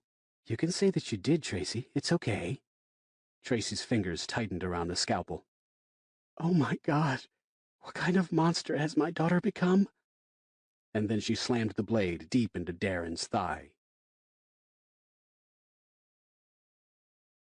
Chapter 22. Darren let out a howl and instinctively smacked Tracy in the face. His feet slipped out from underneath him and he struck the floor hard. "The gun!" I screamed. "Tracy, get the gun!" She spun around. "The gun! Right there!" I jerked my head toward the pistol resting on the stool. "Get it!"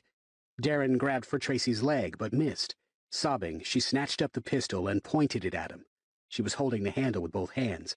Darren got to his feet. "Put your finger on the trigger," I told Tracy, trying to convey the urgency without shouting and possibly scaring her into dropping the weapon. Tracy did so.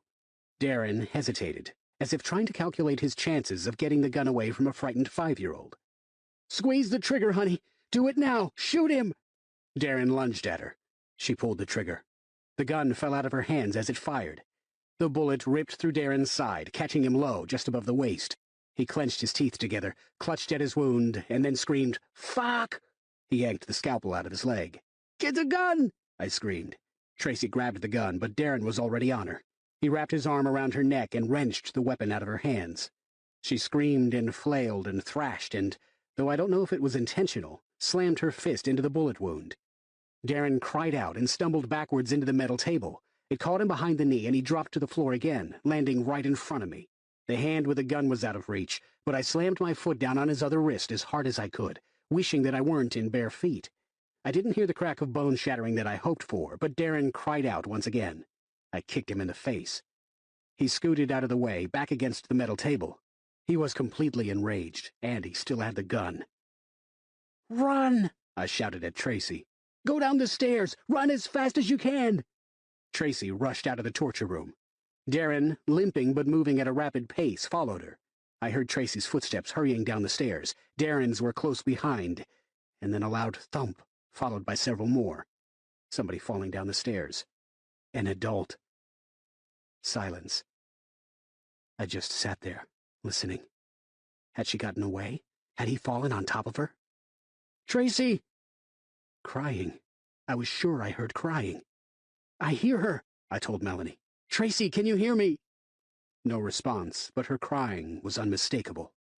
Footsteps. Soft ones. Tracy walked through the doorway, looking scared and pathetic and absolutely beautiful. I wanted to call her over, to tell her that everything was going to be wonderful, that we'd be the happiest family who ever lived.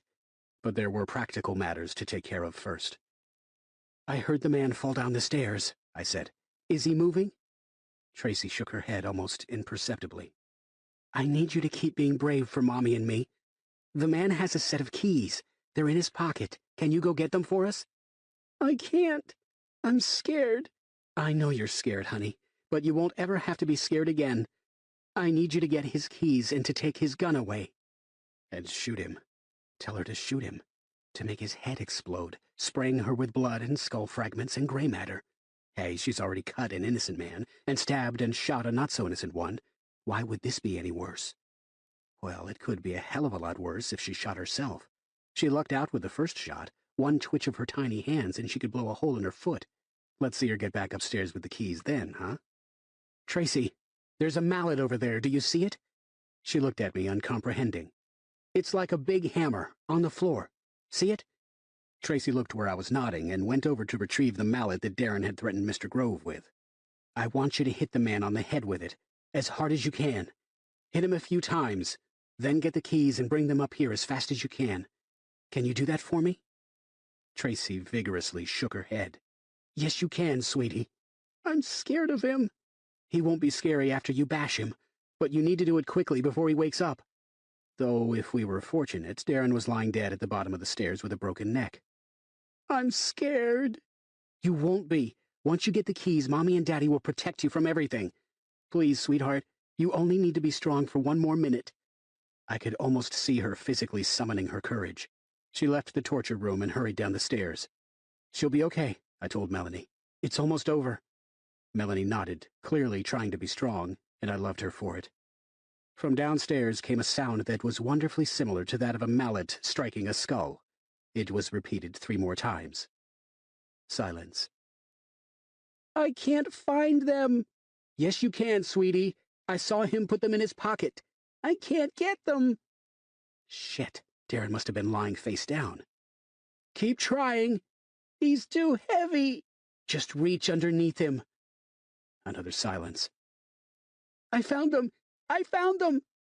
I listened with joy as Tracy scampered up the stairs and burst into the torture room. She was still crying, but she proudly held up the keys. "Unlock Mommy," I said. It took several tries for Tracy to find the right key, and I kept looking back and forth between my family and the empty doorway. The bracelet popped open. I heard a noise from the staircase. "Hurry! Get the cuffs off! Get them off!" It was definitely footsteps. Melanie pulled her hands free and immediately got to her feet. "Go free Daddy," she told Tracy as she hurried over to the shelf. Darren stepped into the doorway, holding the mallet. Melanie grabbed a large hunting knife and threw it at him. It sailed harmlessly past his ear. Melanie grabbed for another weapon, a claw hammer, as Darren stepped all the way into the room. His hair was soaked with blood and his left arm was twisted at an unnatural angle. Melanie ran at him with the claw hammer. He tried to deflect her attack with a mallet, but she got him in the shoulder and tackled him to the floor. Their landing was blocked from my view by the metal table.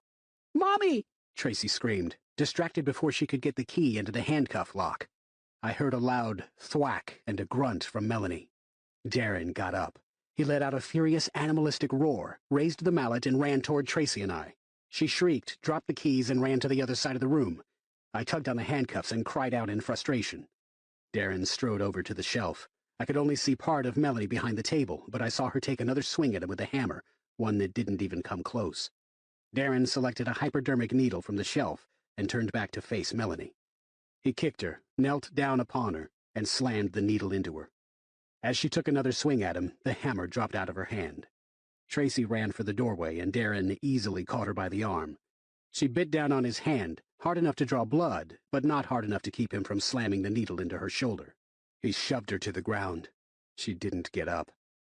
"Shit!" Darren screamed, kicking the side of the metal table. "Shit, shit, shit!" He picked up Melanie's claw hammer, turned it claw side down, and began slamming it into Mr. Grove's body, screaming obscenities with each blow. He slammed it over and over and over, splattering my boss's face and chest. After nearly a minute, he began to strike with a sideways motion, tearing off chunks of flesh with each swing. Finally, he flung the hammer as hard as he could against the shelf of tools, knocking several of them to the floor. None within my reach. "Why would she do that?" Darren wailed, digging a finger into the bullet wound in his side. "Why would she do that? Why couldn't she see?" He grabbed Melanie and roughly dragged her out of the torture room and into the bedroom. He stormed back into the torture room, picked up Tracy, and carried her into the bedroom as well. "Don't hurt them," I begged. "Please, I'll do anything you want." I heard the bedroom door slam. Darren returned to the torture room and sat down on the corner of the metal table, facing me. "I thought we were friends. Darren." He jammed his finger into the wound again and bellowed with pain. "I should take everything away from you. I should. Darren, please, just give Melanie and Tracy back to me." "Why?" "Because they're all I have." "That's a trite fucking answer. I should kill them." "No. Give me a reason not to fuck them up. Because this is all my fault, not theirs. I shouldn't have lied." "When?" "When I said that cutting off the woman's head didn't feel good." I had him. I knew I had him. "It felt incredible, Darren, the way drugs probably feel. And it scared me. I should have listened to you, but I was scared. I'm sorry for being scared." Darren stared at me, his expression now blank. "But please, don't hurt my family. We can hide all of this. That thing you saw in Tracy, that cloud, I saw it too, and I was scared by it. But you were right." Darren lowered his head. "I think I was wrong." "No, you weren't." I don't know. I don't know what I'm gonna do." He stood up and slowly wandered over to the shelf, moving like a zombie. "Darren, please, you can't hurt them. You can't hurt my family." Darren selected a small knife. "I don't know. Shit, I just want to go to sleep." He walked toward the doorway. "No, don't leave," I screamed, tugging on the handcuffs. "Talk to me. Let me make you understand." Darren walked into the bedroom and closed the door behind him. I screamed after him, begged him, threatened him. Then I screamed at myself, at my parents, at my teachers, at God. When I could scream no more, I just wept. The bedroom door opened. Darren didn't even look at me. He just kept his head lowered and went down the stairs. I heard a car drive away. The keys that Tracy had dropped rested next to my leg. Picking them up with my toe was easy. Stretching out on the floor and moving them up my leg with quick jerks of my body was not. It took all night to get them into my mouth. I just kept telling myself the entire time that Melanie and Tracy were fine. No, not fine. Alive. Alive was all I needed. After freeing myself from the handcuffs, I staggered out of the torture room, opened the bedroom door, and knew that I would never, ever stop screaming.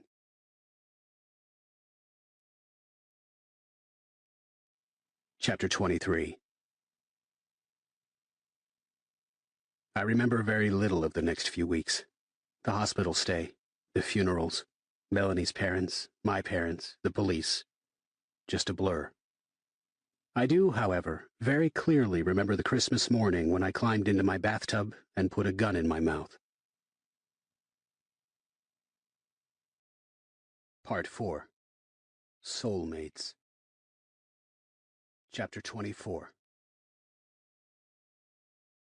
The bag of bullets kept me going through those next 114 days. A bullet a day. A date scratched into the casing. One more day I hadn't killed myself. I wondered if Darren would consider that the ultimate victory. I mean, how much more control could you possibly have over somebody than to drive them to take their own life?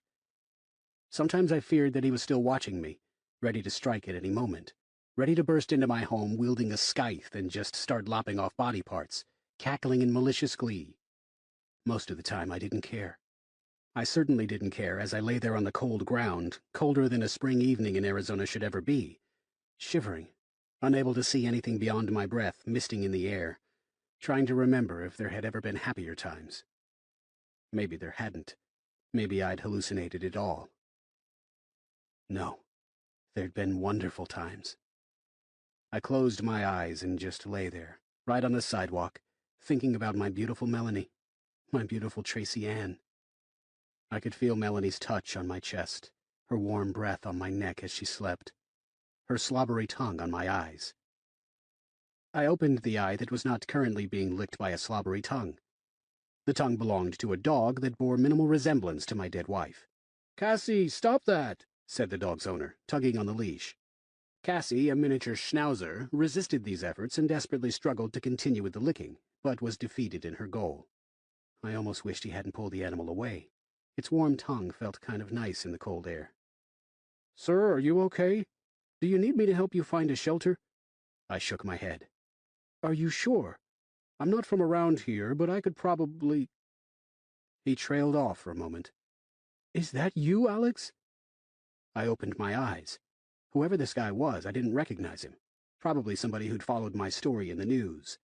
I'd nearly lost it near the beginning when some sick bastard asked for my autograph. "It's Peter! We were roommates at Brantford Academy." I gaped at him. His face had gotten chubbier and his glasses had gotten thicker, but he did sort of look like... As soon as he smiled, I recognized him immediately. "Peter! Oh my God!" He took my hand and helped me up. I started to brush off my clothes, more than a little embarrassed by my appearance. "Wow, this is just completely bizarre. I wish you'd seen me looking better." "I've seen worse. Not much worse, though. You've got blood around your eyes." As I dabbed at my eyes with my fingers, Peter took a handkerchief out of his pocket. I reached for it, but he shook his head. "Let me do it. It's hard to see your own eyes." I let him wipe the blood away, feeling like a helpless child. "What are you doing here? You don't live around here, do you?" "No, I'm here for a dog show. Cassie here is going to win this year." He folded up the handkerchief and petted the schnauzer, which bounded happily around on its leash. "So you're a professional dog trainer?" He shook his head. "It's just a hobby. I thought about breeding them, but then you have to sell them, and I couldn't bear to give up any of my babies." "So what else have you been doing?" "You'll never guess." "You've become a coal miner." "Aw, you guessed." Peter frowned in mock disappointment. "No, I'm studying to become a minister." "Seriously?" "Seriously.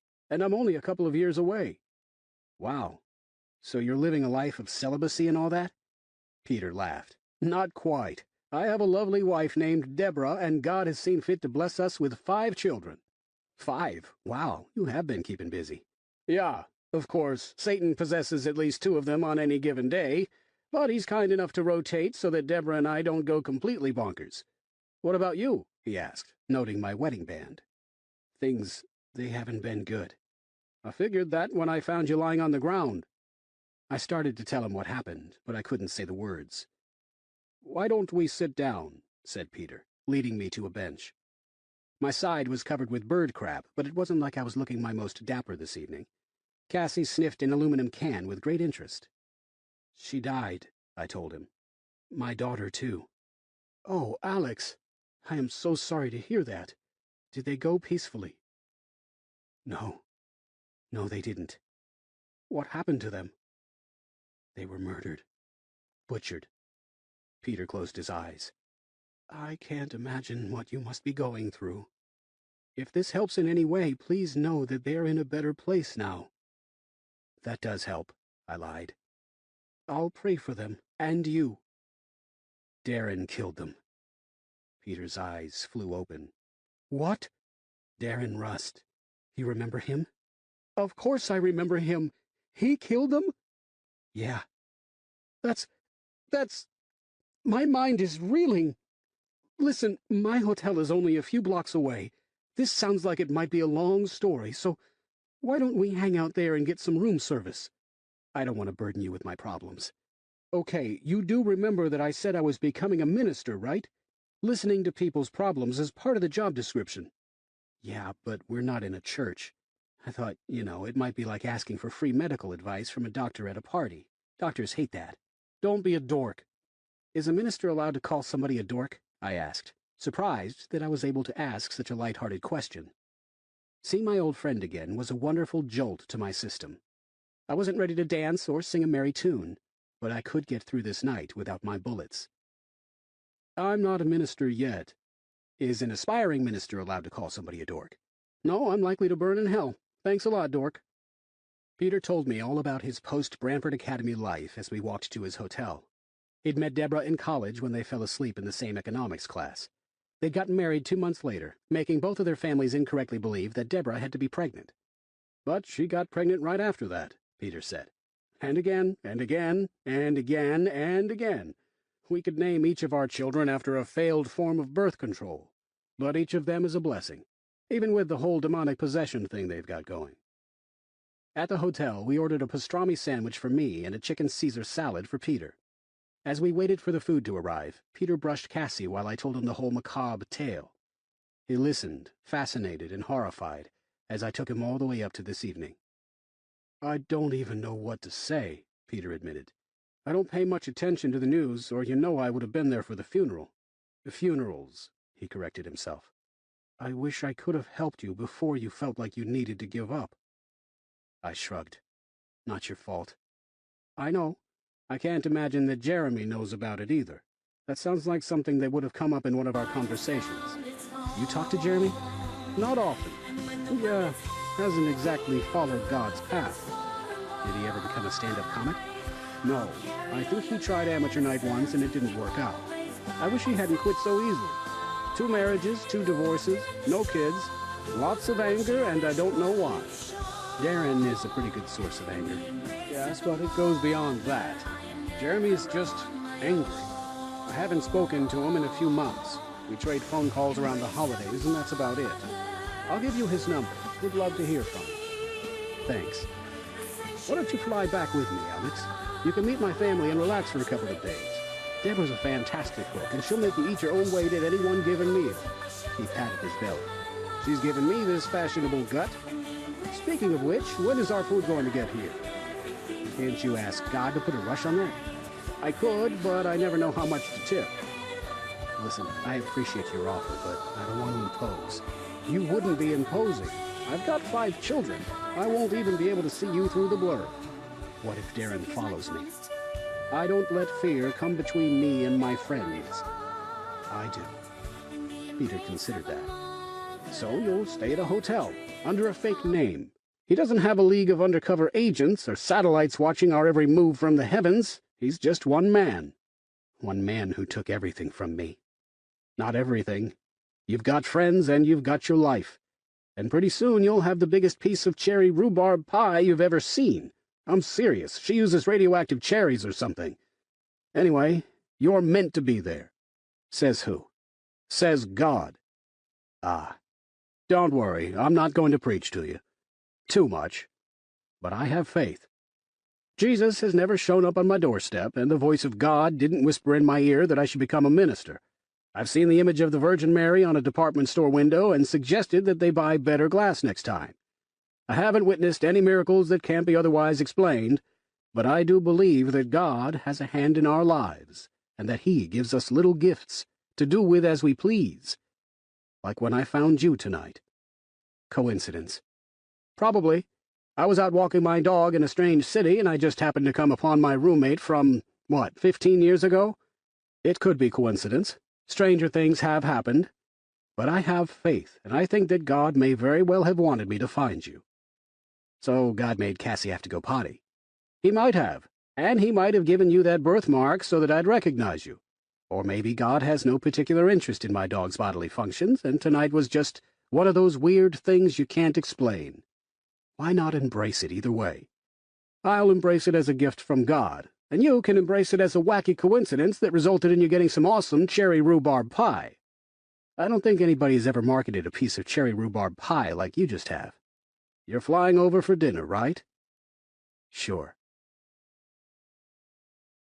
The next day, I cheered on Peter and Cassie at the dog show. They came in second. "Do you believe in doggy heaven?" I asked as we waited for the plane to take off. I'd hoped that God would allow His ministers-to-be and their guests to fly first class, but we were stuck back in coach. "Of course, it's like human heaven, except that you're encouraged to piddle in the streets whenever you want." "And do you believe that it's blasphemy against the doggy gods that poodles be given such ridiculous haircuts?" "You need a dog of your own," said Peter. "I'd donate one of mine, except that I've already planned to sneak a couple of my kids into your baggage when you leave." He suddenly looked distraught. "I'm sorry. That was a horrible thing to say. I shouldn't be making jokes about kids when you... I'm sorry." "It's okay." "No, it isn't. I can't believe I did that." "Peter, it's okay. But I will be searching my baggage before I get on the plane." "I'm an efficient packer. You'll never find them." "We'll see." I tried to think of something much funnier to say, but my repartee skills had rusted with age, and instead I just settled back in my seat and enjoyed my friend's company. "Welcome to the zoo," said Peter as we walked into his home. He wasn't kidding. Though I thought that saying his children were possessed by Satan was a bit harsh, they certainly were possessed by the spirits of long-dead monkeys. Deborah was an absolute sweetheart. She gave me a huge hug and said how sorry she was for my loss. Dinner was delicious and voluminous.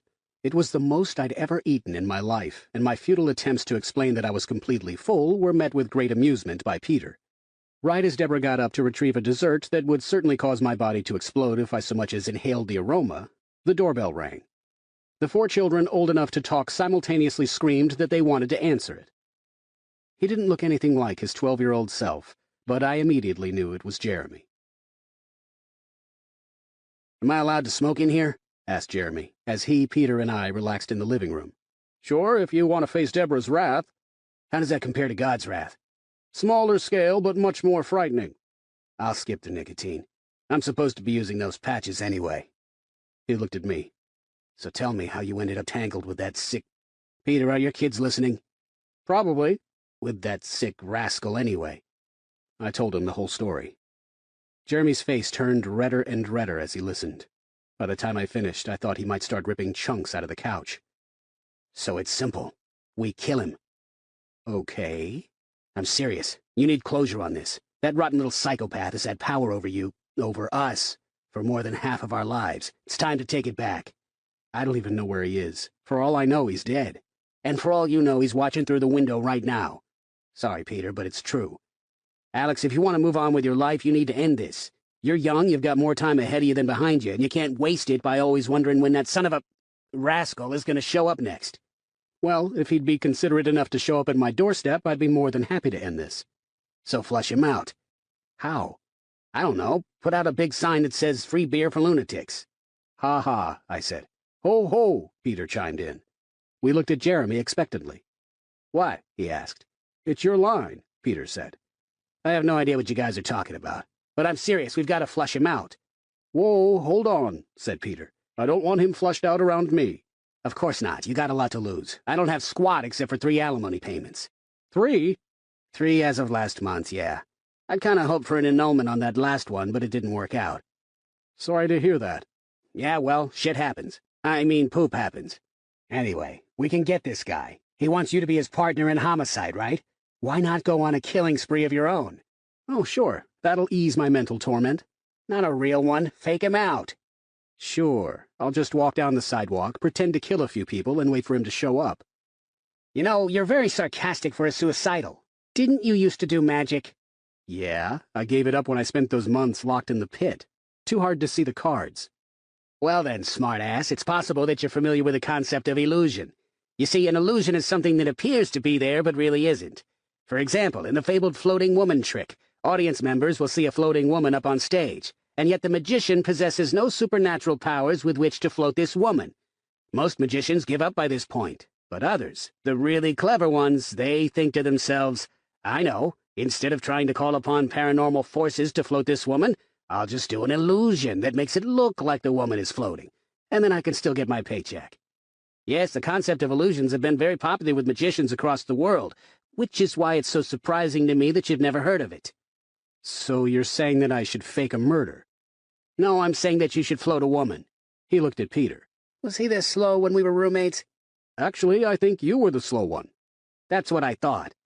I'm sorry, I said. I'm not trying to be sarcastic, but this idea sounds a little preposterous. Why? Because I don't know why, actually. Maybe it wasn't that preposterous.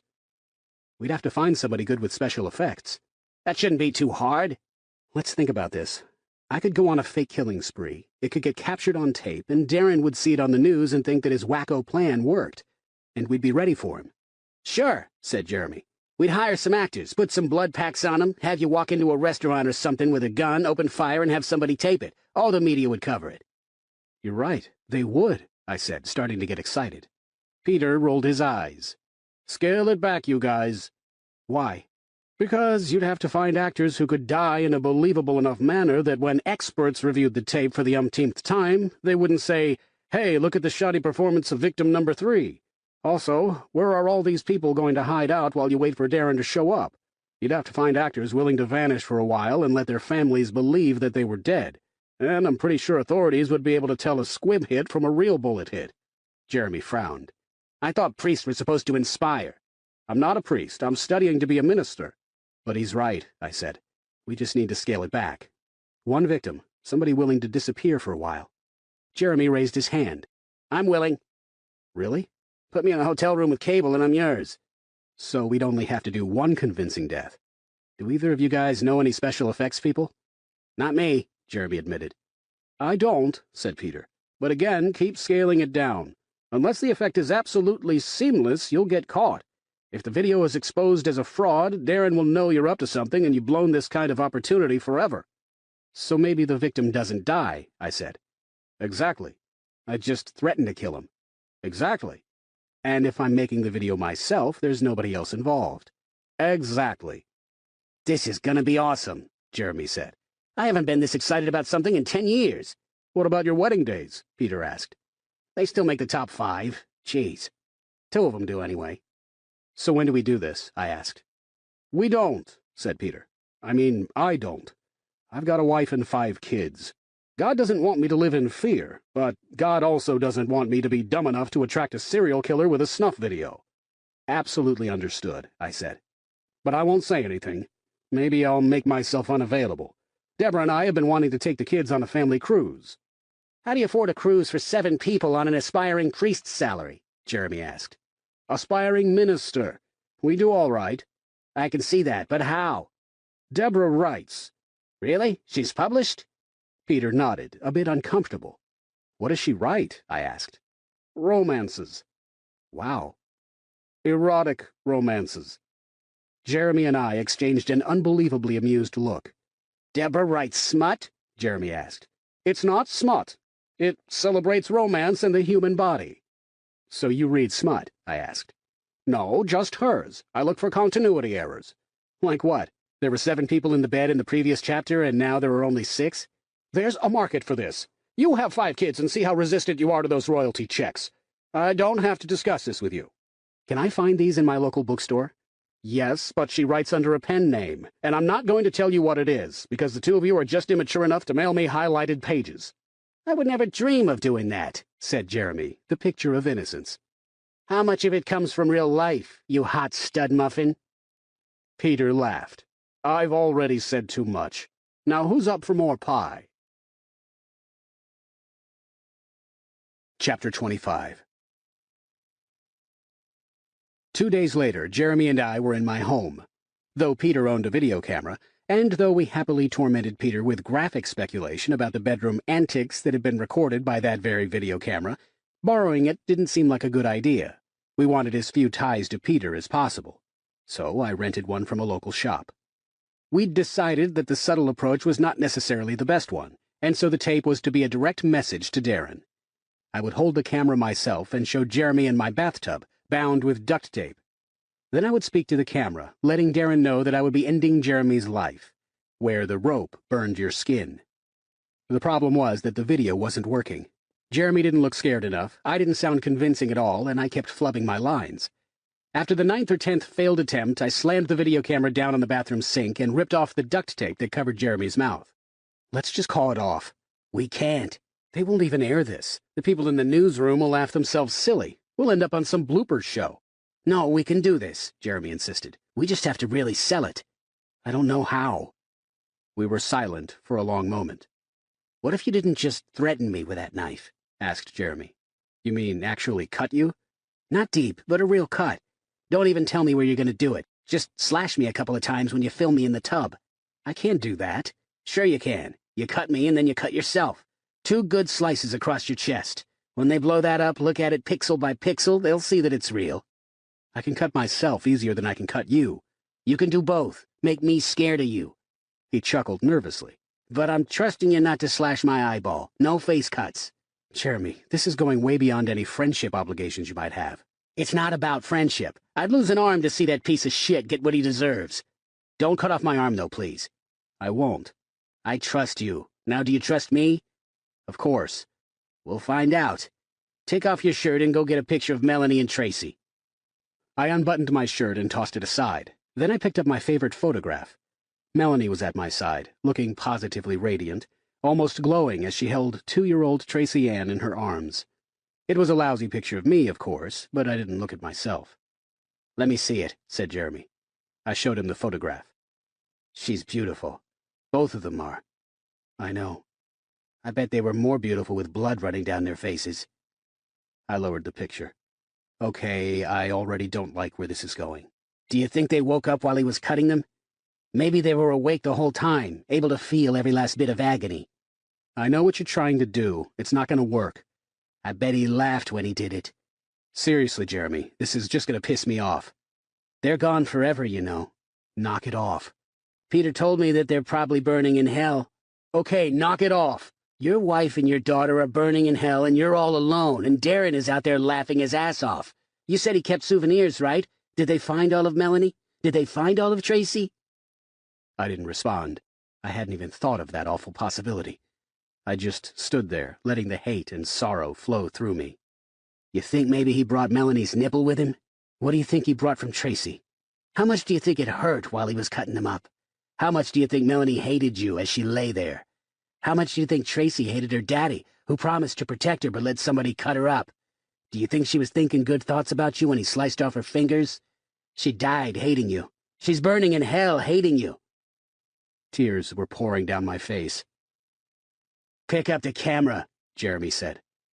I picked up the camera, pressed record, and then spun it around to tape myself. I'm Alex Fletcher, and this message is for Darren Rust. You were right. God damn you, you were right. I grabbed the straight razor from the edge of the tub and slashed it across Jeremy's arm. He cried out in pain. Then I slashed his cheek from the corner of his chin to just past his left eye. Oh shit, I'd cut deep. Way too deep. Don't lose this. I rubbed my hand on his bleeding arm and held up my palm to the camera. Yeah, this feels good. You made it feel good, you son of a bitch.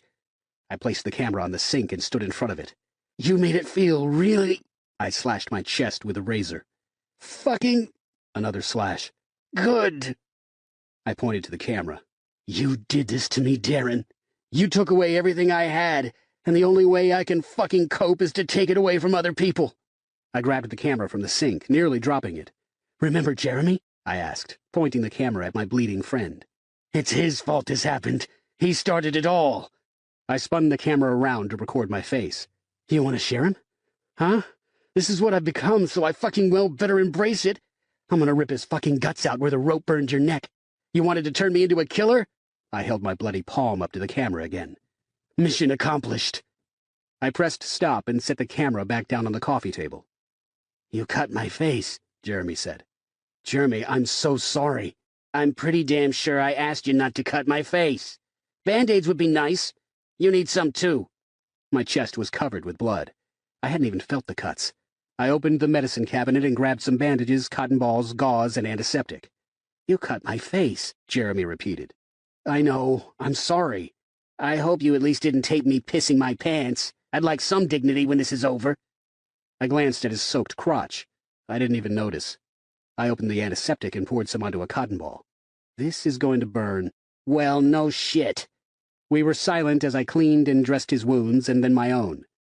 I'm sorry for what I said, Jeremy told me as we sat on the couch. It's okay. It worked.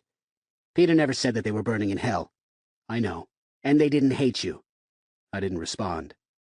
Should we take a look at our masterpiece? Jeremy asked.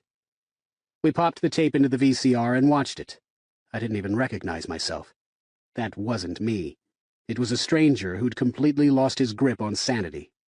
It was terrifying to watch myself like that, knowing that my words were just lines, but that my emotions were completely real. God, what if Darren had been right about me all along? We could have been traveling the countryside, hacking up innocent people for sport, laughing at their misery, and having a grand old time. It sure would have been a better life than what I had now. The tape ended. Now that, Jeremy said with a satisfied grin, is one convincing video. It was not a flawless plan by any stretch of the imagination. Television stations might not air it. Darren might not see it even if they did. They might omit the crucial "where the rope burned your skin" line. Darren might see through the whole thing and laugh at our pathetic attempt to trick him. Or Darren might be dead. I could handle him being dead, but I couldn't handle never knowing. Jeremy was right. I needed resolution. We decided that Jeremy would indeed hang out in a hotel room for the duration of the plan. Optimally, he would have camped out with me in the woods outside Brantford Academy, but I didn't see how that could work. I could hang out there as long as necessary, but to sustain a faux captor-victim relationship 24 hours a day just didn't seem feasible. This way, Jeremy would be all nice and comfy in his hotel room, and he could keep tabs on the situation through newspapers and television. If he had anything crucial to share, he could give me a call on my cell phone. Jeremy wore a ridiculous disguise and paid for the hotel room in cash. He wished me luck, gave me a hug, bitched at me one last time about cutting his face, and left. I dropped 10 packages with copies of the tape, addressed to various local news outlets, into a mailbox, and then drove down to Brantford Academy. Feeling no nostalgia whatsoever, I left my car in the parking lot of a 24-hour supermarket and walked the 8 miles to the woods. I didn't know the exact tree we'd used to hang Darren, but I found a clearing that looked like it might be the right place. I sat down, leaned against the tree, and prepared myself for a long wait. I had a backpack with food, water, a couple of really thick paperbacks, a flashlight, toilet paper, caffeine tablets, and other assorted necessities. The gun I kept on my lap. It was not, truth be told, a very pleasant camping trip, especially when I discovered that my heavy sweater wasn't doing much against the cold. But at the same time, when you've spent months living in a dark pit, hanging out in the woods really doesn't sound all that bad. I wondered if anybody had watched the tape yet. I wondered what my parents would think. It would certainly justify their excessive reaction to the stolen condoms. Maybe I'd win an Emmy for best performance in a fraudulent video. As night fell, I started to get really anxious about what was happening, but I told myself to be patient. Be patient, stay alert, and think about how wonderful it was going to be when Darren finally showed his deranged face. When it was completely dark, I allowed myself to fall asleep. If Darren came looking for me in the darkness, his flashlight would wake me up. I still woke several times, flinching awake and then sitting there, listening carefully for any signs of noise, but there was nothing. The entire next day passed without event. I tried to dig into the first novel, but it was astoundingly boring, so I moved on to the second one, which was even worse. I wondered briefly if it would be safe to make a bookstore run, but decided against that idea. I sat there quietly, wondering if I was the biggest idiot who ever lived. Nah, top 20 at the max. Lots of people had done things more stupid than setting themselves up as a psycho killer and waiting out in the woods hoping for a real killer to decipher an obscure clue. It wasn't too obscure, was it? No, unless Darren had completely lost all rational thought, which was a very legitimate possibility, he'd be able to figure it out, as long as he saw that portion of the tape. But even if the television stations didn't air the uncut version, and they'd at least bleep out the frequent use of the F-word, the complete video would certainly make its way onto the internet. Darren would see it for sure. Maybe he'd even watched us making it. Now that would suck. I slept even more poorly the second night, cursing Jeremy and his warm, snuggly bed and his cable TV and his hot shower and his USA Today delivered every morning. That bastard. I hoped his shower ran out of hot water just as he'd finished shampooing his hair. Had Melanie really hated me as she died? Had Tracy? No, they weren't even conscious at the time, as far as I knew. Had Melanie hated me as she sat there, trapped, watching Darren trying to turn our daughter into a murderer? It wasn't my fault, although it was my fault for becoming friends with somebody like Darren, for letting him into my life. Okay, you've been over this shit a million times, so let's think of something more productive, all right? How about sending a little more hate Jeremy's way? I bet he's got a nice fluffy pillow. 2 of them. Maybe even 3. I slept against the tree, which was not particularly fluffy. By the next afternoon, I was thoroughly convinced that I was the biggest idiot society had ever produced. The biggest dipshit, numbfuck, dumbass ignoramus who had ever been allowed to reach adulthood. I should have been discarded at birth to keep my genes from lowering the world's collective IQ by a good 3 points. God, I was dumb. I needed to just gather my things, walk back to town, admit that it was all a hoax, face the lawsuits, and get some rest. Living a life of fear was starting to sound like a halfway decent idea. How many kids had been afraid to go to sleep last night because of my video? How many of them worried that the crazy man with the straight razor might be hiding in their closet? How many nightmares was I creating just to end my own? Christ, this was out of hand. Time to pull the plug. But if I gave up now, that was it. Darren would know that I was trying to set him up. I might never get a chance to face him on my terms, not his. I could wait another few hours. Just as it started to get dark, I heard footsteps. I picked up the gun and listened carefully. It was only one person. I stared in the direction from where they were coming, aimed my revolver, and waited. Come on, you warped freak. Show yourself. Take a nice little bullet through the head. Alex? It wasn't Darren's voice, or Jeremy's. It was an old man's voice. Who's there? I called out. It's a friend, Alex, said the voice. I still couldn't see who it belonged to. Tell me who you are. Now I could see the figure, mostly hidden through the branches. Promise me you won't shoot me. I won't shoot you. I lowered the gun. Jeremy isn't here. If you hurt me, you'll never find him. The figure stepped into view, and I recognized him immediately. He had to be in his late 70s or early 80s by now. Previously, there had been nothing frail about him, but no longer. Mr. Seven?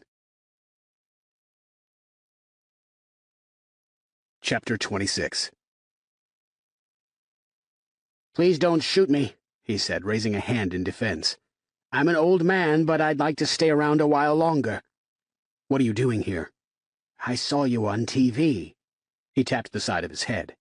I may not remember all of my students, but I do remember the ones who caused me trouble, and not many caused me as much trouble as you did. He chuckled softly, but then turned serious. Why don't you give yourself up? Are you here alone? Yes. I'm slower than I used to be, but I can still get to where I need to go.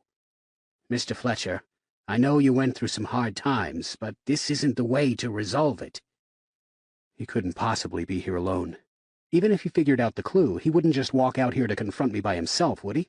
He had to have told the police, and if I didn't end this right now, I was likely to get myself shot. I dropped the gun and held my hands in the air.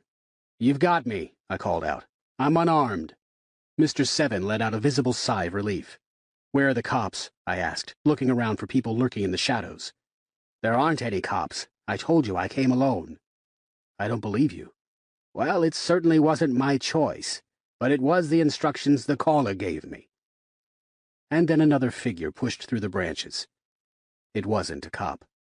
Didn't they ever tell you in sociopath school that you never drop your weapon? Asked Darren, stepping into the clearing. He was wearing explosives. A lot of them. He had a gun in one hand and a small black object in the other. I certainly hope that if there are any cops watching that they note my attire, he called out. If I drop this detonator, you can kiss these woods and everybody crawling around in them goodbye. He grinned at me.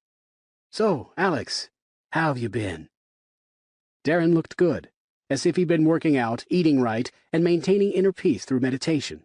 He was an almost exact duplicate of his college self. I've been better, I admitted. Yeah, looks like it.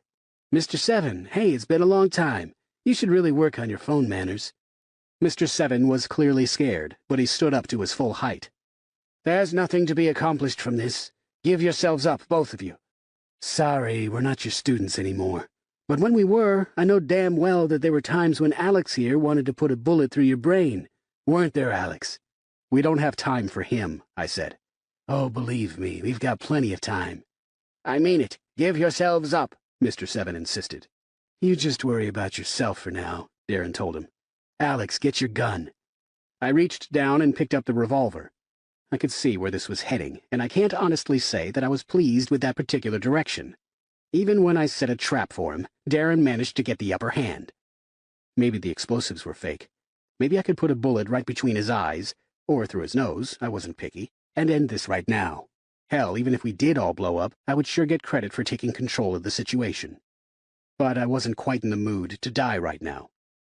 Darren grinned. So, Alex, I understand you've got yourself a hankering to commit some cold-blooded murder. Why not start with the guy who ruined your life? That would be you. Don't be that way. If Mr. Seven hadn't fallen for the doctored journal, none of this would have happened. Go on, shoot him. I pointed my gun at Mr. Seven.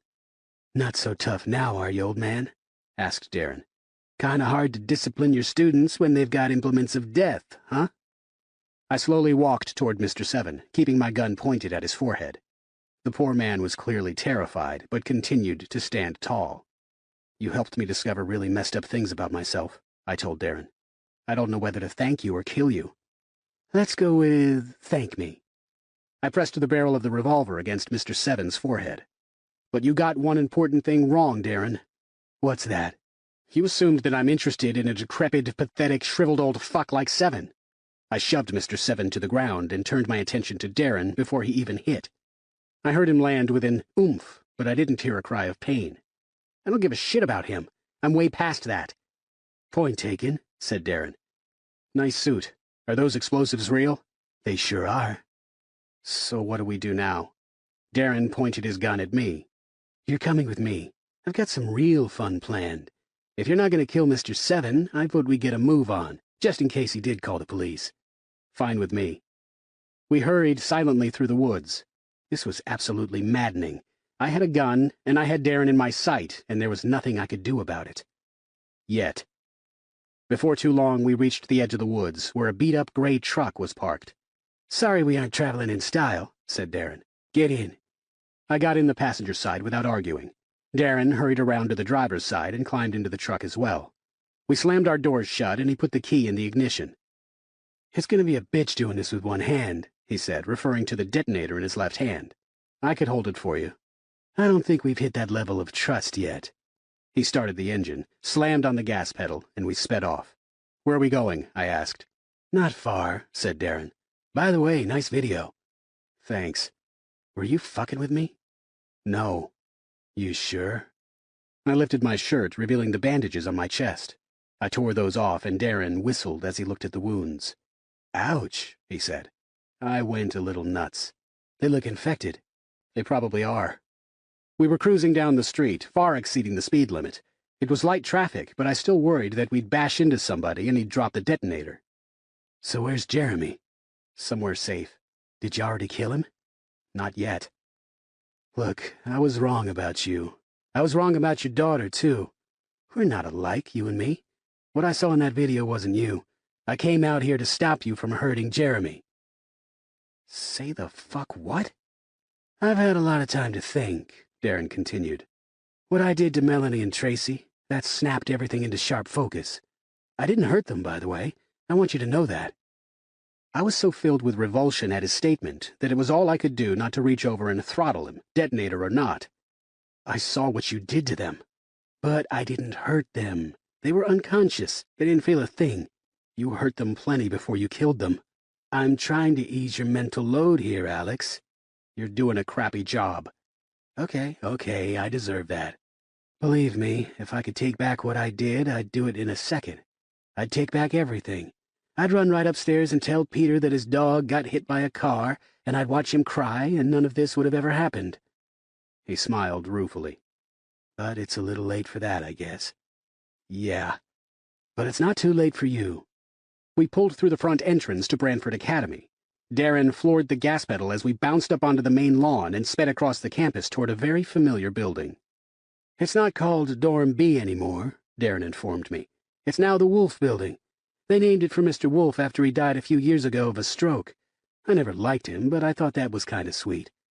The truck gave a jolt as we hit some sort of bump, and for a heart-stopping moment I thought the detonator was going to bounce out of his hand. It didn't, and we pulled right up in front of the building. "Let's go," said Darren, throwing open the door. "Let's make some haste." I got out of the truck as well, and together we hurried into the building. Darren immediately pointed his gun at the security guard.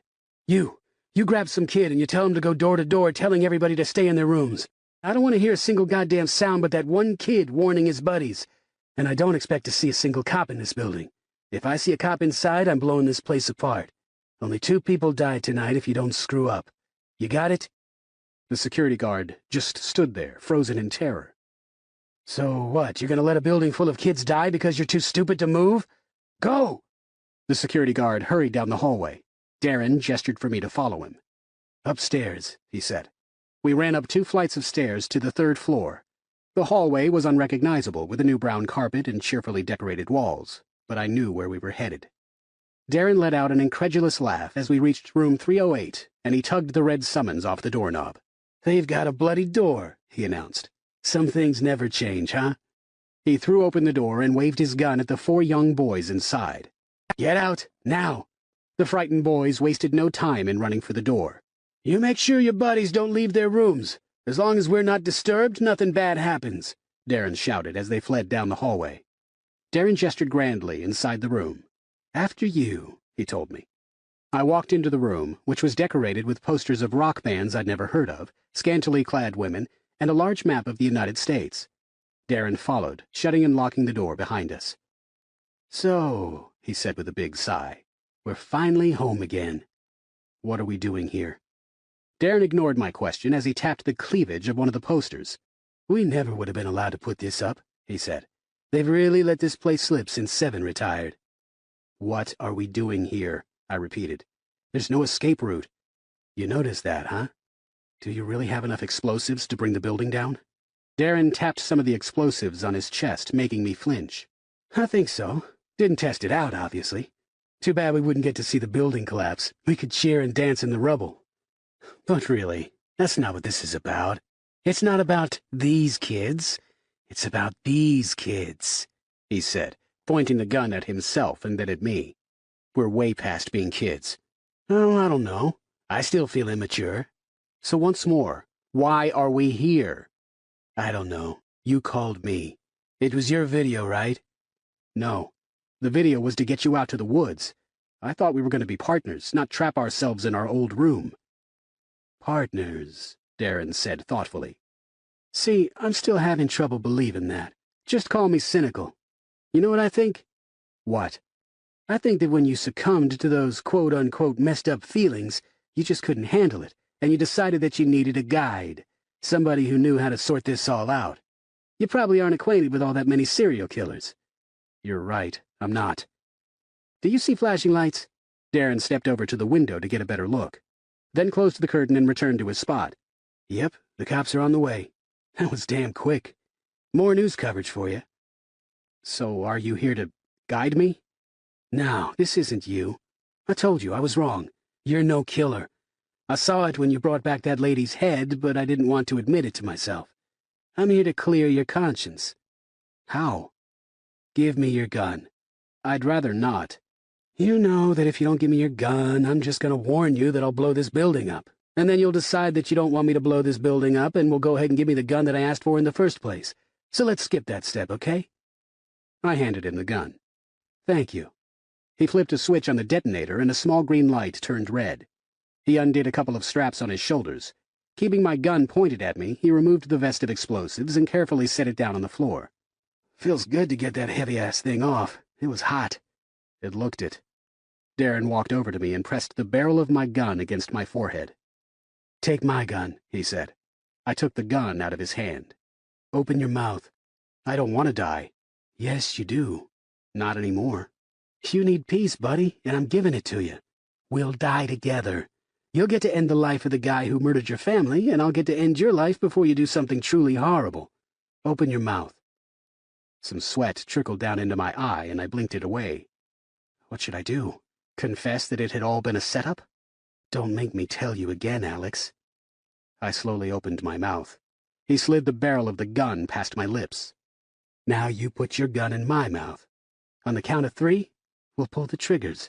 We'll die together like soulmates. He slid the barrel deeper into my mouth, and I felt like I was going to gag. Do it. I pointed the gun at his face. He opened his mouth, not taking his eyes off mine. I placed the barrel of the gun on his tongue. 1, he said, as well as he could with a gun barrel on his tongue. Just blow his head off. 2. I pulled the trigger. Click. Darren pulled his head back, sliding the barrel of the gun out of his mouth. You were early, he said. I guess my lack of trust was justified, huh? Drop the gun and get down on your fucking knees, Alex. I did as I was told. He kept the gun in my mouth. He looked really, really pissed. Chapter 27. So what the hell was that? Darren asked, jostling the gun in my mouth so that it smacked against my teeth.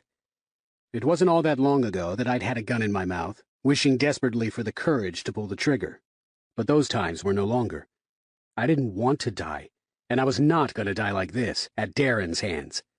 Were you just going to splatter my brains against the wall and then dance on out of here? He thrust forward with the gun so that it hit the back of my throat. My gag reflexes went berserk, and I grabbed his hand to try to pull it free, but he kept the gun in place. Puke on it, he said.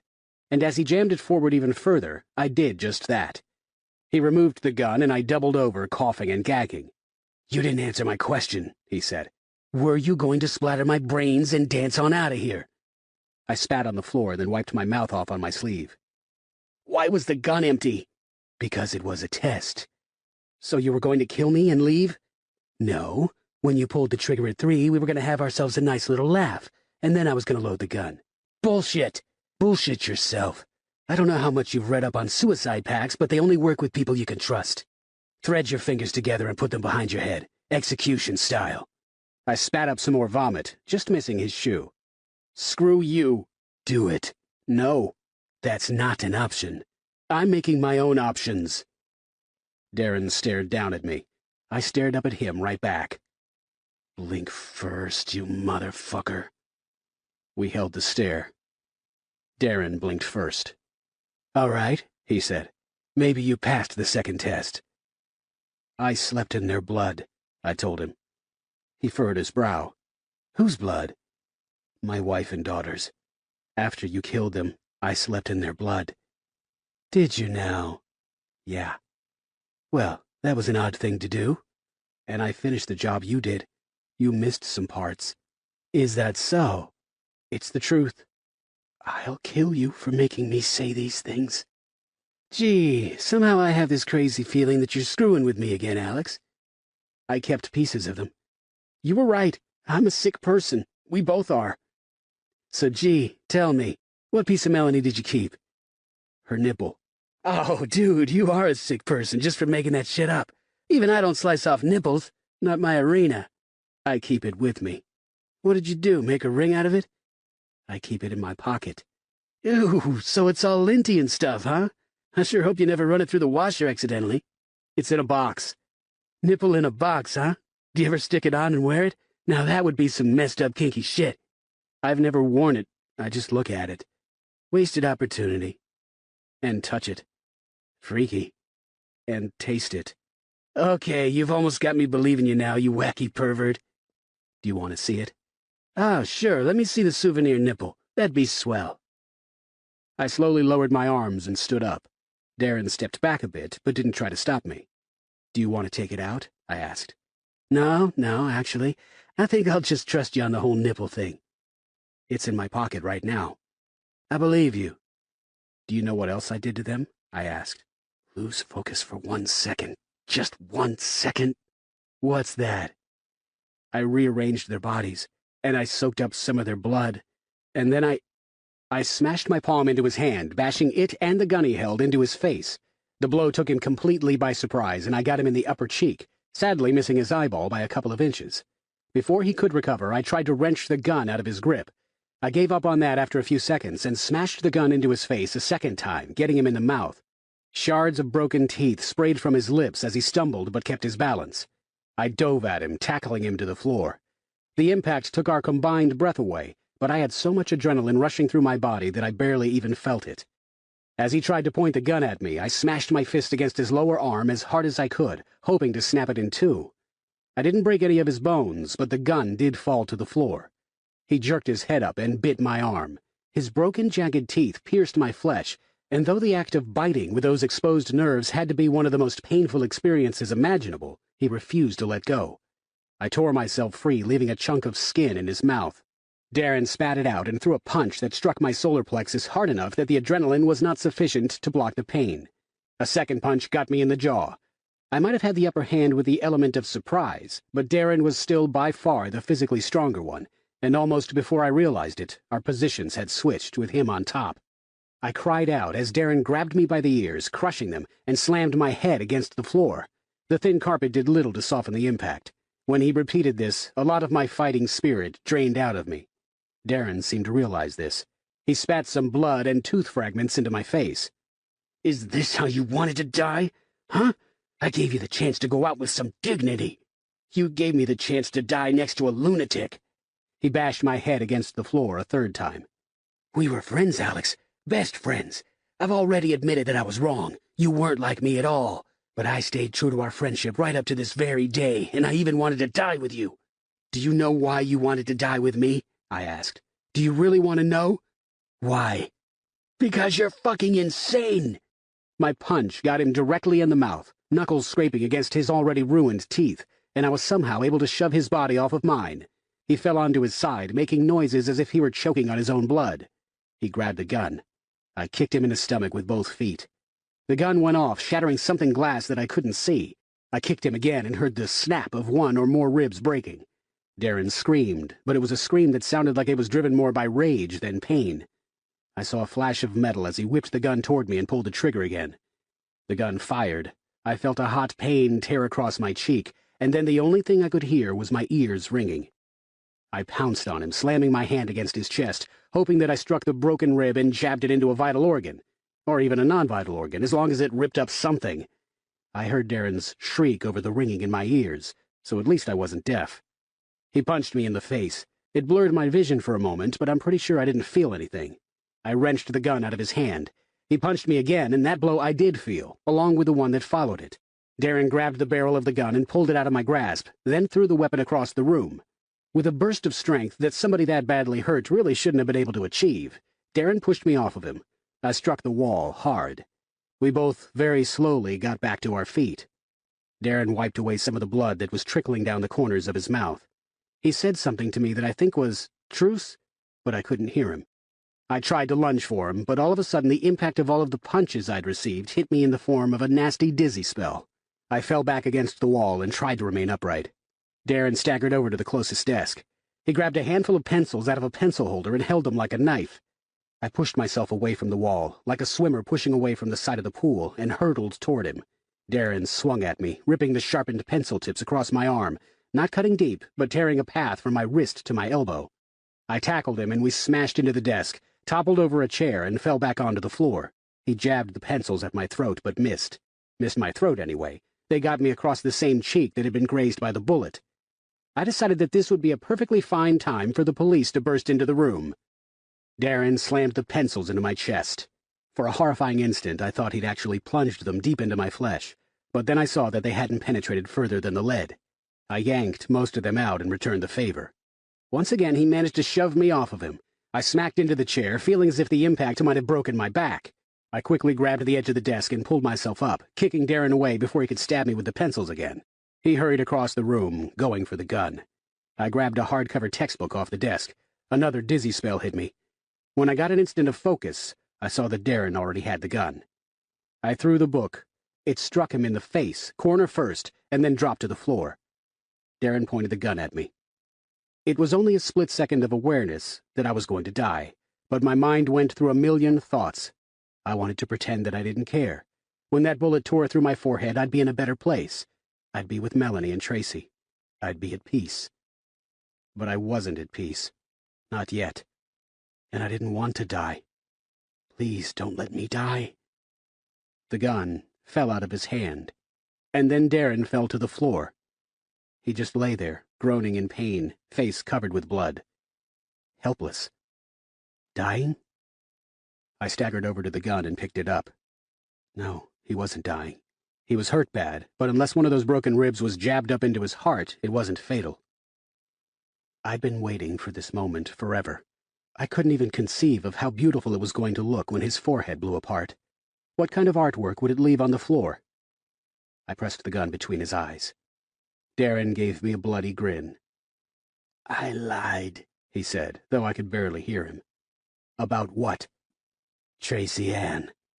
The needle was almost empty when I jabbed her. She woke up. My finger tightened on the trigger. She was awake for probably 6 or 7 minutes. Shut up. I heard her. Shut up. Just thought you should know. A rage more powerful than anything I'd ever felt tore through me. I hated him more than when he mutilated Killer Fang, more than when he forced me to murder Andrea, more than when he kept me in the pit, more than when he killed Melanie and Tracy. I hoped that Darren could see the black cloud in my eyes. I hoped that it scared him to his very soul. And if it didn't, well, he'd learn true fear, because I wasn't going to give him a quick, merciful death by a bullet to the head. He was going to suffer. Darren Rust was going to learn that he wasn't the only one who could enjoy the fine art of torture. I went over to the other desk and found a pair of scissors. How many fingers do you think I can cut off before the cops break in? I asked. If the guard told them about the explosives, it'll probably be a while. I bet I can do all 10. What do you think? Darren didn't respond. I knelt down next to him. The fight was completely drained from him, but I sure as hell hoped that the screams weren't. What's the matter, asshole? I asked. Nothing to say? Darren was silent as I opened the scissors and slid them over his middle finger. He was less silent as I squeezed them shut. I laughed as he bellowed in pain. I'd hoped that his finger would slice right off, but though there was blood, the scissors didn't seem to be doing their job. I squeezed tighter and tighter, yet they weren't going through the bone. I didn't give up. Darren begged for mercy. I loved hearing it. Blood trickled down the back of his hand, but still the scissors wouldn't cut through the finger. Darren's face was contorted into a wonderful mask of agony. Hurts, huh? I asked. I squeezed for a few more moments until it was clear that the scissors weren't going to work right. I pulled them away from his finger, closed them, and then raised the tip just a few inches above the same finger. Then I slammed it down as hard as I could. That got a great scream out of Darren. It still didn't sever the digit, so I stabbed the tip of the scissors into it over and over. It was sort of like an extremely poorly played version of that game where you spread your fingers out and try to slam a knife in between them. Darren howled in pain. Now I was making progress. The finger was almost detached. With a flick of the scissors, it popped off. 9 to go. 19 if I decided to move on to toes later. I pressed the tip of the scissors against his ring finger of the same hand, and then realized what I was doing. Dear God. I tossed the bloody scissors aside. Melanie might have wanted me to avenge her death, but she sure as hell would never have wanted to see me like this. This was subhuman. This was exactly what Darren would have wanted, assuming that he weren't the recipient. I could just shoot him, kill the fucker and make it all go away. Take control of my life. Darren's screams had faded to a pitiful whimpering, and as I looked at him, my rage vanished. Simply vanished. Instead, I felt strangely at peace. completely serene. Maybe I'd died. Maybe he'd killed me during our scuffle. Maybe I was floating toward that white light at this very moment and just couldn't see it. No, I hurt too much to be dead. Instead, I laughed. "Let me talk to you about control," I told him, amazed at my calm, steady voice. "Control is when you decide not to kill a worthless piece of shit like yourself, because you don't need to. It won't bring Melanie back. It won't bring Tracy back. It'll just mean that I caved in to the feelings you tried to give me all this time. And I can't think of one good reason why I should let you win. I don't need to kill you. I don't need to complicate things when the police finally burst in here. Do you know what control is? Control is realizing that shooting somebody in cold blood, even you, will cause enough nightmares to far outweigh that brief moment of euphoria." "Coward," Darren whispered. I couldn't hear him, but I could read his lips. I shook my head. "No. I have options, Darren. You didn't take away my life. You took away my family. But with you gone, I can move forward. I can find a new job, and I can root for Peter's dog to win prizes, and I can learn new juggling tricks. And I can encourage Jeremy to perform some crappy stand-up comedy. And all kinds of stuff. I can be happy again." Darren turned his head and spat out a huge amount of blood. "You're just scared to do it." "I've never been less scared in my life. You always talked about power, Darren. Well, how about this? I wish you nothing but the worst. And if I'm really concerned about revenge, why on earth would I let you off so easily as to kill you? Your ass is going to prison. You don't like people telling you what to do? You're going to be dealing with that 24 hours a day, 7 days a week, buddy. You might even get to be somebody's bitch. Whether it's prison or an insane asylum, every bit of your freedom is gone, Darren. It's over. What do you think about that?" "Don't do that to me," Darren begged. He looked small and sad and frightened. "Oh, I can't wait to do that to you." "Shoot me, Alex. I deserve it." "No, you don't deserve it. That's the whole point." "Kill me." He tried to scream the words, but was too weak. "No, it's my choice. And I choose that your sadistic, pathetic, murdering ass gets dragged off to prison." Darren began to weep. I picked up the vest of explosives and tossed it onto one of the top bunks. "Anyway, I'm going to send a kid out to tell the police to come on in. Hopefully I won't get accidentally shot. That would sure screw up this start of a whole new life, huh?"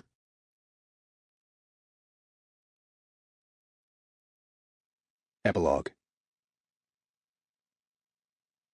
I knelt by the twin graves, feeling a little self-conscious and uncomfortable. There was so much I wanted to say, but I was having trouble finding the words. "Melanie, can you hear me?" I asked. I waited for a long moment, as if expecting a response. It was hard for me to find the words, but I didn't need to say them out loud. Melanie and Tracy would know. So much to tell about these past 2 months. I had, in fact, been shot by one of the cops while trying to surrender, which put a bit of a damper on my victory party. However, the superficial leg wound gave me a lot of bargaining power, and it was pretty easy to convince the authorities that I was not the bad guy. Mr. Seven was not so easy to convince, and would no doubt go to his grave believing that I was quite the hooligan. On the basis of his superb performance in the video, Jeremy was quickly offered a small role in a major motion picture. He got an agent who managed to screw him over in record time, but he'd loved his 2 days on the movie set, was dating an aspiring actress, who, he confided, would always remain aspiring, and was currently waiting tables and going to auditions. He'd considered cutting himself at each audition as a gimmick, but I talked him out of it. Darren remained under 24-hour suicide watch. As the prosecuting attorney said, he couldn't so much as scratch his balls without asking permission. I never spoke to him. There was no need. He wasn't going anywhere. I didn't have permanent hearing loss, which was nice. Some nights I woke up crying, and some nights I woke up screaming. But most nights I slept through until morning. I had plenty of nightmares about what I'd done with the scissors, and I thought about it a lot while I was awake. Ultimately, though, it was something I could live with. Darren was responsible for the twin graves in front of me. I could have done much worse than chop off his finger. I met somebody, Christine. The timing was bad, and I wasn't even close to being ready to fall in love again, but I liked being with her, and she liked being with me. "All I can offer you is friendship," I'd told her. "I'll take it," she'd said. I missed Melanie and Tracy terribly, and I'd always miss them, but my life would continue. I stared at their graves and said the only words I could manage. "I'm happy," I said. "I hope you are too." I set down the flowers, wiped the tears out of my eyes, and walked toward the cemetery gates. Killer Fang, too, a gift from Peter and his family, would be anxiously waiting for me at home, and that puppy and I had a lot of playtime to get in before the day was through. The end. You've been listening to Pressure, written by Jeff Strand, narrated by Scott Thomas. Copyright 2005 by Jeff Strand. Production copyright 2016 by Jeff Strand.